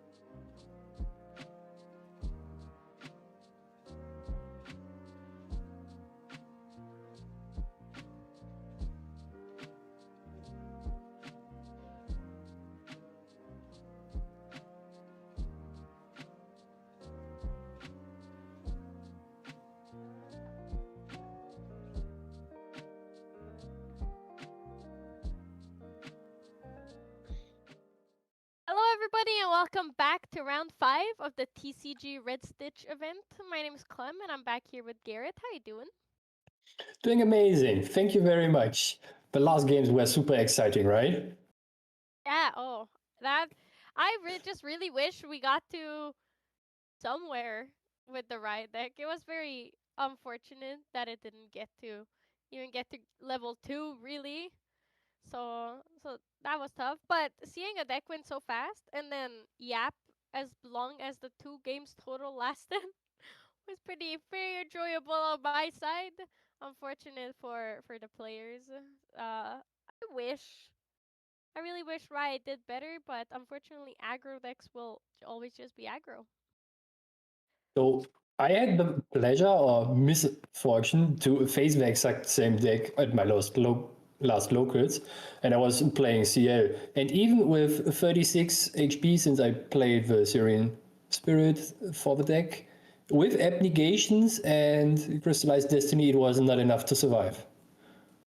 It is hilarious how much damage the deck in one short amount of time. And even the heal negation that you have in the deck, right? There's one of the epoch charges that says do nothing, it costs 0 reserve, and your opponent can't recover. And my opponent sadly had 2 games in a row, 3 in hand. Yeah, but you have a lineage release spirit. No, Serene Spirit is useless. You Yeah, just draw 1 less card. It's all good. yeah. Damn. It is a very scary deck. I think people will get picked off by how quickly it assembles the damage needed to close up a game very often in the next couple of weeks still. Yeah, I think it's also still early enough in the season that people are that these aggro decks can catch people off. But soon we're gonna get to a point, probably after London, or like around London, where people are like, all right, that's enough. I will play the tech cards against you aggro combo decks, and then also focus on every other bad matchup that I have. But for like major tournaments, you always have to have the counter to these aggro decks, because someone is definitely gonna be like, yeah, I'm just gonna bring my Fire Xander because it's gonna be what 8 rounds today, and then I really don't want to play that, but I want to get into day 2, and I like playing the game, but like 8 rounds is too much for me. So they just bring aggro, and you just gotta be like, all right, stop right there. It's not as easy as you think it is. It indeed isn't. One other strong thing about this deck is that the damage is split between the sources, between spell damage and actual attack damage, so that makes playing around it even more difficult. That's also one of the reasons why Fire Assassin is a very strong deck, right? Because you split your damage quite heavily into both directions. So it gives you multiple angles. If your opponent has a Terror Ring, you just burn him for 1 turn.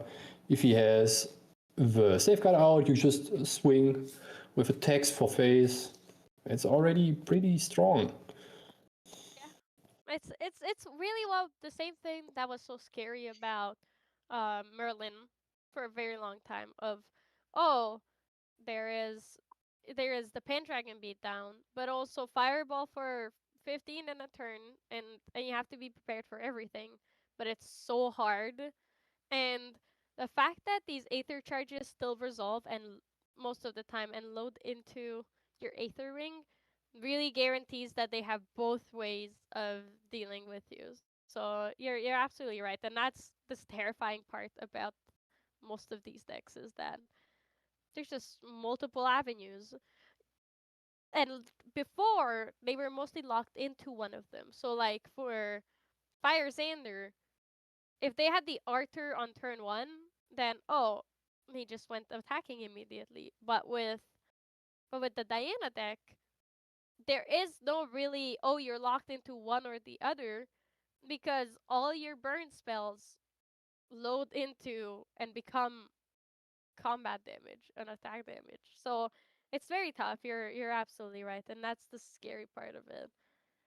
Is that it's just super hard to prepare for. So let's see what our next featured match is. I already got a glimpse of one of the deck lists, and it is Gurthos with Wind Tristan.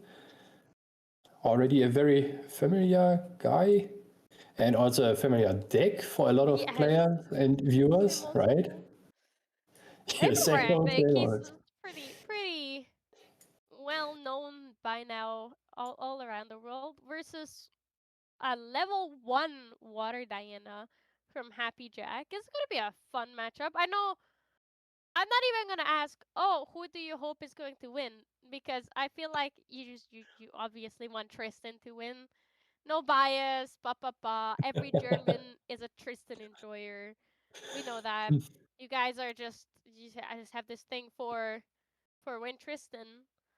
But I hope not to be a contrarian, but I really hope that Water Diana wins because if it does, then it's gonna be the deck that I was talking about earlier with NEETfull of the one that sneaks up kind of this Water Allies Diana deck that just comes out and is gonna sweep this season away.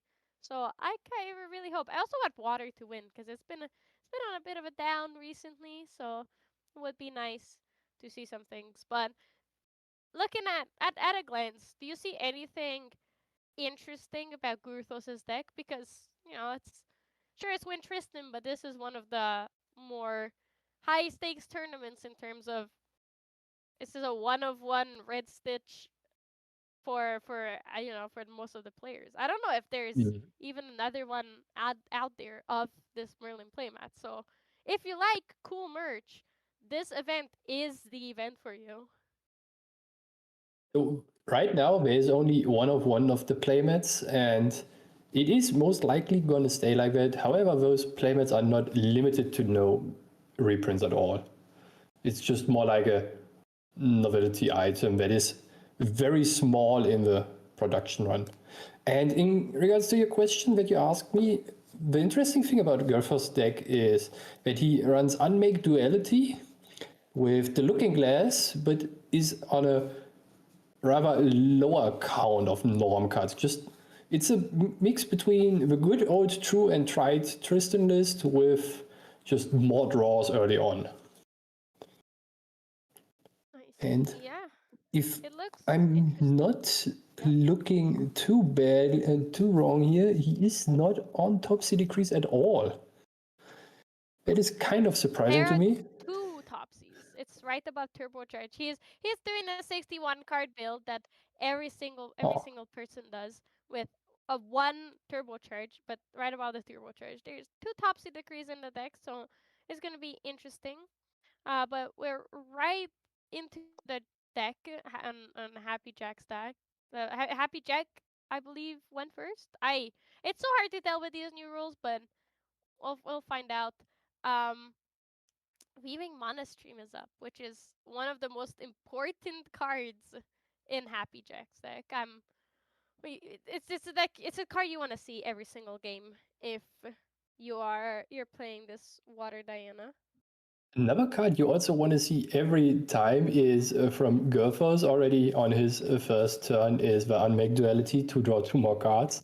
So we are off to a very first full start for Gurthos. If he even finds the turbocharge going into the backup charger with turbocharge, is loading his batteries for sure.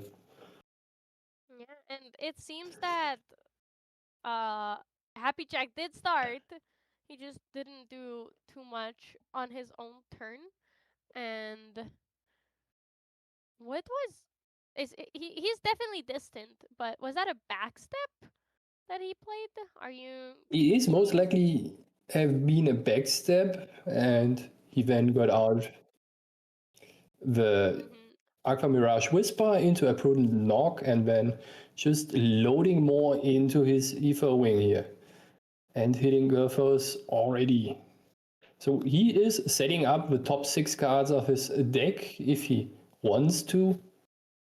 Oh, yeah, top 6 cards with one being milled. So that is probably dictating already very quickly what his game plan is going to be looking like, right?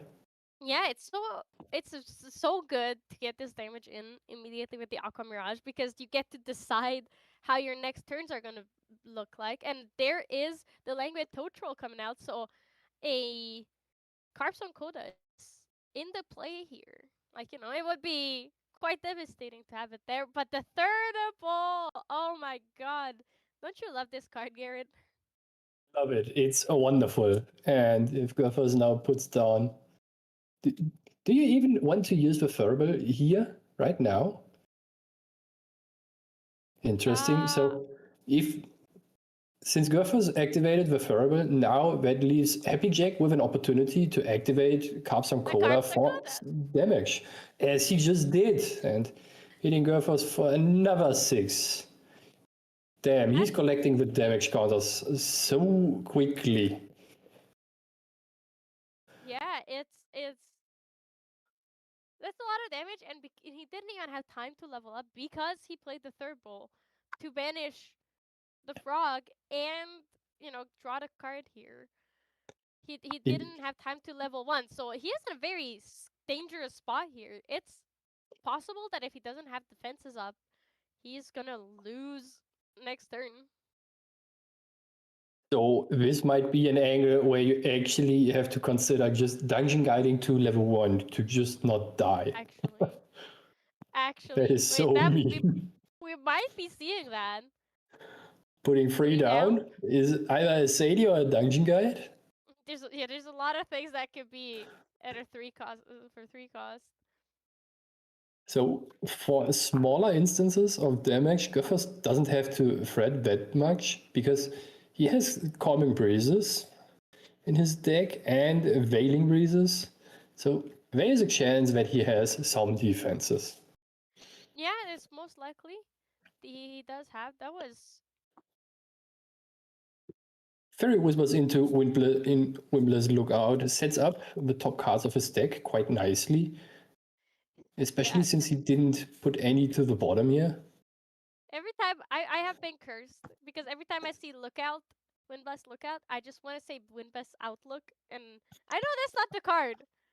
I know the card does not exist anymore, but man, the urge to say Outlook is large, and I have to I have to pause for a second.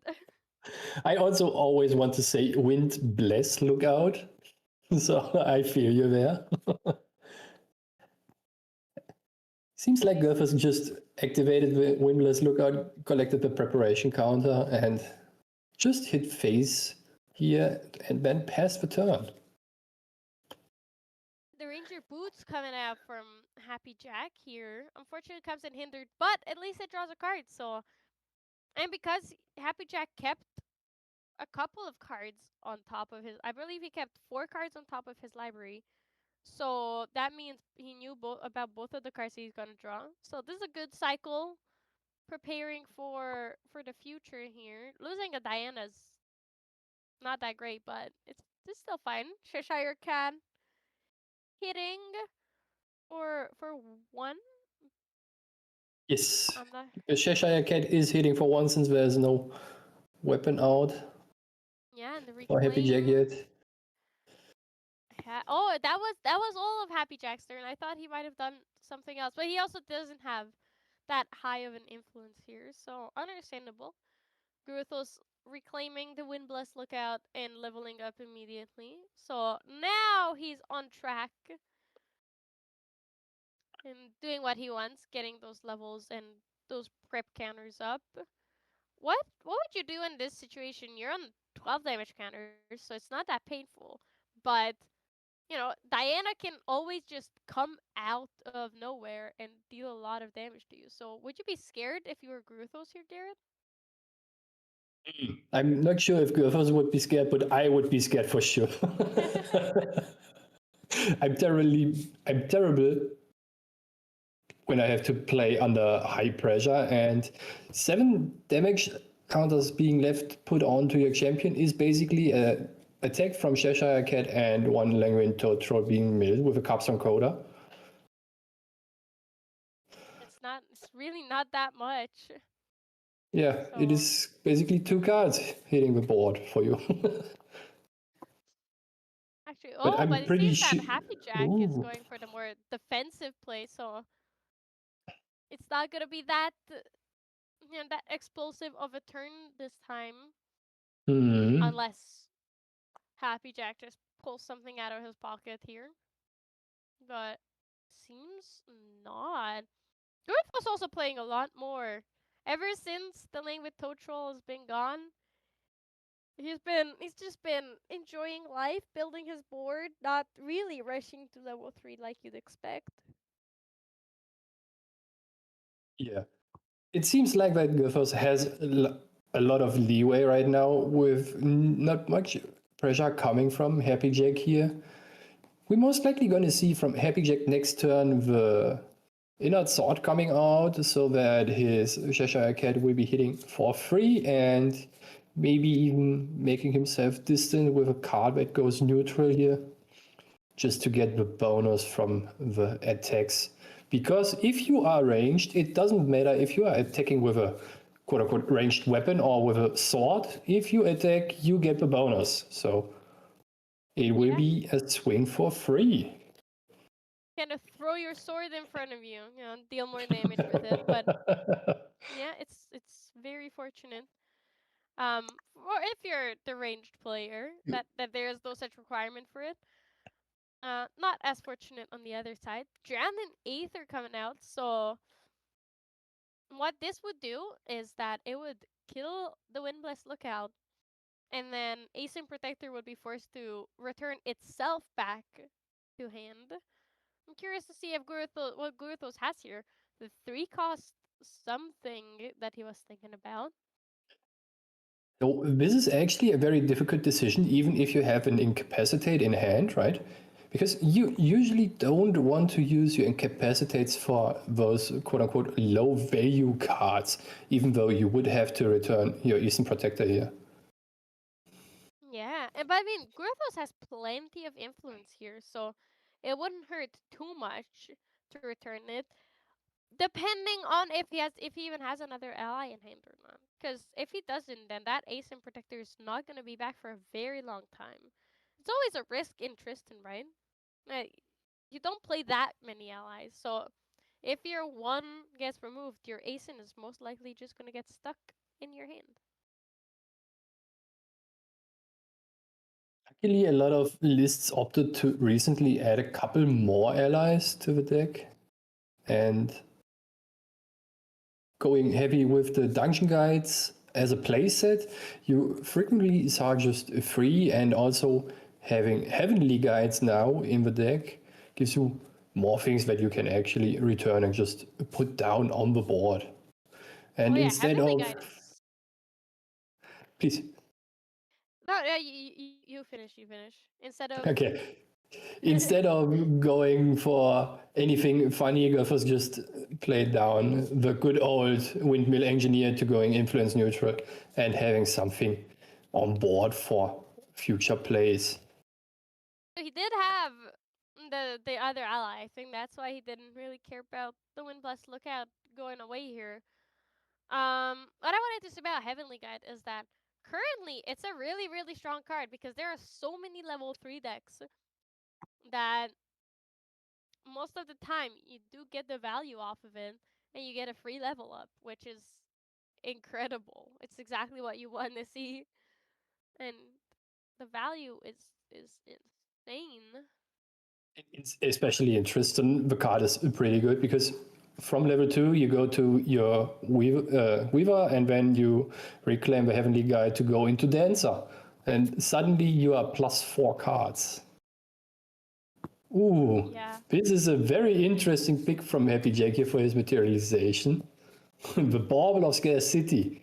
It is a very uncommon card that he put out there. Yeah, I was also looking at it. I was like, that's a bubble of... am I seeing this right? Is that a bubble of scarcity? Because his influence is so much lower than Gruthos's that unless he has the lane with Toad Troll in hand, that seems like a risky play. But he very well could have the Toad Troll here. And the Veiling Breeze coming out from A very Gruthos. interesting interaction is that if you don't have any cards currently in your hand and you use the ability and you sacrifice the Bauble of Scarcity, you don't have to discard anything because it says from your hand. Yeah, A very that's frequent pretty- play is that you just use up all your cards in hand and then crack the Bauble. Oh, but it seems that Happy Jack wants to use the discard ability here. The risk here is that Gruthos could have a floating memory and then he just discards it and doesn't mind it too much.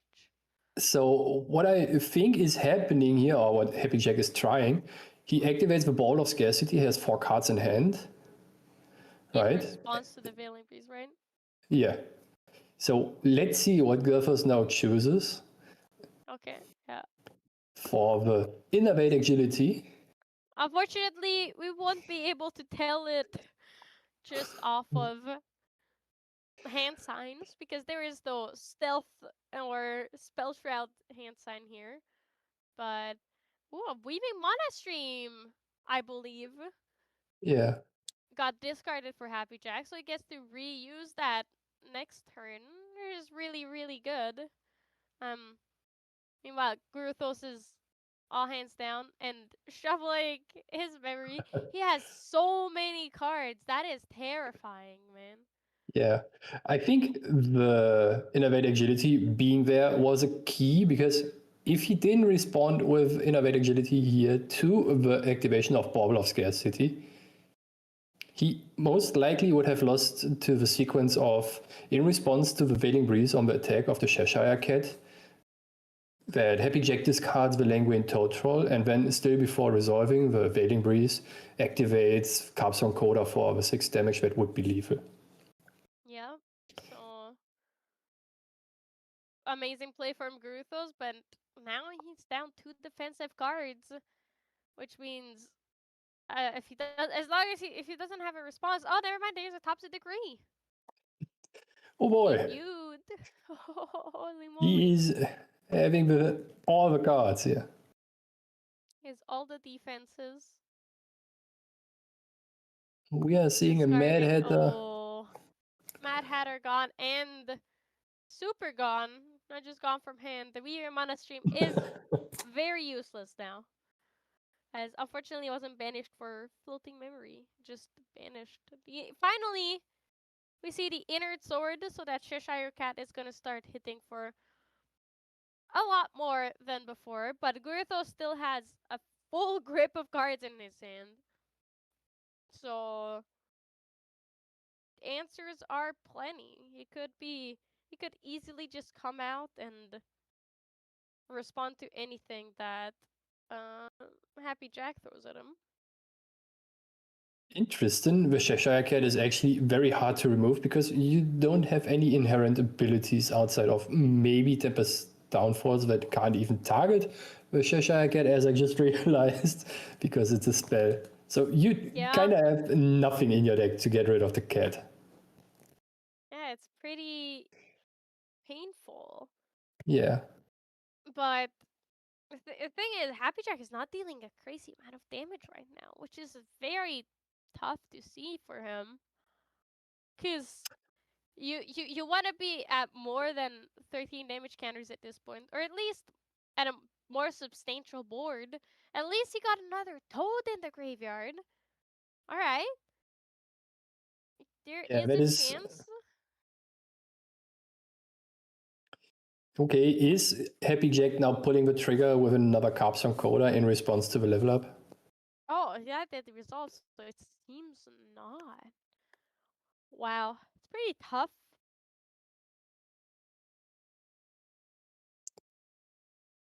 Okay, it seems like he said you are good, and goes for drawing 2 more cards.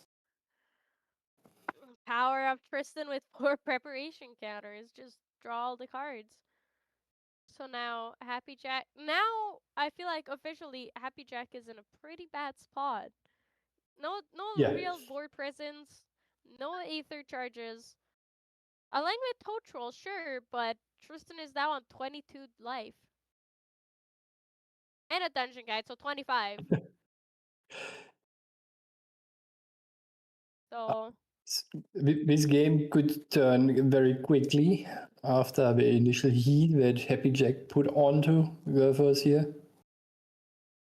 yeah, But let's see. he missed out on that early aggression, unfortunately. So he didn't really have a choice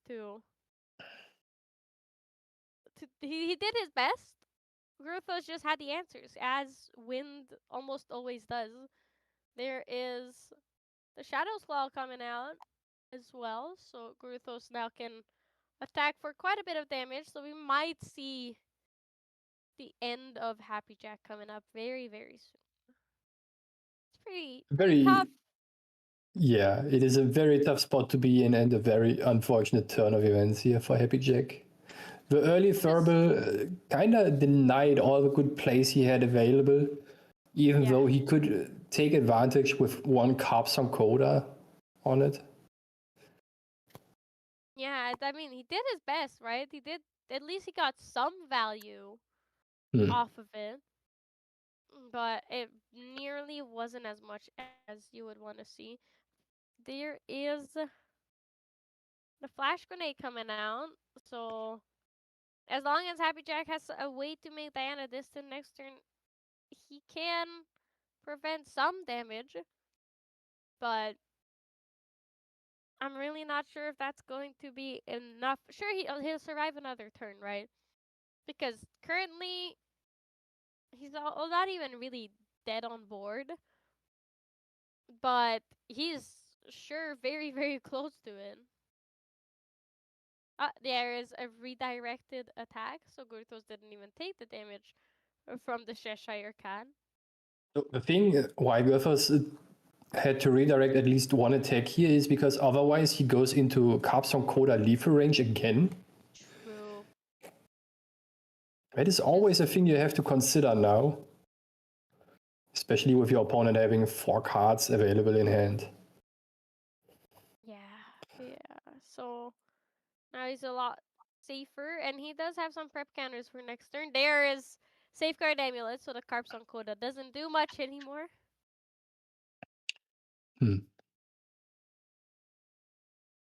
At least not as much as before.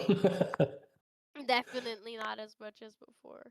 Yeah, you're right. They still deal some damage, so as long as Happy Jack can get in some attacks, it would be pretty painful.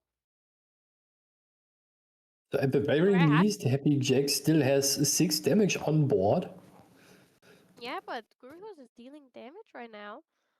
Flash Grenade not banished, which means, well, Diana not distance, which means Flash Grenade cannot be banished, which means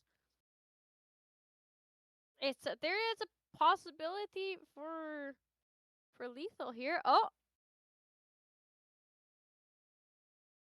Gurthos has a full grip of guard, so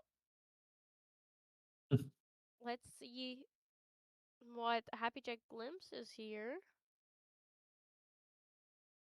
Oh, reveal. The Oh, card no. lets you just glimpse and makes you distant, and with that enables the Flash Grenade to just survive one more turn. Sadly for Happy Jack, Werfers still has 4 preparation counters, so that means 2 more redirects at the very least, without anything else being done. Yeah, as in, it gives him one more turn, at least, but Gurthos has 4 prep canners now, which means that he can just redirect both attacks that Happy Jack can throw at him next turn. I I'm mean, not the amount of sure if... influence Happy Jack has, there's not much else to do either. Yeah, there are not many things that he can actually pull off. Right, Ranger Stride's coming out, so Diana's...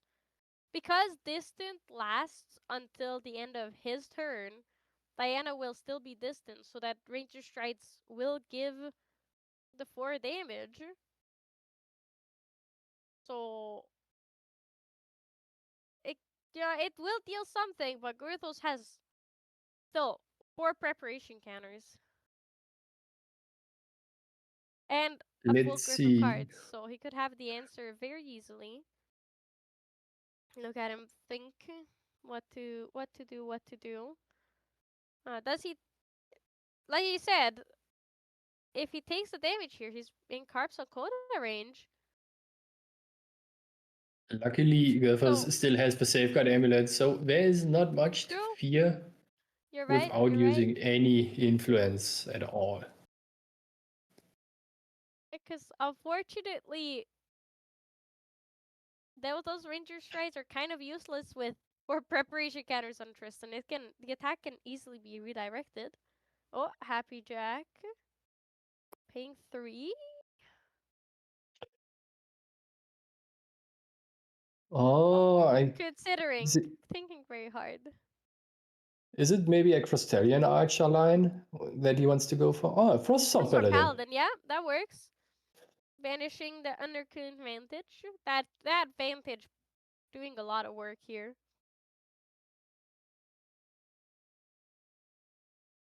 Drawing a card to hand. And a buff counter. So now that's 3. But we're back at the problem, the situation of, yeah, at least there's the intercept, but a 3/4 is. Actually, wait, it will do quite a bit of damage because most of these allies just deal 1. So Oh, the thing that is Frostbird's that doing some heavy lifting. Gurfas still has the Ace and Protector in his hand, if I'm not mistaken here.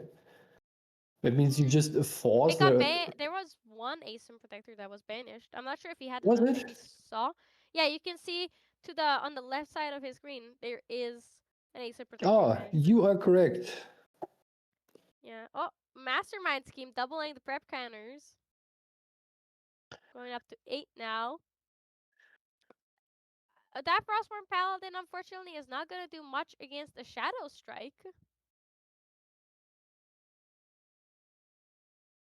End of turn getting a prep counter. All right, no Shadow Strike then. Agility grabbing all the cards back for Mastermind Scheme. That's why Gruthos has, once again, a full grip of cards. This is going on so much longer than I expected. What? This is just the old tale of Tristan not having an attack card to close out the game. Tristan, It happens very frequently, actually. Kind of crazy. Yeah. A lot of chip damage, but until you draw that one, I mean, at least Tristan can survive for a very, very long time. And here we have the calming breeze from Gurfos to just not even need to use preparation counters for this turn. Then just getting out with the floating memory, the good old Assassin's Ripper here. What? Same old, same old. Kind of insane. Game is still going strong, hanging in there. Wow. Oh, let's. Is there anything? All right. So Happy Jack is intercepting all of his damage. Well, intercepted 1. No, Gurthos deciding not to swing with the Dungeon Guide. There's a Sadie.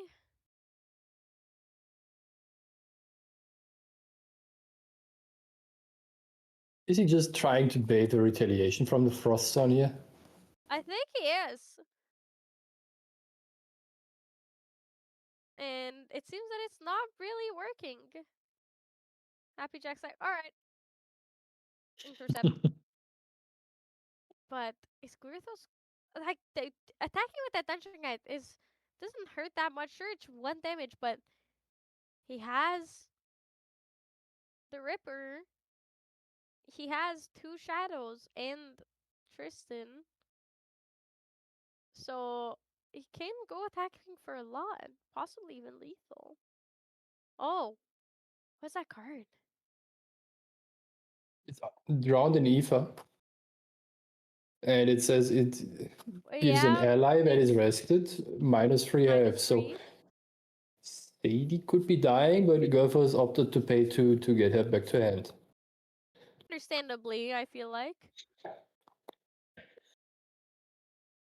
But now that 1 Drown in Aether is out, 2 actually are out. Oh no.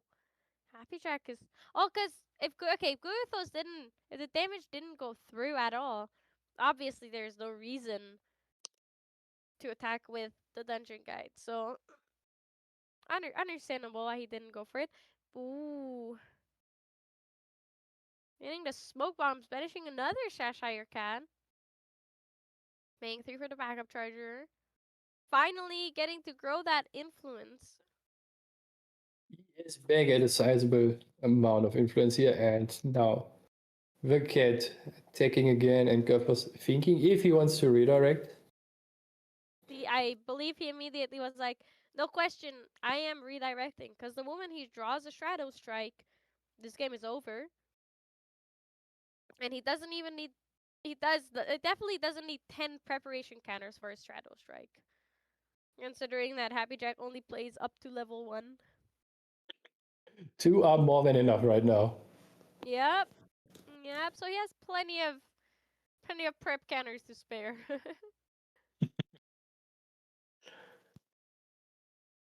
One. Ooh, charge the soul for 1 damage. It's adding up. There is a Carpso Coda chance. Swinging with Diana. Redirecting, so Diana, so it won't even deal. He won't even get to glimpse. Because all the damage is prevented, right? And the That is glimpse correct. is based on damage dealt. Very unfortunate.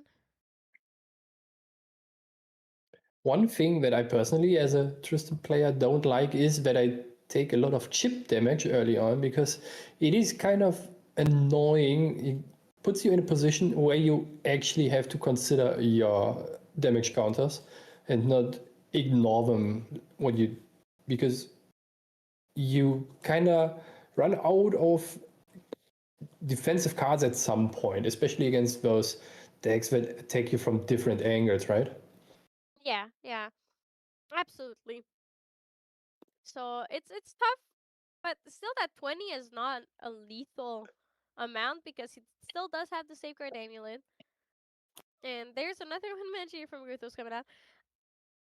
So Guthos is just digging for Shadow Strike at this point, right? And while Happy Jack is not really digging for anything big, just hoping that he can hit through all of Guthos's defenses, because even the Carpson Coda is not enough here.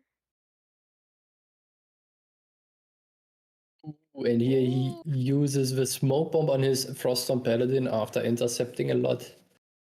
Yeah, he smoke bombed the last one, so the damage wouldn't be dealt. But that's tough because what is he gonna have here? 4. All right, Ooh, tactical tactical retreat. retreat. So that means oh Followed up by a good old incapacitate. incapacitate Yeah, from Gothos. very Tristan, very Tristan of Gruthos. Ending with the incap. I feel like that he was considering that playing that a lot earlier in the game, and then he was like, no reason, no need to. And eventually, it ended up winning him the game. So love to see the incapacitate hanging in there and winning the game, right? Yeah, incapacitate is a very good card. Very fair and balanced. Very fair and balanced. Exactly. Just like Storm Slam. Yeah. Hey, Star Slime is fair and balanced. Thank you very much. We have cards to counter what it does now. You know, it's yeah, it's not that bad. Trust me. Okay, I trust you. Surely. So, in regards for sideboarding, what would you throw in if you are Happy Jack from his sideboard? I would throw in Snow White because if Tristan can attack, then the shadows can attack. So I would bring it in because you might be a fast deck on if you're playing Water Diana, but you're not fast enough to outrace a Tristan to level 3. So you have to have some way of stopping that.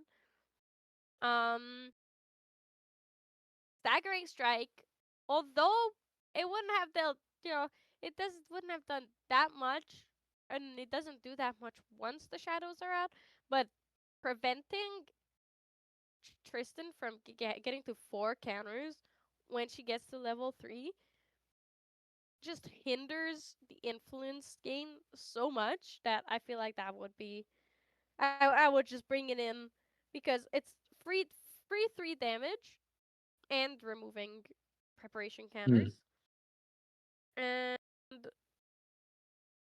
that's really it. Frozen Dismissal, I'm not sold on it because Tristan has so much influence that they can just pay the 4 and not be too bothered, you know?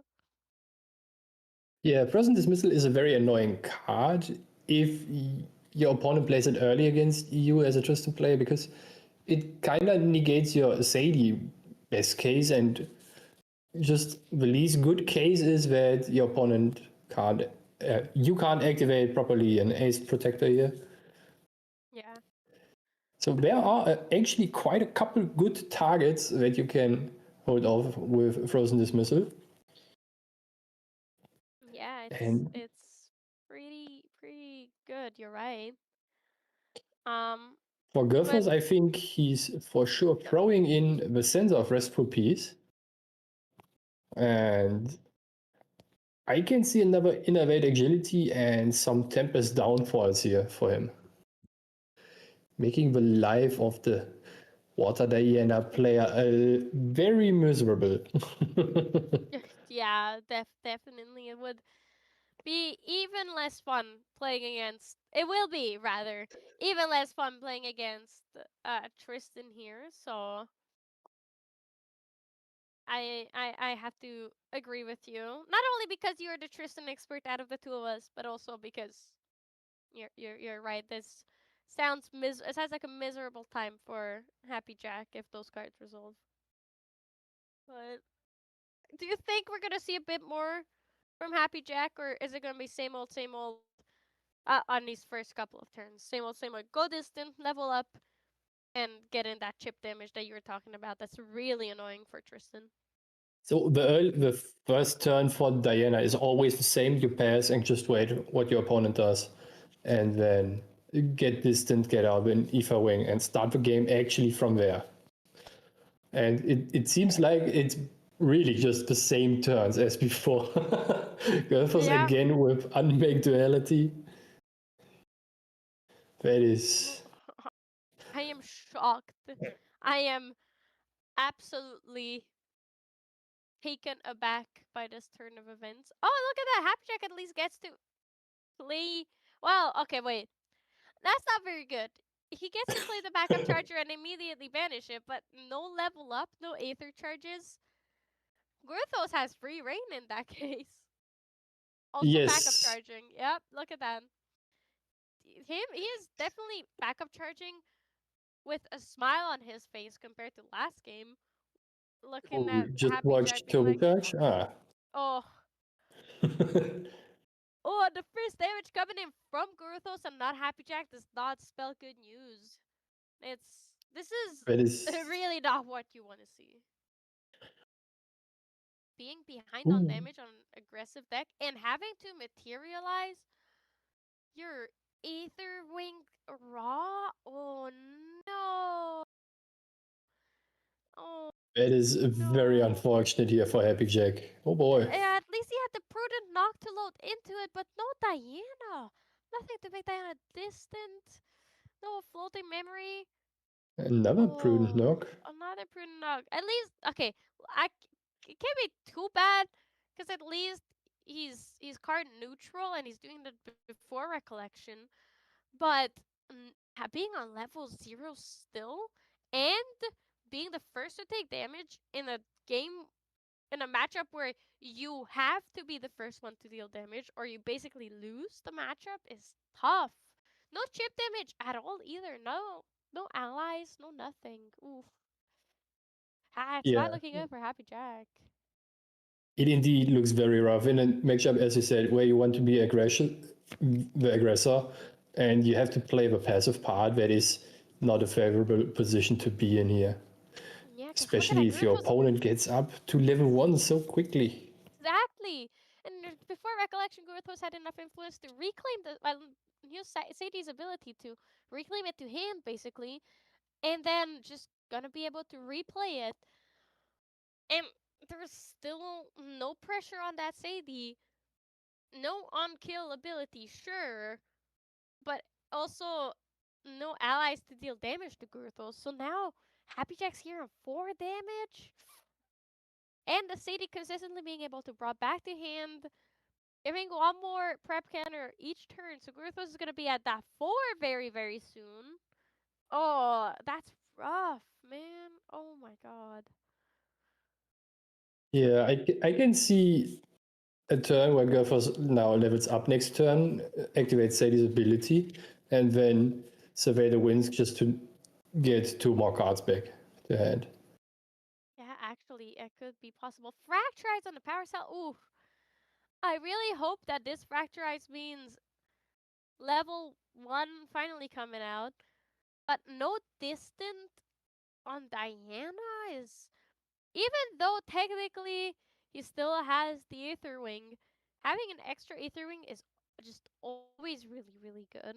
Because that means you can just start dealing damage and like forcing Gurthos' hand to either use his prep cannons to redirect those damage or just, you know, have him deal or even just deal damage, right? But that's super tough. Church of Soul at least dealing something, but And another charge for another Soul. charge is that's a very tough hand for Happy Jack. I can see why he wasn't doing much until now, but it's not looking good, man. It's If not the looking deck connects, he good. surely can take a look into the future with the 20 bazillion cards he will be looking at. Yeah, at least he has that. Oh no, wait. Oh, he doesn't Crystallized even have Destiny. that. Oy, oy, oy, oy. Crystallized Destiny coming out for Gurthos. If he has another Charge of Soul, that would be great. But no. No No other more Charge of souls to be Soul. charged. No. How much damage was that? That was only 5 damage, right? I'm not crazy. Yeah, it should be 5. At least, quote unquote. Happy Jack is not taxed, but that is still basically no damage. All those Aether Chargers lost. Croissant Archer coming out. Charge of Soul does have floating memory, so he can eat that up, which means it's 4 damage, which means he will be at an advantage. But a stifling trap to take care of it. Man, that's tough. That is so sad to see as Happy Jack. At least he gets to. Oh no! God. Okay, never mind. Well, okay, still very tough. But at least he has another Crystalline. And he finally deals damage to Gurthos in combat. That's amazing, but I bet Happy Jack was glad to finally see the Crystallines and have those Charge of Souls in the graveyard with floating memory to be banished, only to be shut down by a stifling trap. Man. Looking a little bit more on the sequence of cards he activated, it looked like he was basically missing the class bonus and didn't want to go negative in influence. That's why he first got out the Aqua Mirage Whispers without being Diana here for the distant part, and wanted to capitalize on the Crystalline Archers being able to eat off both of those Charge for Souls here. Yeah, but now even that is gone. Drowning Aether at least forcing Gurthos' hand for Sadie, but it's not that much, you know. It's at least something, but as long as the Sadie's back in hand, it's alive. It can come back, and just like we saw, the Crystalline Archer is gone now. Agility is active, so Gurthos does get the cards back into his hand. And the sensor is on the field. You are correct. With the sensor on the field, possible floating memories from Happy Jack are also not available anymore for him. Yeah. The very annoying part is if your opponent is playing Tristan with a Sadie on board already, getting rid of her is very tough, and even if you force interaction from your opponent, he just pays 2, returns it, and if there's an ally that can be picked off by her, you basically forced him to pay to reserve to play his turn Yeah, but without it's losing not even anything. like it's not even that bad. Because Gurthos can stall out the turn, get Sadie back, level up, because 2 cards in memory right now does mean leveling up for him. So That it's is not correct. good. Oh, the Frostburn Paladin would be amazing, except that Stencer is still on the field, so no floating memory available at all for Happy Jack. Sadie coming back at the end of turn. Yeah, it's looking. Sure, there hasn't been that much damage dealt to Happy Jack, but man, oh, staggering strike damage, finally, and the prep cut is gone. We Wait, are going to be seeing a calming breeze, or is it a surveil? we will find out very shortly. Oh, Oh, surveil Veiling for free. Breeze. Uh, 1, 2, 3, 4, 5. That's 3 windmill engineers. All right, never mind. Gurthos' hand is not that amazing either. 3 windmill engineers. I believe a windless outlook and an ASIM protector. But that ASIM protector is really, really good with all the windmill engineers. yeah. So it's not even that terrible. He has a lot of ways to draw cards and deal damage. So I don't think he's that upset about this hand. Oh, look at that, a windmill engineer, and that was a bit windless. Look out. Oh, Good attacking old for 1. engineer into ace and protector is what we are going to be seeing here pretty confidently. Sadie, never Okay. mind. Yeah. He's like, it's okay, whatever. But the Okay. kill coming out for Sadie, which means agility again, which means Gurthos has all his protective options back in hand. If he even put anything down, his grip is insane. His influence is more than I can count to. And Happy Jack has 0 Aether charges and 0 allies on board. Luckily, Rough. he has a sword that he can attack with to force a little bit of damage, but there is not coming much from him right now. Yeah, but it seems like that well is dried up. No Aether charges, no allies, no way to take care of the sensor, it seems. He doesn't have the Mustangs in hand. Ooh, no Snow White either. Is that 2 windmill engineers going out? I think so. Well, And the who cares usual as long as the line, ACID's there, you know? yeah, The ACID is a +1 windmill engineer. it There's a looks 4 like prep. it's almost like Don Quixote against the windmills here for Happy Jack. Tough. Very, very tough. Yeah, Gurthos had got the 4 prep counters with the Sadie reclaim. Uh, yeah, Sadie's ability, that's basically reclaiming Sadie. There's the dungeon guide as well. Happy Jack is eons away from 25 damage here.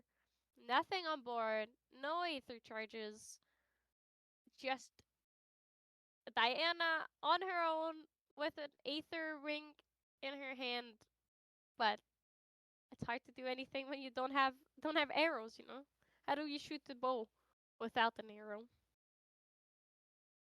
you are correct. Well, weapons are not locked and loaded here, for sure. Yeah. And there's Gurthos obviously bringing the Shadow's Claw immediately out, because what is Happy Jack gonna do? Uh, attacking with Tristan, attacking with the Shadow's Claw. 5 prep counters already, which is an insane amount. Those ominous shadows also gonna be attacking with the Shadow's Claw. So immediately up to 11 damage on a 19 health champion, 19 life champion, and it's just painful. It's like one more turn. If he has no defenses, it's over. We also know that the Asen is still in Guruthos' hands, so that can easily come out, reclaim that Windmill Engineer, and just deal more damage. At least Flash Grenade. Oh, if Happy Jack just got, oh yeah, he just got the distant. Oh, the backstep. Too late. Couple It feels rounds like too late.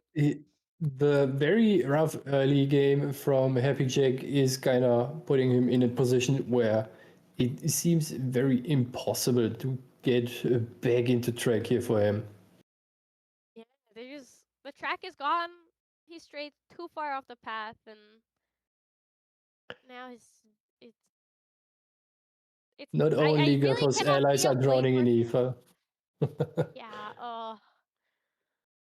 Oh, it's. I cannot see a way for him out. Sure, the Vanishing Guide is gone. There's at least one Aether charge now, but look at how many prep cannons Gruthos has. It's not. It's not looking good. I don't even know what the out is here. Like, sure, have a flash grenade every single turn. Yeah, have drown in Aether, 5 copies for every single ally. But that's about it. You can't really do much more. I think the nail in the coffin here for Happy Jack was that Gurthos had a Veiling Breeze in response to the Staggering Strike. And that made it Yeah. most likely very impossible for Happy Jack to get any foot back into the game here. Yeah, man, that Veiling Breeze was perfectly timed for Gruthos, because it was actually the saving grace. I mean, as in saving grace in terms of it didn't slow him down really. The other very unfortunate thing is that the ominous shadows are 1/4s, so those drowning aethers kind of useless against it, because it's so hard to deal that one last damage that you would need for them. So they just stay alive forever. Turbocharge as well for Guthos, the one-off coming out, drawing more cards. Because guess what? You can never have too much influence, especially on Tristan. Yeah, influence is the name of the game here.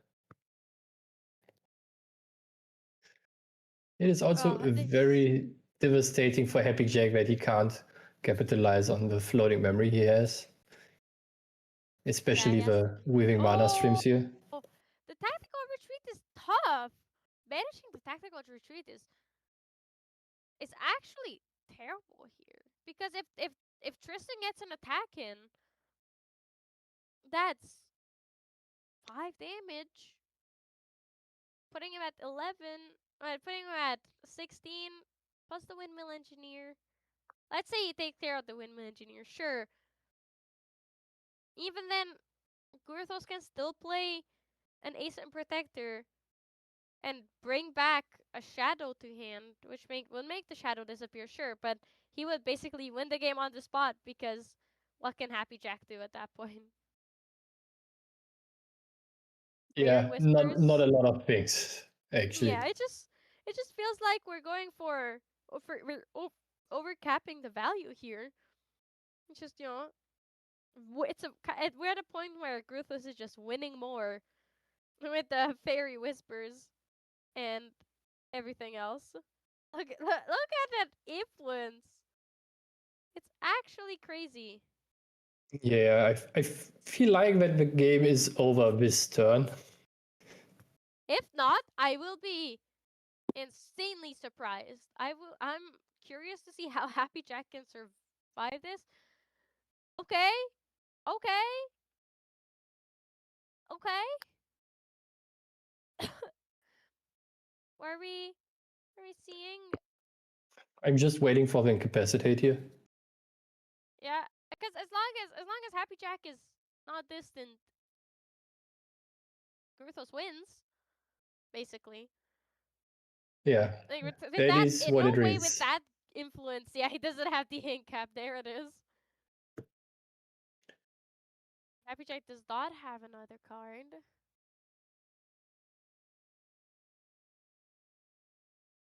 And there's the Yeah, Shadow yeah. Strike. All right. Feels like a bit of a bit overkill, but you gotta show them Oh. what's what. Oh, oh, oh. Okay. It's the Frostbite. Just to force more resources. Okay. That kind of More concludes end the caps. game. Multi end caps. There were Gurthos's hand was just end cap Sadie, abnegation, more protection, and everything. That's kind of insane. Yeah, All that right. is indeed insane. Unfortunately, your wishes came true here, Garrett. Tristan won 2-0. Usually I just Very wish for the decisive. better player to win the game. And it seems like this game Gothos was just more favored. The cards. The cards won. The cards were just on Guruthos' side. They wanted Guruthos to win. They wanted like, all right, let's make Garrett happy. Let's make everything amazing. And Guruthos happy, Garrett happy, Tristan lovers happy. What else can you ask for? So may all your wishes come true like this, Garrett. I really hope everything goes well. It's already Christmas again? I'm not sure. You just want more Tristan, right? You're Yeah, getting the always, Tristan always. Lunar set. You're getting Tristan invites. You're getting RDO has Tristan in it, so you're getting Most that likely.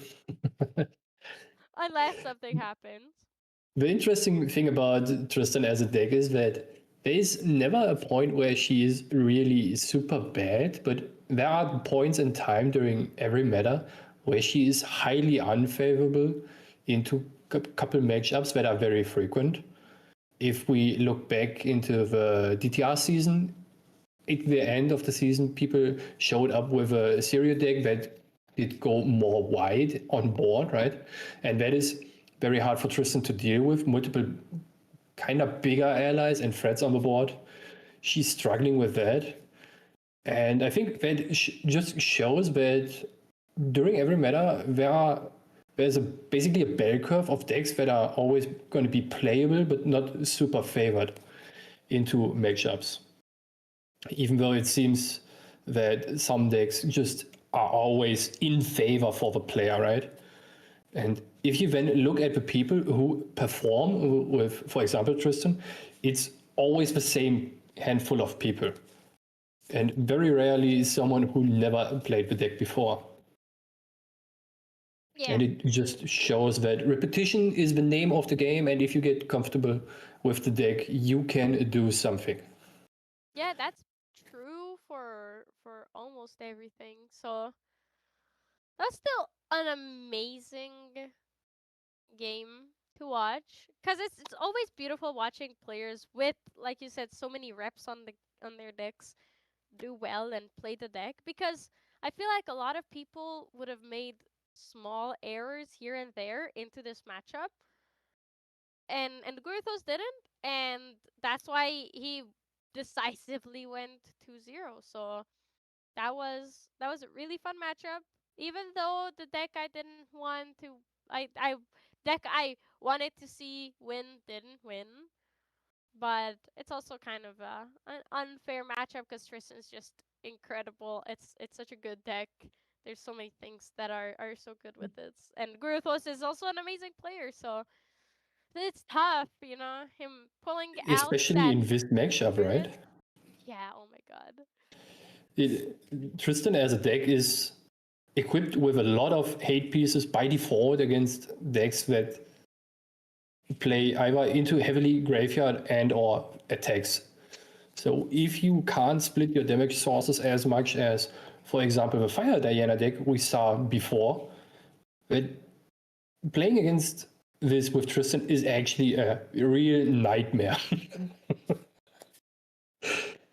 And because your hate pieces don't do very much against it, and if you are not quickly level 3, you will just lose because you can't redirect the big swings that are coming in.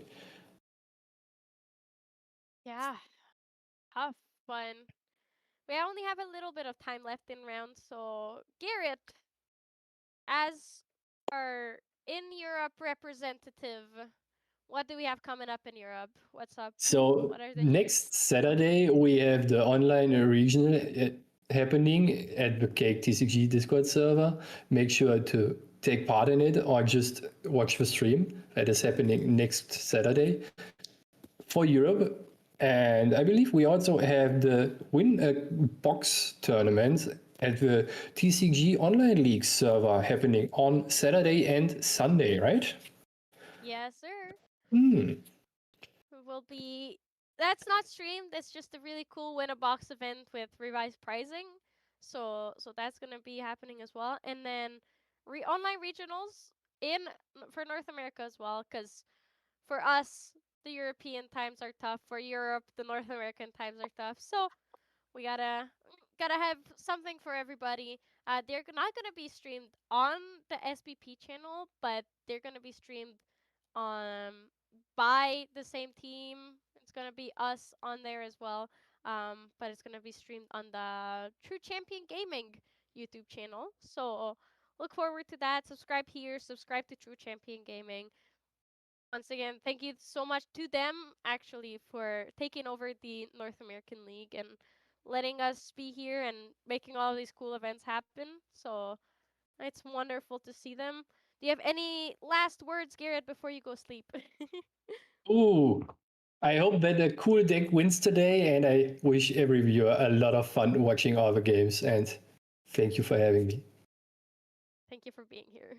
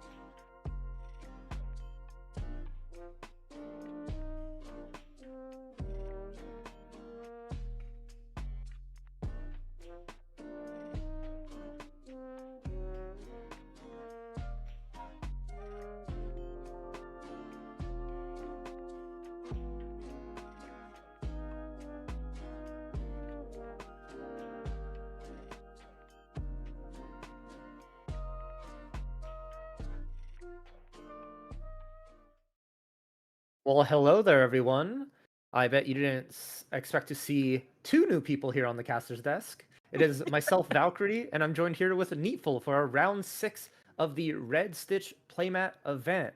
And let me tell you, this last round we're going to see is going to determine who is going to come home with that beautiful, I mean, gorgeous, absolutely smacking playmat.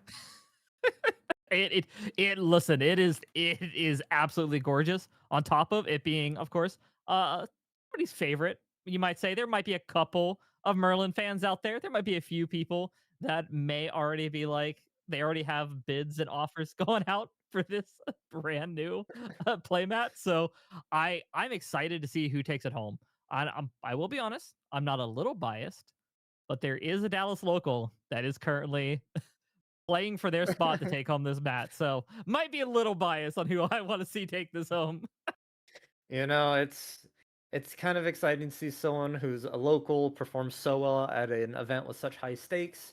I'm gonna try my best as well, but I have a deck bias as well coming into this, because your local is piloting none other than the Astra Water Diana, a deck that I love, something that I really have like wanted to see succeed.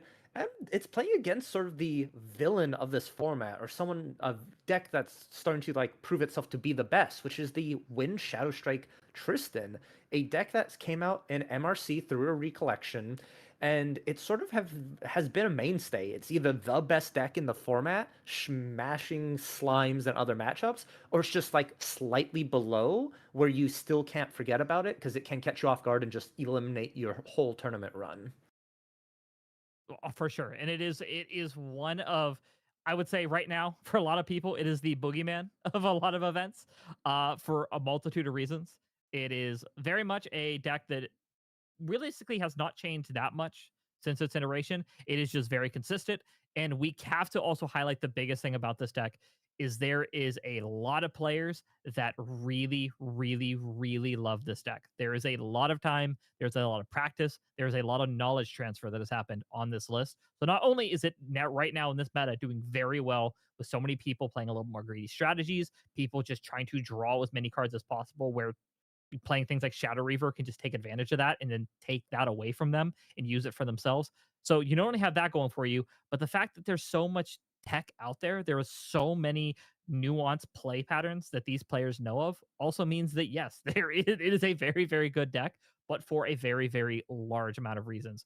And of course, we're now seeing, as you mentioned, we're going to see what is going to be the new dog on the block. This is the brand new what people want to see. They want to see Astra Diana do well. We've wanted to see just Diana in general do well for a while now. And now we're seeing a list that absolutely abuses like all of these pieces that have been a long time in the making. And of course, coming out of this, a lot of diehard fans of Diana have really been brewing this list for a while. So I am very, very excited for this final round. But what are your predictions? Who do you think is going to take it home? That is a loaded question here, and I think it is going to be a very fun match to watch. I think it's going to be super enjoyable, but at the end of the day, it is going to be a 2-0 for none other, and I'm super excited to announce this. Win Tristan is going to 2-0 Water Man, Diana. slumming it up, going that far. You know what? I will counterpoint that. I think it is going to be an easy 2-1 by the Diana. I think it's going to be game one is going to go Diana. Diana's going to drop game two. They're going to go in the tank. They're going to know exactly what they need to do, and they're going to come back swinging for that final game. So that's my prediction. But be fair, we probably do not need to wait too long as these players are likely getting ready and essentially kind of thinking most probably know about what list they're on. They very likely know kind of what their opponent is capable of. And they're probably at this point kind of getting in the headspace of, I want to bring this play mat home. I've been playing all day. This is my sixth round. Let's do something with this. Yeah, it's all or nothing, you know. That's one of the hard parts about making it to like the top two spots is you've played 5 hours already and you just one game away from taking home the biggest prize for this event. And I am super excited to announce, but we're jumping into game one of Gerthros on Win Shadow Strike Tristan against Hubushu on Wind Aetherwing Diana Grand Finals of water, my correction. Grand finals for the Red Stitch playmat. NEETfull, take us away. Where are we at currently? Well, just open it up. We have seen Water Diana start. I believe it is going to be trying to see how many cards are currently in hand, but I think it is the Win Tristan starting us out. Uh, and of course, starting out very, very strong with the Sadie, turning it sideways. And at this point, the game plan here, let's get these prep counters up. Let's get to 3. And I think here, if we can get to 3 before this Astra Diana can get things online, I think it's going to be much harder for this Astra Diana to try to land the shot they need to take this game down.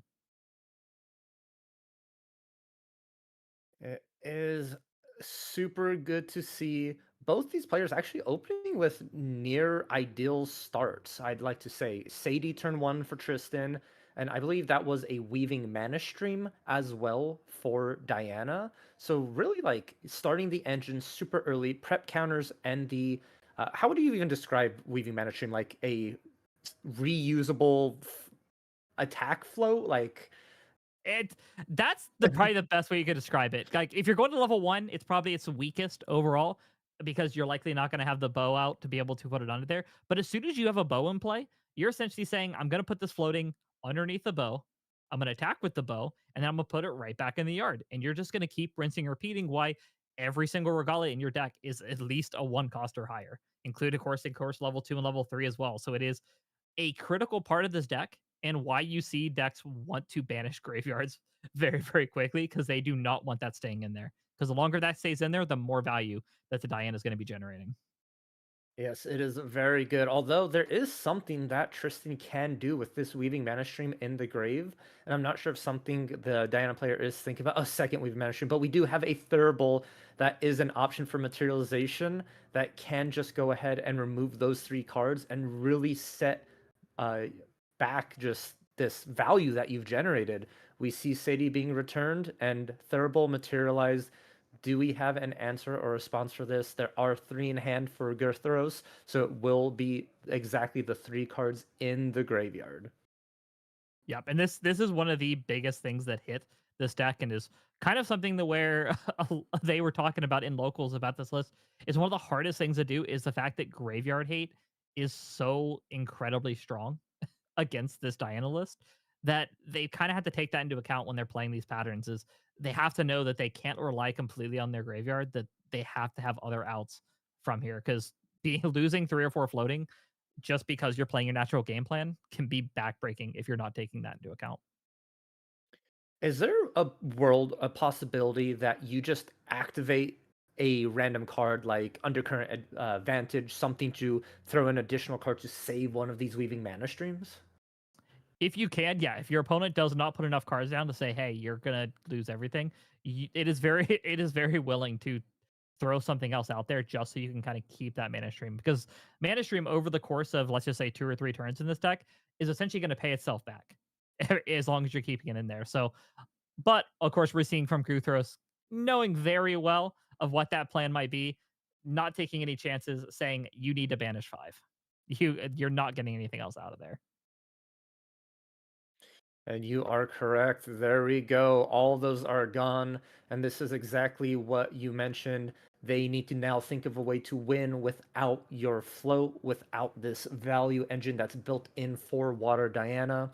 And I'm really curious to see where you go from there. Is this a let's get to 3 now just as fast as possible and figure out from there? Or are we going to try and be a little bit cheeky with the level 2, like on enter loading and try and just build up one big singular strike early on? If you ask me in this situation, I would think the idea is you want to get at least a little bit of influence back before we try to go to 3. Primary reason is we saw this deck earlier in the day, and we called out something very early on this deck, is that whenever you are playing this list, 2 of the cards in the deck are going to say Glimpse 4. Those Glimpse 4, essentially think of those as combo pieces in this matchup, where you are essentially going to look at 4, you are going to get that Cosmic Focus, get the range, and then reset it. So every time you draw a Glimpse 4 card in this deck, think of that as almost gaining range 4 guaranteed. And going to 3, the problem with rushing is if those cards are currently in hand, we have a high risk of losing those, and we do not want to. So it may be better to slowly get there so that we can maybe kill over the course of 3 or 4 turns of gaining ranged, rather than necessarily saying get to 3 and then I pray I'm able to keep it. That is very fair, but that's sort of also just playing into the way of Tristan, right? Tristan wants to be slow, wants people to take their time so she can also generate value early game. And we're seeing crazy play lines here from the Tristan. A Crystallized Destiny on this 3-power swing from the Aqua Mirage just to prevent the glimpsing. They do not want them to get any value. No floats, no searching. You're stuck with just drawing the top card.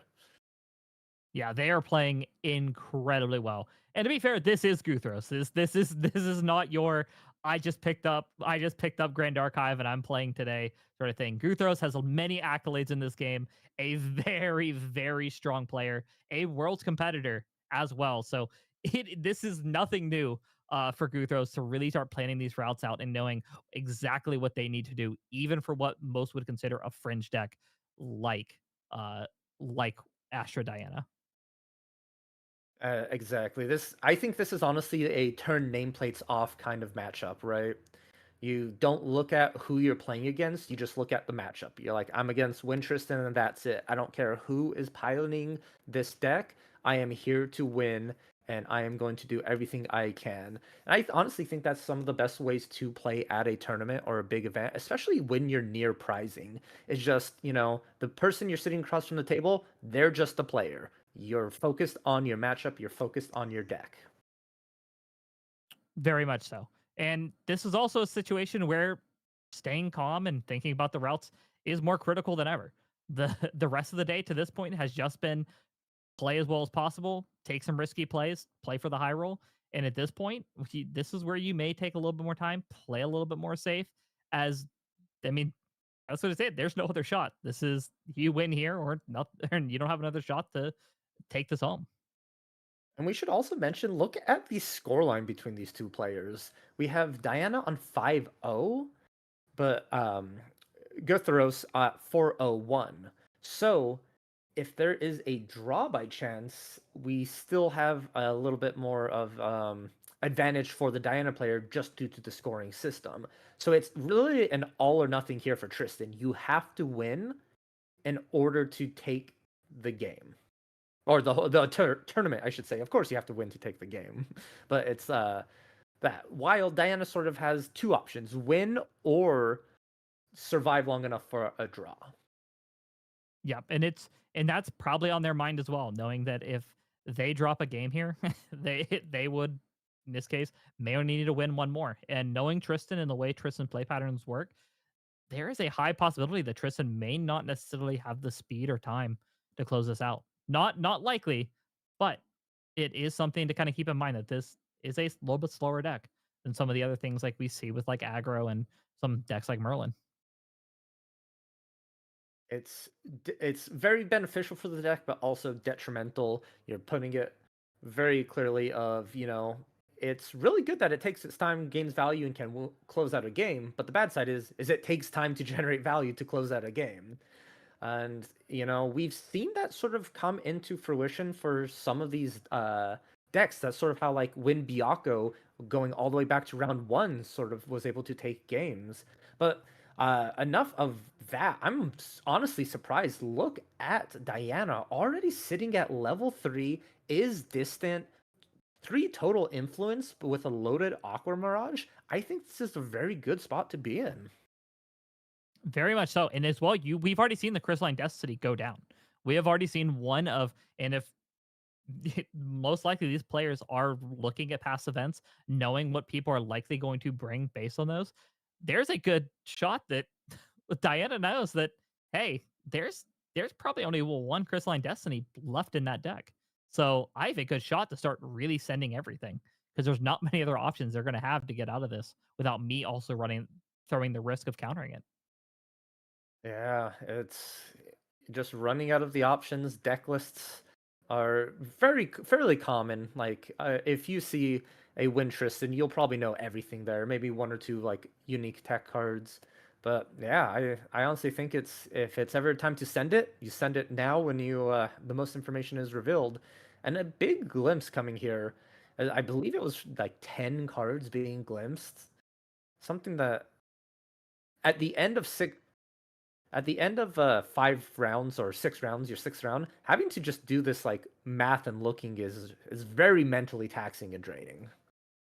Yeah, it's it is something that as well going into bigger events. There are certain decks I don't even think about just because it's not necessarily that they're hard to play per se, but there are so many kind of routes and things you have to think about by the end of the day.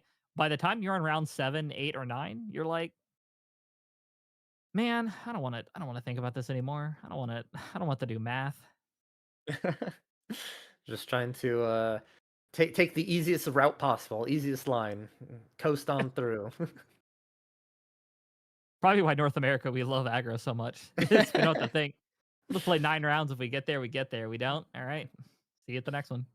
It's because as aggro, your round is about 30 minutes instead of an hour, so you save half your day. Girtharos recollecting with a million cards here. I'm very curious to see the exact amount, but Dungeon Guiding 2-3. Is this a Shadow Reaver angle? If it is in the list, let me double check because it is very interesting to. It is in the list. Like, do you steal cards off the top of Diana's deck after knowing they just glimpsed? It is this is where I think knowledge of the deck will come into play. If this was something like a regular Water Diana and it was not Astra, I don't necessarily think you go for it. Now, if because this is the Astra version and we know how important Cosmic Focus is for winning these matches, I almost say you send it because there's a good shot you're grabbing the Cosmic Focus off the top of the deck. Yeah, and we've already seen one banish this game. But no, opting into the Shadow Dancer. Gonna go ahead and get our twins and the additional prep counter. This is actually as viable just because it's a redirection for Diana now. How is she gonna get through the ability of changing the target of the attack? You're gonna really have to see multiple vanishing eclipses, and the problem with those is they don't load themselves. They are only, if you do activate them, they just go straight to the grave. They're only loaded by Aether Calling.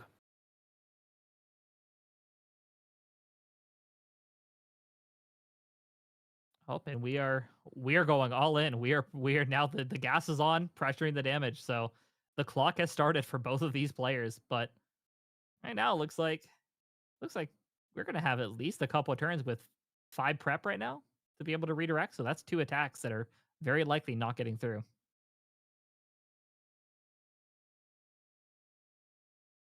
Total of 7 damage, looking quite in a formidable position. I believe that's a materialization of Pallades, though. Gonna go ahead, glimpse 3. Do you think there's a Cosmic Focus off the top? Was there the gamble, or do you think we're just trying to find the Cosmic Focus by digging a little bit deeper? With seeing 8 cards earlier off of that hit, I would assume there's got to be at least one, unless we were very very unlucky. I would assume there's one in these top 3. No, there was not. Wow. All right. No, we are playing Astrocyte to hopefully get to it. Maybe it's the 4th card. Yeah, there it is. There we are. Such a good glimpse. Start calling that. That is now going forth from the top. Tucked away nice in bed underneath the 3 cards there. Very comfy. And we've become distant for the first time, so we do get to glimpse 2 here. I assume these are going to all be bottomed. Oh, one's being kept on top. Something interesting, perhaps a valuable card being Vanishing Eclipse, maybe a commentary Vantage. I actually would not be surprised if it's a tactical retreat as well, because there may be the idea of we're going to need the tactical retreat if we're going to get potentially closer and closer to a slice and dice kill or a or to a shadow strike kill. Now, I'm pretty sure at this point the game plan is to use the counters for more of redirecting these attacks, but yeah, I don't think you can let that risk go off. Mm-hmm. Yeah, that and the commentary Vantage quickly met with a end cap. sort of stopping the train that was starting to go for Diana here. And keep in mind, everyone, this is still pre-recollection. Diana still gets to actually take her turn. Yeah. Which I'm actually a little shocked that we didn't see that maybe that glimpse resolve is a possibility to counter the cosmic focus. That is true. Let the glimpse go through and stop the cosmic focus in its tracks, because we see here that astrocyte just starting the looping.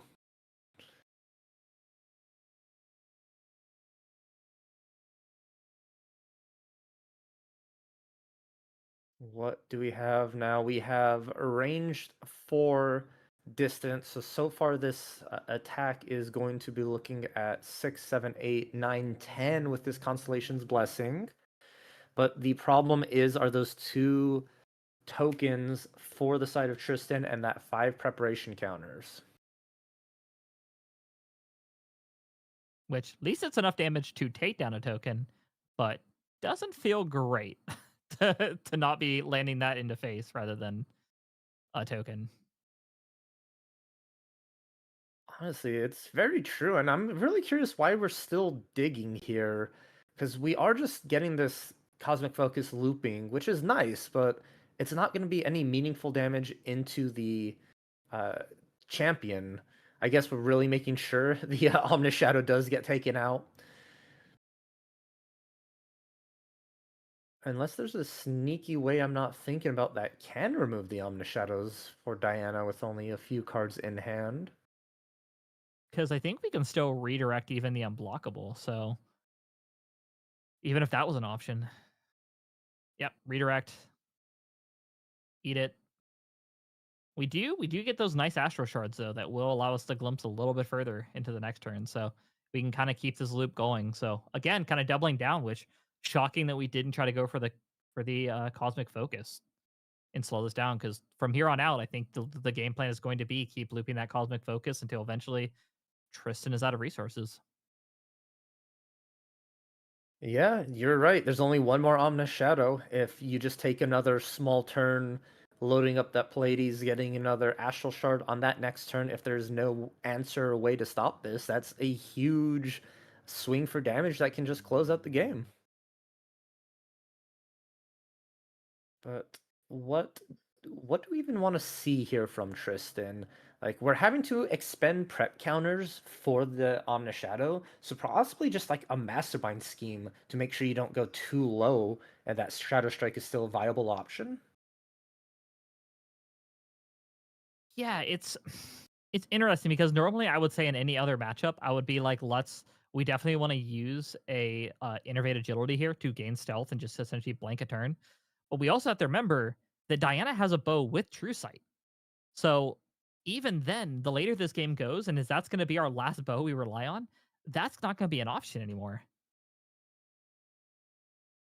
So this is going to be a very interesting level 3 v level 3 to see how these players are going to navigate this, because they're both thinking about those options of this is nothing new to them. This is matchups they've probably practiced before. Well, at least there's very chance that Diana has practiced before. Maybe not necessarily Tristan, but Yes, you are correct. This is one of those. This is how Grand Archive wants to be played. These 2 level 3 decks showing off the powerful tools of advanced elements, both Astra and Umbra, and really just showcasing uh, why it's difficult some of these times to get to level 3, because the amount of damage or combos that you can do is insane. And here we see a backstep onto our Diana, becoming distant, and we're going to go ahead and glimpse 2, I'm assuming, from the triggered ability of Diana 3, and we materialize the Ranger Strides for turn. I think this is literally telling me we're looking to try and end this game now, or with digging just maybe 1 or 2 cards deeper to find a way to remove that Omnis Shadow. that, or we're setting up for next turn, knowing we take this turn to make boots. Next turn we make the True Sight. We're going to make the True Sight bow, so that way we remove a large amount of options out of out of the hand here to be able to survive. Which this turn will be kill the last shadow. Next turn, good luck.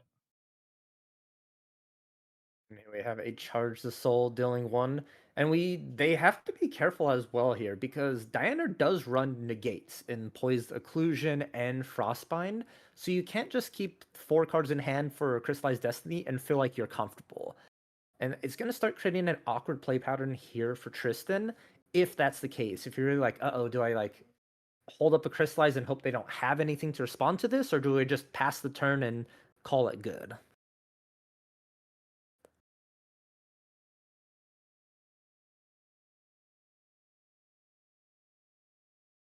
You can see some thought going into into the play here from Hibushu, debating on the boots are used this turn, how much we're going to put out.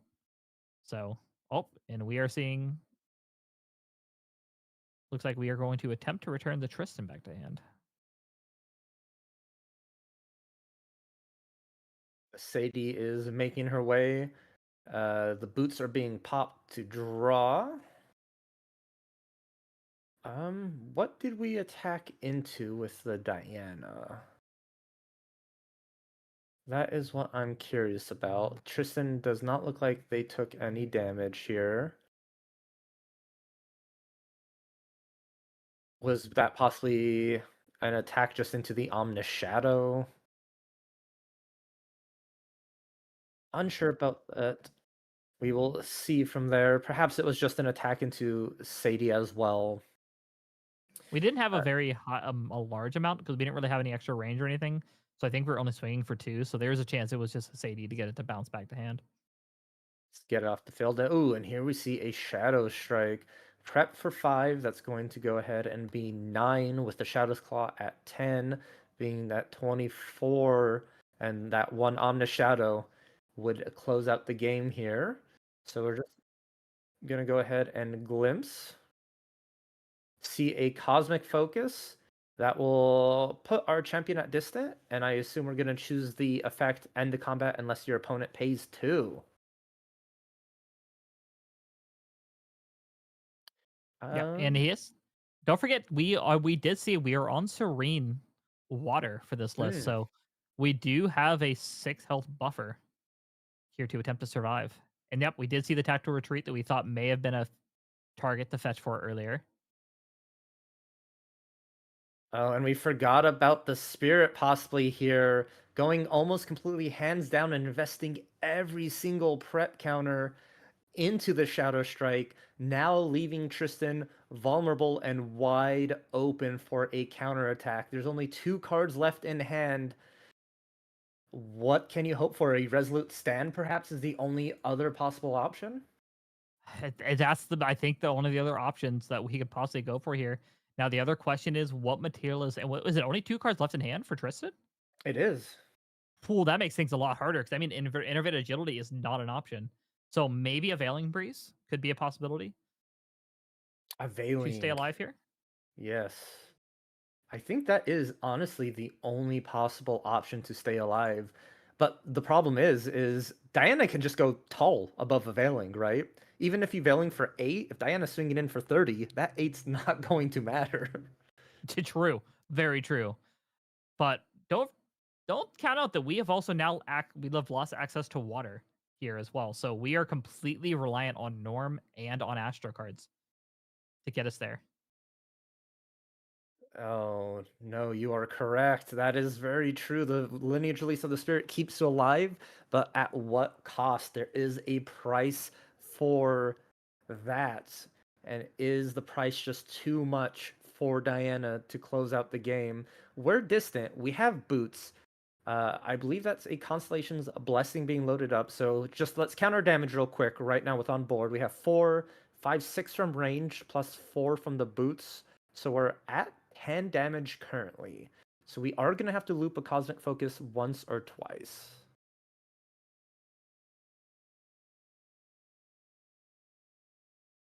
And a Side Rail Spell Shot, I believe, for 2? Let me just double check. No, that's not a side. That's a Guided Starlight. It's the unblockable unless you pay 3. And a big swing in here. This is lethal if there's no response or an answer. 1 down. And the Veiling Breeze.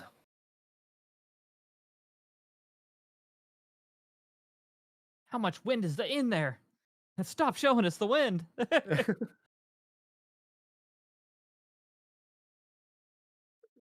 That's a Veiling for 5, which is more than enough to stay alive. And Tristan will take game 1 here against Water Astra Diana. What a very close matchup.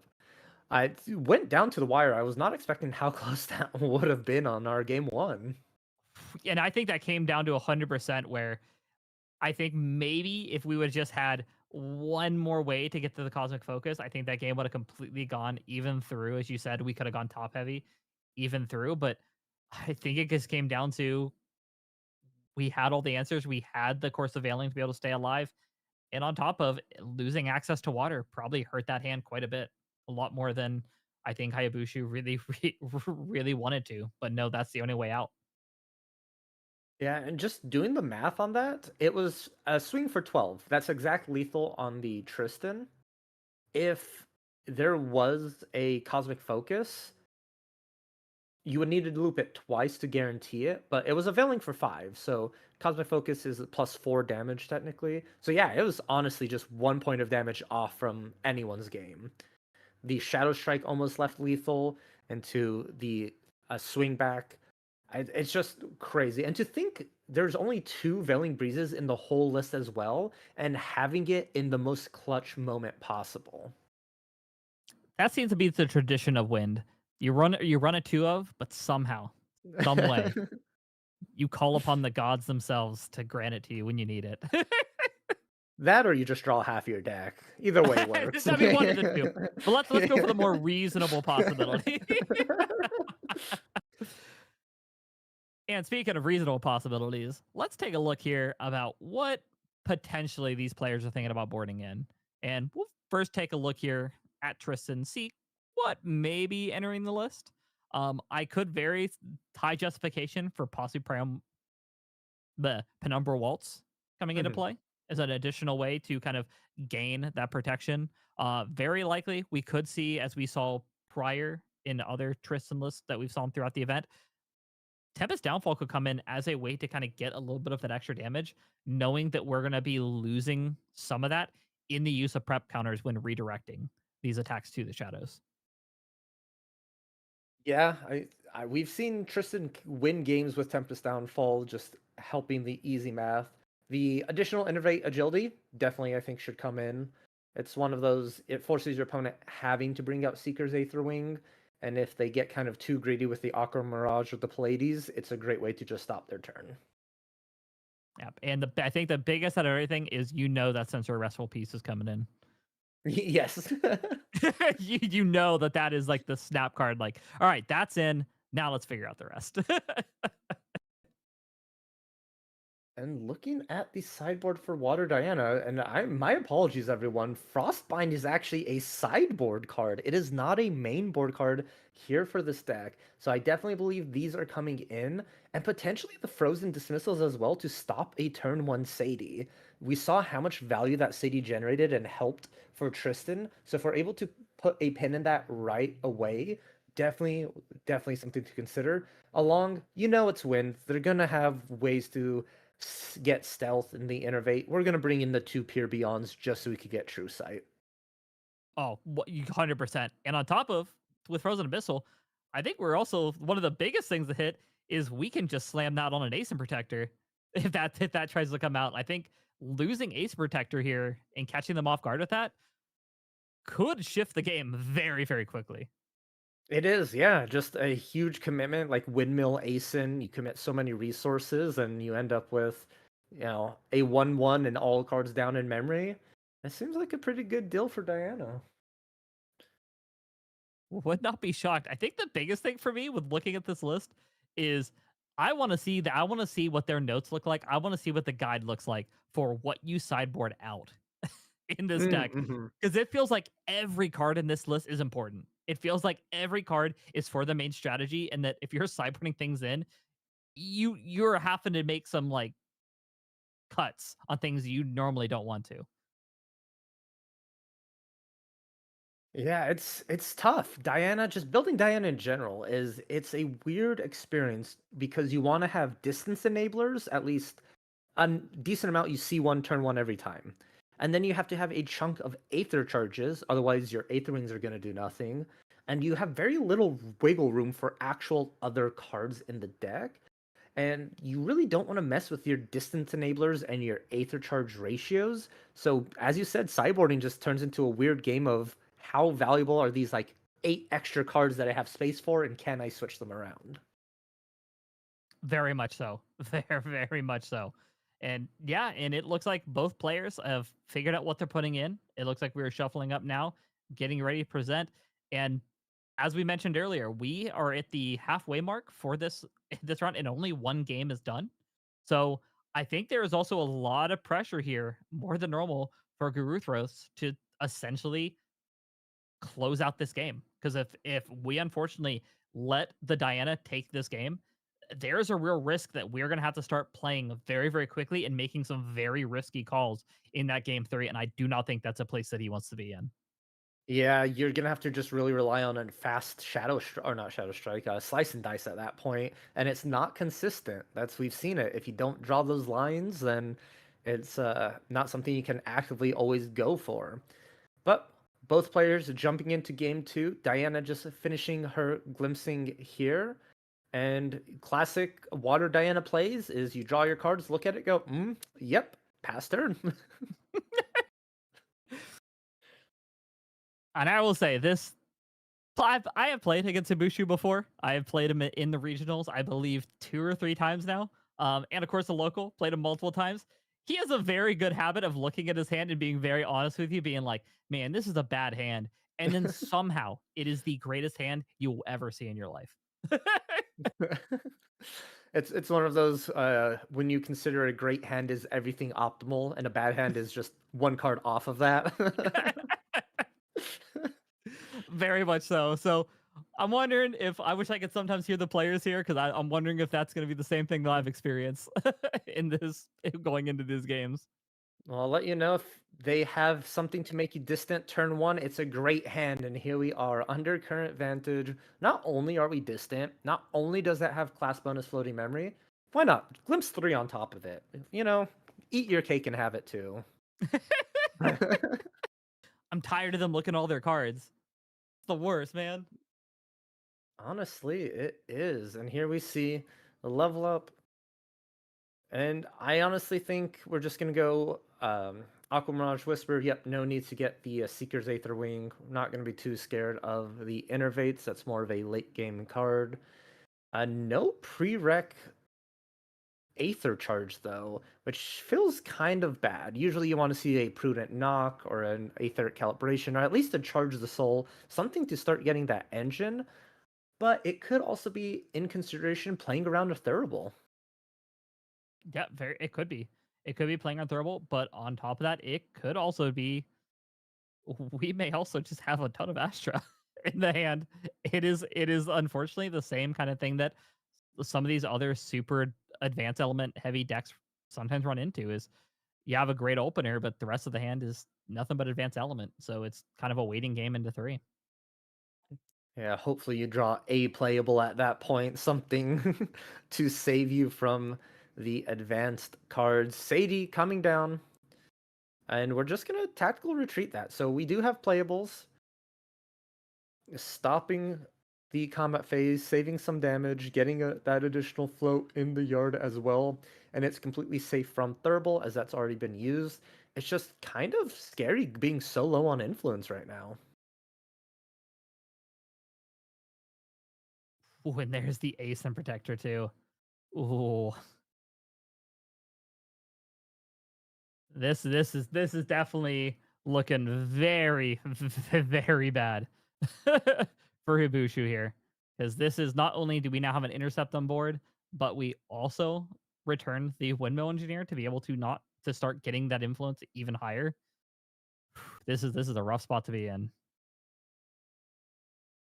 It is. It really is. And well, we're just going straight to level 2 here. Ripping another card from the memory. Big blocker in the form of Ace and Protector. going to be getting in the way. Do we have any Aether Charges to load? That's the question here. We do. We have 1, we have 2. You are right. I think we were just kind of stuck with some unplayable cards or cards that are a little bit too slow and needing to just be loaded here in the form of Weaving Mana Stream.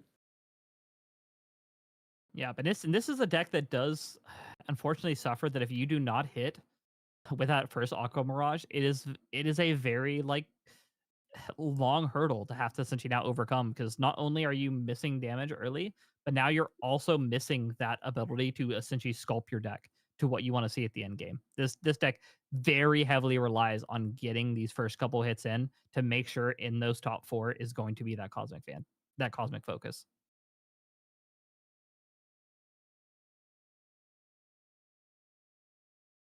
I don't even think you can Dungeon Guide here, right? You have 4 cards in hand. It's going to be way too risky just going down. Yes, you do have access to Lost Providence, but yeah, the safer route, just swinging in, removing this ASIN, getting that Weaving Mana Stream back, and just sort of sculpting your next play. You know that Tristan is probably going to be leveling up into level 1 here, and just hope that they don't have dungeon guides or anything of that nature, and you could sort of catch them being low level when you're hitting 3.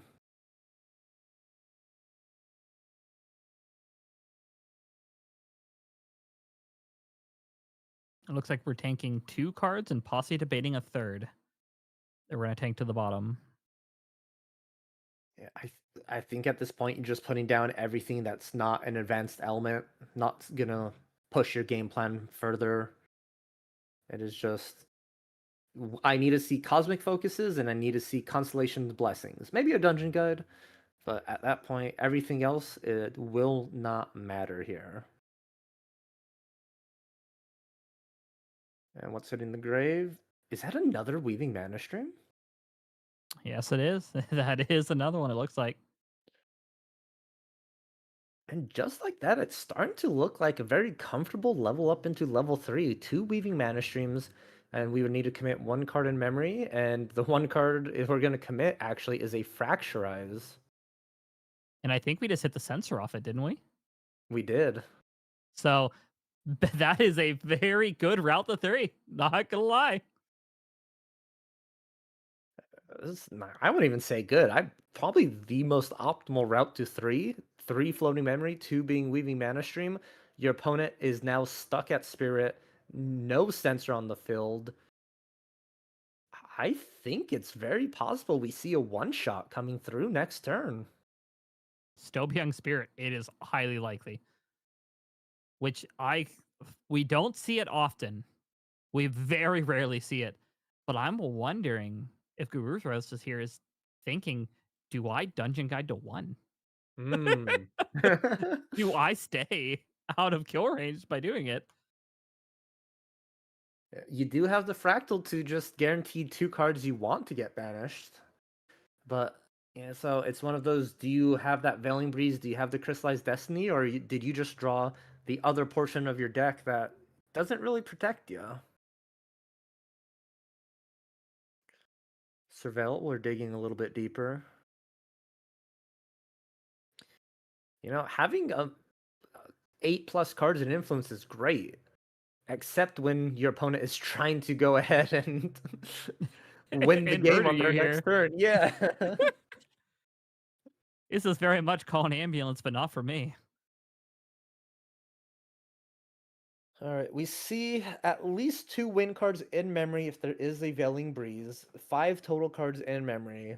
So there is potential Veiling Breeze can kind of help stay alive. We also have a Crystallized Destiny as a potential way as well. And how many Innervates are we running here? Because that's also something to consider. We are 2. I think it was 2 in the main board, 1 in the 2 side. in the main and 1 side. You are correct there. So the fact that we're not seeing... Oh, maybe there's a Pure Beyond, though. I was going to say, the fact that we're not doing that, but we're in-capping the Cosmic Focus. Exactly what you mentioned we need to do. Hard paying for it as well. We are still on Spirit, as we mentioned. So that's not... NEETfull, that's not a 2-cost in cap like we're used to. No, that is that is everybody else playing in cap. You're playing it how every other deck has been playing it. You're putting, that's 5 cards you're having to commit in your hand to just deal with that. That is, I mean, to be fair, if I'm gonna get any card out of the way, I think Cosmic Focus is one of the cards I want out of the way. Yes. I would pay 4 to stop a Cosmic Focus from killing me in a turn. That's we talked earlier about paying 2 to deal 5 damage. I'd pay 4 to stay alive. the other side of the boat. Oh, I agree. I agree very much so. Now this swing is still gonna be for quite a bit though. 1, 2, 3, 4, 5, 6. Currently, we are not distant because that Cosmic Focus was negated. And this is still, once again, pre-recollection. So we're going to grab 3 cards from memory. Guruthos has, what is it, 2 cards in hand here? Meaning the possible Veiling Breeze.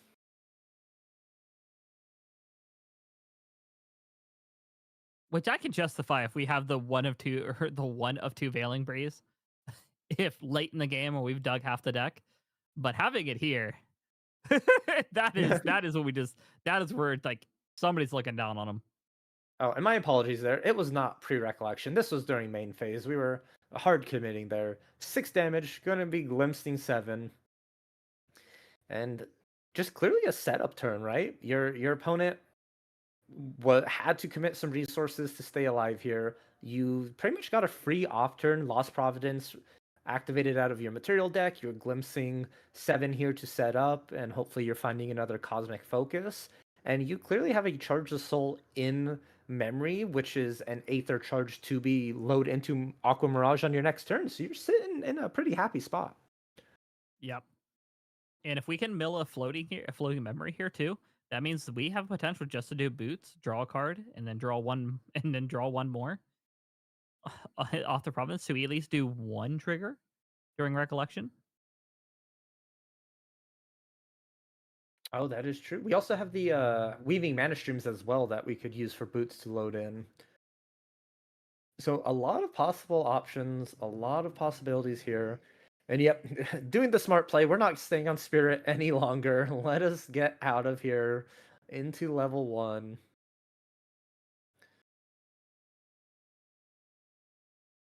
Putting us up to a total of 3 prep counters. Yep, Looking Glass is not part of the lineage. You are not a Spirit of the Glass. Staying a little bit to the side there.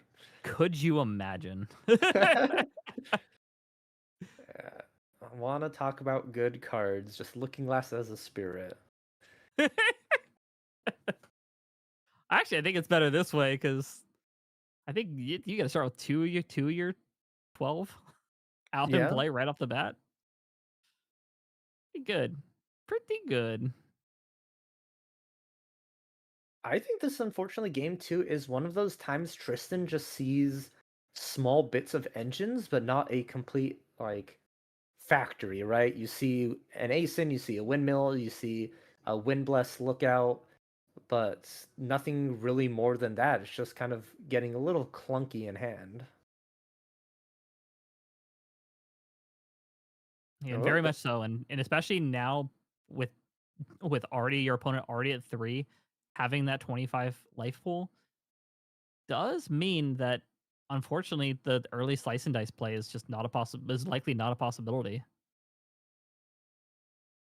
Yeah, it's gone because it's only, was it 9 damage, 10 if you bring out a Mercenary Blade, and you're out of range. You only have your opponent at 7. Even if they were level 1 still, that still wouldn't be enough. Oh my, NEETfull, this card. This, I didn't even realize there was 3. Yeah, well, I forgot. Yeah, because the man. Wow. All right. Yeah, talked about this earlier. This is. I completely forgot that this is even in the list. Wow. Okay. So because we have 3 floating memory, we have a very special card that we get to play here. That essentially says that when we play this, we can only use floating memory to pay for its cost, and it's a 3 to materialize. But with using Teardrop, if we have that opportunity, which we have clearly now seen Diana can do very, very well, we now get to get 3 cards in our memory that we did during Recollection, which this just went from a we're gonna have to draw back up to I think we're gonna see Tristan race to 3 very quickly. It may not even have the chance, because here we see Cosmic Focus coming in. Let the loops begin. Diana becoming distant, gonna glimpse 2. Oh, why not? Let's just start calling Astrocyte. Let's dig even further.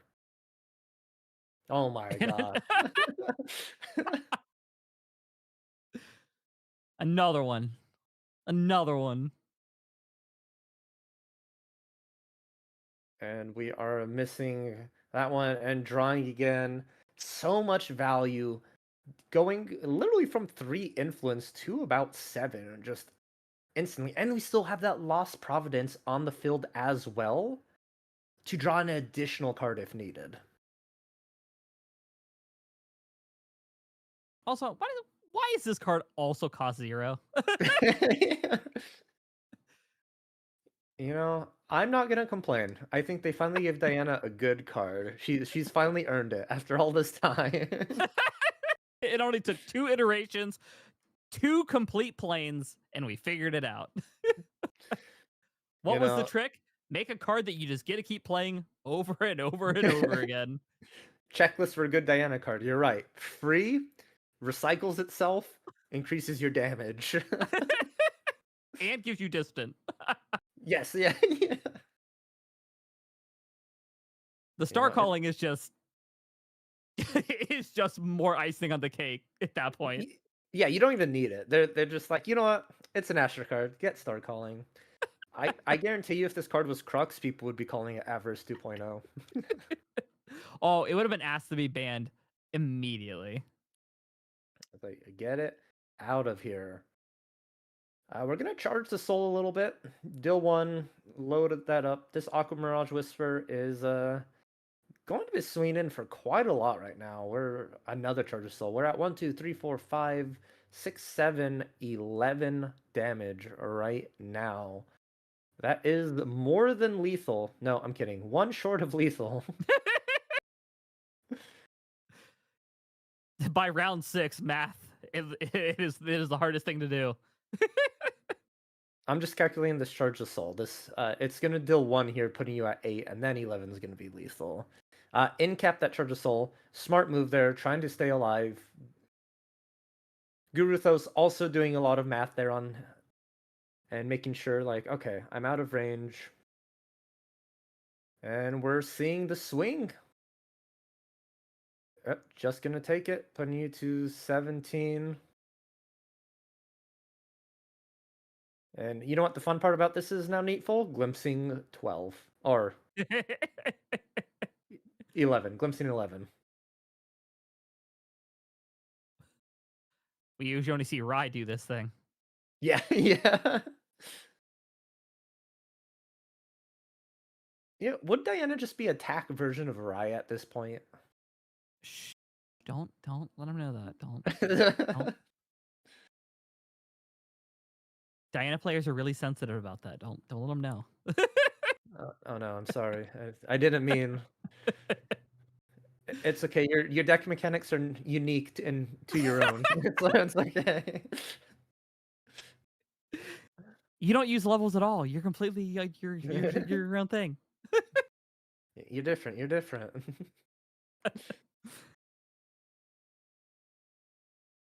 Corporate wants you to know the difference between these champions. They're the same champion. Honestly, like, all right, if you deal 11 damage as Diana, you glimpse 11. Or you have 11 levels as Rai and you deal 11. It's like, it's the same thing. I mean, to be fair, there's like 3 versions of Rai now, because you've got Rai, you've got Siryu, you've got Diana. Yeah. It's like, what version of Rai do you want to play? We have the Wizard Rai, the Dragon Rai, or the Female Rai. See, Silver was not wrong. Rye got things. Right? Yeah. It just maybe not what they wanted. We are materializing Tristan level 2. Let's just draw 2 cards, dig a little bit deeper for protection, because we are still in danger of a big swing coming in next turn. I think it's a dungeon guide, 2 plus a fractal. Unmake, why not, right? Let's draw more cards. Which the fact that we did, well, I guess it didn't matter if we say that or not, but the fact that we also used that makes me wonder if we just didn't have the dungeon guide yet and we're drawing into it. Do we Or not have a dungeon guide? Oh no. oh wow. I was just gonna say it's just corporate greed, right? Just being like, I'm gonna draw as many cards as possible for a dungeon guide. But I think, honestly, I don't think you could dungeon guide. I believe they are keeping up a Crystallized Destiny, an Incap, and possibly like a Veiling. You want all of these defensive options at your disposal. If you dungeon guide, you lose one of them, and I think it's one of the safest like route. Yeah, because how many cards are we sitting with in hand? I think, do we have 7 or 8? I believe we're at 8 cards in hand. And 1 incap has been used. Well, 2 incaps have been used so far. So we did 1 last turn and we did 1 early on for 4.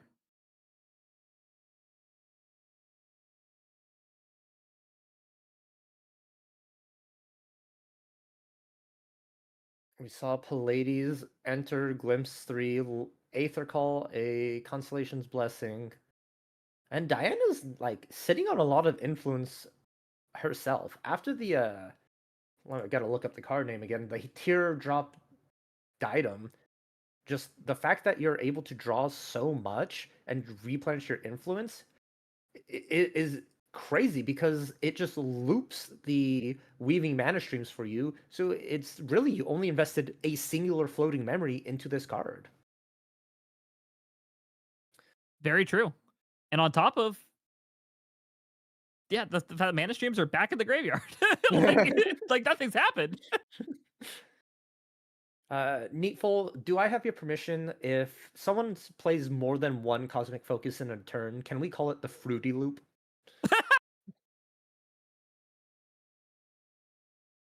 Oh no. That got coined right here, right now. It's just, it costs 0. It's a colorful card. It's purple. You're going to innervate. Do we have the true sight though? Poised. No. Yes. Peer beyond. Well, I can see you hiding in the shadows right here, right now. We're gonna surveil though. Hold on. I know we're getting into a stack war, but I'm just gonna draw a card real quick. Give me a sec. I think this is I think we're unfortunately at a trying to draw an out here. And we're not seeing a snap play. Oh no. 5, are we going to game 3? 9, 10. And we are going to game 3. Wow. Ooh, a nail fighter. This is where we said you do not want to be. We are in a situation where Hibushu doesn't necessarily need to win this game. It is completely on Guru Thros to end this game here. Wow.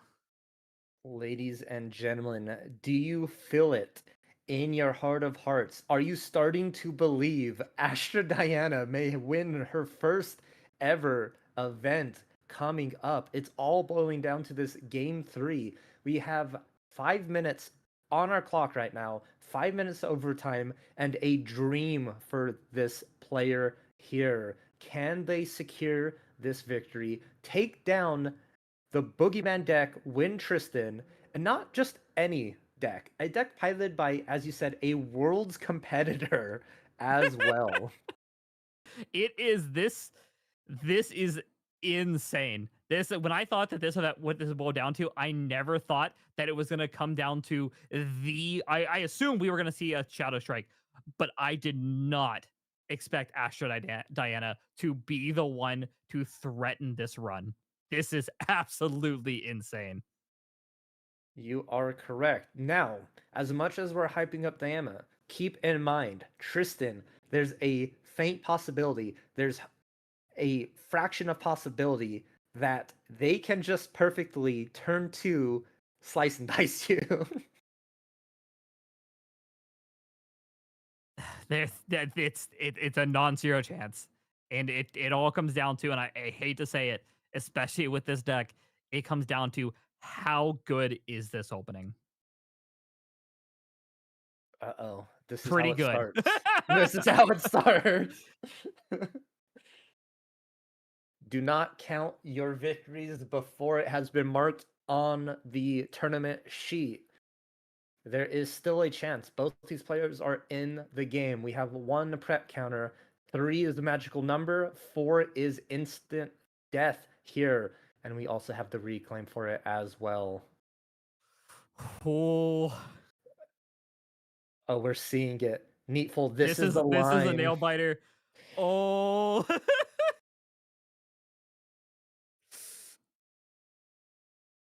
Oh no, this is exactly what we were talking about. That moment, unmake duality as well on top of this all, replenishing that influence.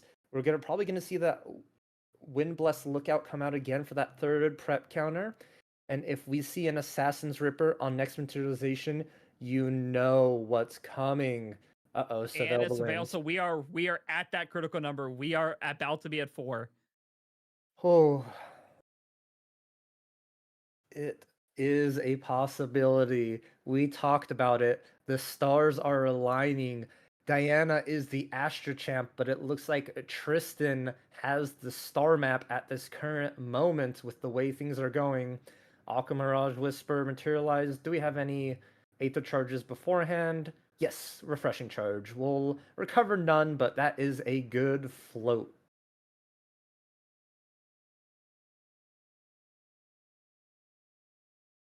Swinging in 3. Let's find a float. We want to see a Weaving Mana stream. I think I saw one at the top there. Gonna go ahead, do a little bit glimpse. All of them staying on top. Boom! Weaving Mana stream hits. There we are. And we are seeing the Thurible. And I believe it was only for 3, so there is a chance here that we can play a card. So nope. Don't care. Get him out of here. Letting it all go through. I think there's a Fracturize in the hand for Diana, needing to hold on to that for the Assassin's Ripper if it is materialized here.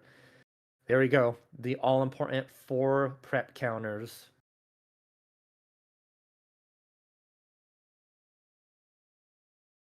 And just passing the turn.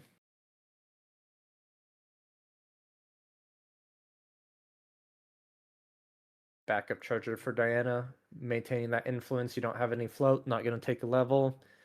A close game. Not only are these players playing against each other, they are playing it against the clock. Both really want to take this victory here. And this is some fast Grand Archive. This is some very, very... It is going to be hard for us to possibly keep up with what these players are doing. We have the Fairy Whispers going down, digging more. At this point, we might be digging for it. Oh no, we're digging for a fast level 3 Shadow Strike. That is the option here. We're going to DG right here, right now. And I believe the Shadow Strike, if not answered, is going to be very deadly. Here's the dungeon guide. Shadow Strike 9, 10, 11, 12, 13, 14, 15, 16. Ooh, slightly 2 points off there. No answer to the DG. We're keeping to getting rid of Innervate Agility. Clearly going for the win here. We know we don't have time for Innervate. This is all or nothing. Which with Shadow Strike still, this is if we make the dagger, that is still a Shadow Strike 410. plus the shadows are going to come in for 2 more. So that is still a lot of damage. And we are now in overtime, NEETfull. This is a very important turn 0 here, 5 minutes, or 3 turns, whichever comes first. Shadow's Claw coming in, swinging in just for 1 right now with Shadow's Claw. Gonna soften up the Diana real quick, making sure next turn it is going to be lethal with the Shadow Strike.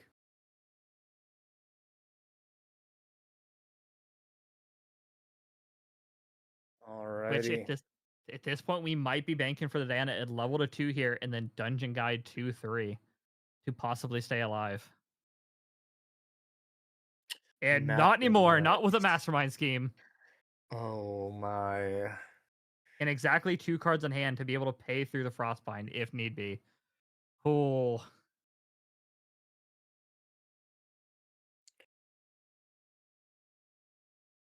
This is looking like a fracturize the power soul, get that. But this is looking like a clinic from Tristan right now. Exactly what you want to do. Your back's against the wall. It is 1-1. You're in overtime, and why not just go for the deadliest Shadow Strike imaginable to remove your opponent's tournament chance?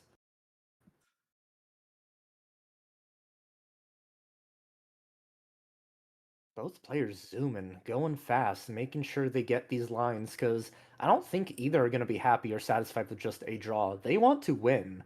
They have been competing all day. They don't want the clock to determine the outcome. They want to deal that final point of damage to the enemy's champion. Yeah, and the sportsmanship of this, knowing a draw will still get it for you. And then it is the Dungeon Guide. It is the Dungeon Guide to 3. Woo!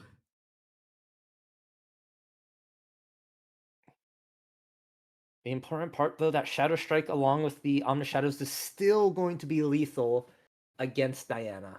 There has to be another way to stay alive here.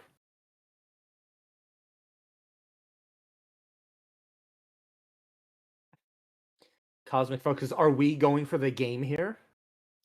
We still have the ability to redirect though the shadows, but if we take out 2 of the prep counters, that is what, 8 remaining. So that would be Shadow Strike could only realistically come in for, because we would need to, don't forget we are still Serene as well. So we have to Shadow Strike for an additional 6 to what we are probably mathing out too. Oh, everything is flying across. You're right. There is that Serene Spirit. It is still an additional 6 damage. Time's drawing near. It's happening. It's getting close. We're Aether calling so many cards into this Aqua Mirage Whisper. This is some tight Grand Archive we're watching. And also, let's not to mention, this is the last turn going to be passed over. This is coming down to it. This is it. Guruthos has to find the kill here. This is their last turn, their last wake up, last materialization, last draw for turn for this tournament. If they do not find an answer here, it is game, and Diana will have won, will have taken it all. And let's not forget that not only do we have to find lethal, we have to find lethal in 60 seconds. Ooh. Gentlemen, take your game actions, for the engines have started. The Windwalker Boots just being a GCR at this point, drawing a card, digging deeper. A Mastermind Scheme will do it if we see one off the top here.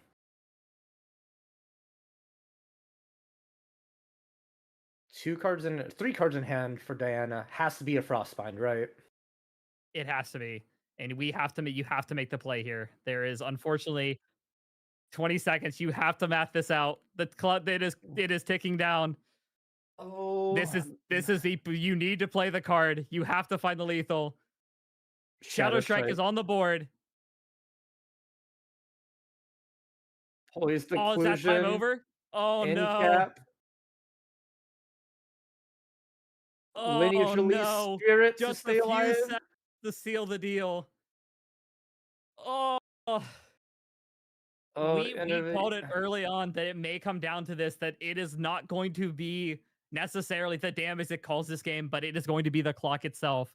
And we saw that Tristan, one of its biggest opponents, is not the Diana, but it is actually just the clock. What a crazy finish to this last round for this event. Woo! literally down to the wire. And Neetfull, I just got to say, congratulations on your true prediction. It was 2-1, Diana taking it over Tristan. And just why don't you do it? Give a big congratulations and shout out to your local player.